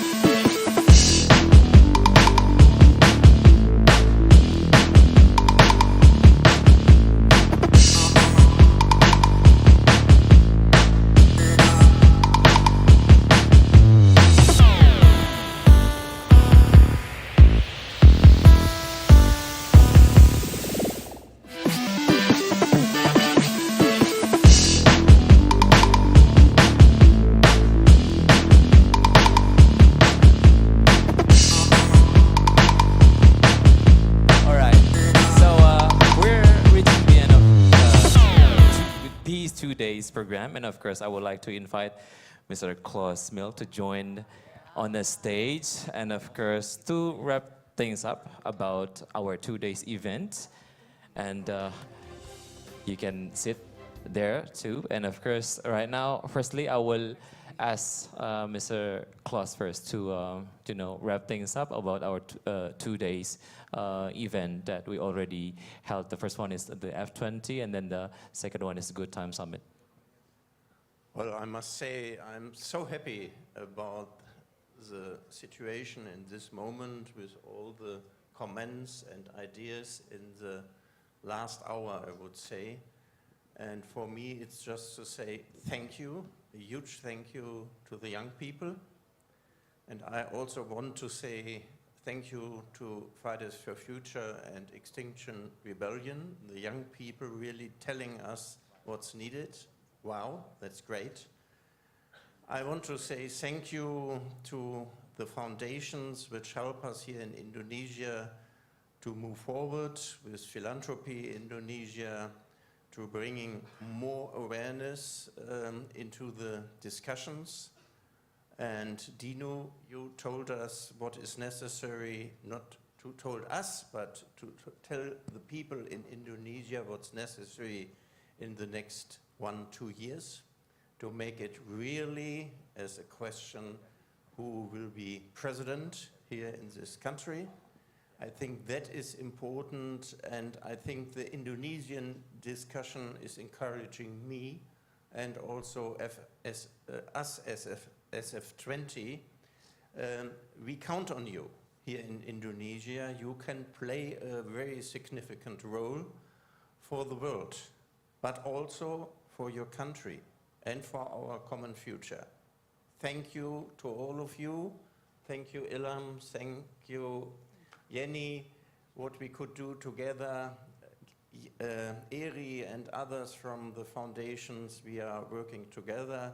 And Impact Hub, you did a tremendous job in the last 2 days, and all what is behind you. It's a very positive feeling, and I have here the button, a good person. I think I am a little bit a better person after some hours together with you, because there was so much encouragement for me, and I think also for my colleagues from the F20 team. We learned a lot. We have many takeaways for us. Thank you. Thank you very much, Mr. Klaus. And then, Mbak Yeni, sir, you can deliver your kind of hopes moving forwards. You've heard too much already from me, so I'm just going to be a bit quicker. So I just want to share this very interesting phrase that I heard today. Yeah, but I forgot who the original author of that phrase. It's just very interesting. It's very moving for me. You see, in this world we face this problem of hunger, of poverty, etc. And the problem is not because there are not enough food, but the problem is because there is not enough love. There are enough food and resources to feed every single person on earth. But because of there's some greed, because of some people puts aside the compassion for others and only think about themselves, then we have these kind of problems. So I think we need to spread more love, not just to us, ourselves, to our communities, but also to the environment. That's the solution, spreading more love. And I really want to encourage every single one of us here to bring this conversation and our love for one another, for ourselves, for the environment, to different communities. Bring this conversation to wherever we are busy with, to what communities we're involved in. Bring that conversation there and spread the love.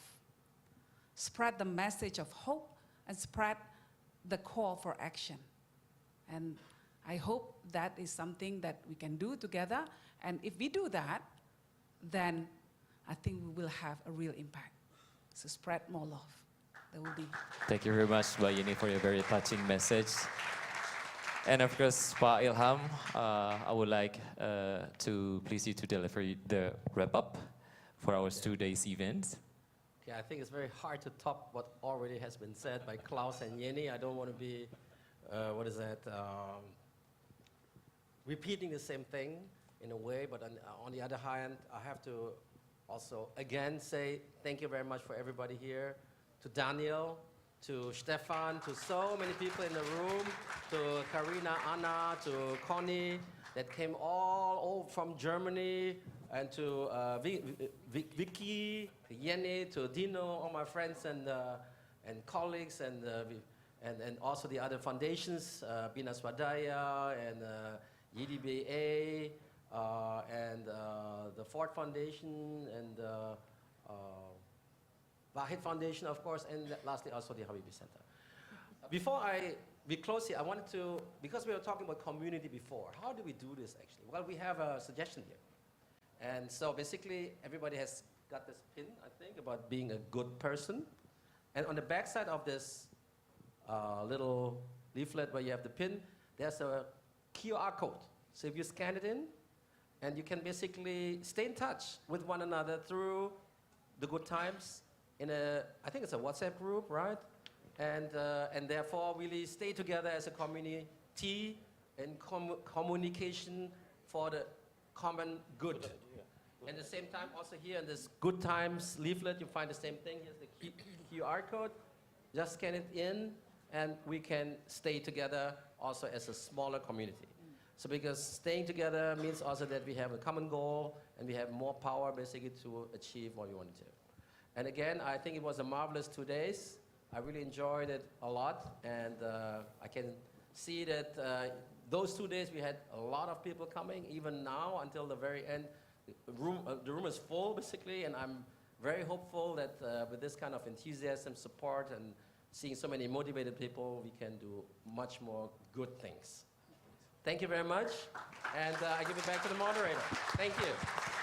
Thank you very much, Pak Ilham, Mbak Yeni, and of course, Mr. Klaus. And that is going to be the grand closing for our 2 days event. And for the grand closing, I will need my lovely friend Connie to join me on the stage. Okay, it seems like we already had very interesting 2 days event. And yeah, do you have anything to say? Yeah, I think you all need to get up and be counted. Now. Yeah, Okay. yeah. Right.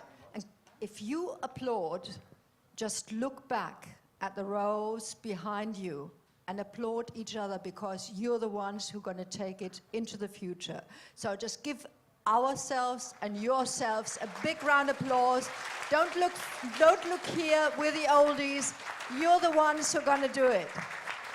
And with that spirit, there's going to be a lot of community going on later on.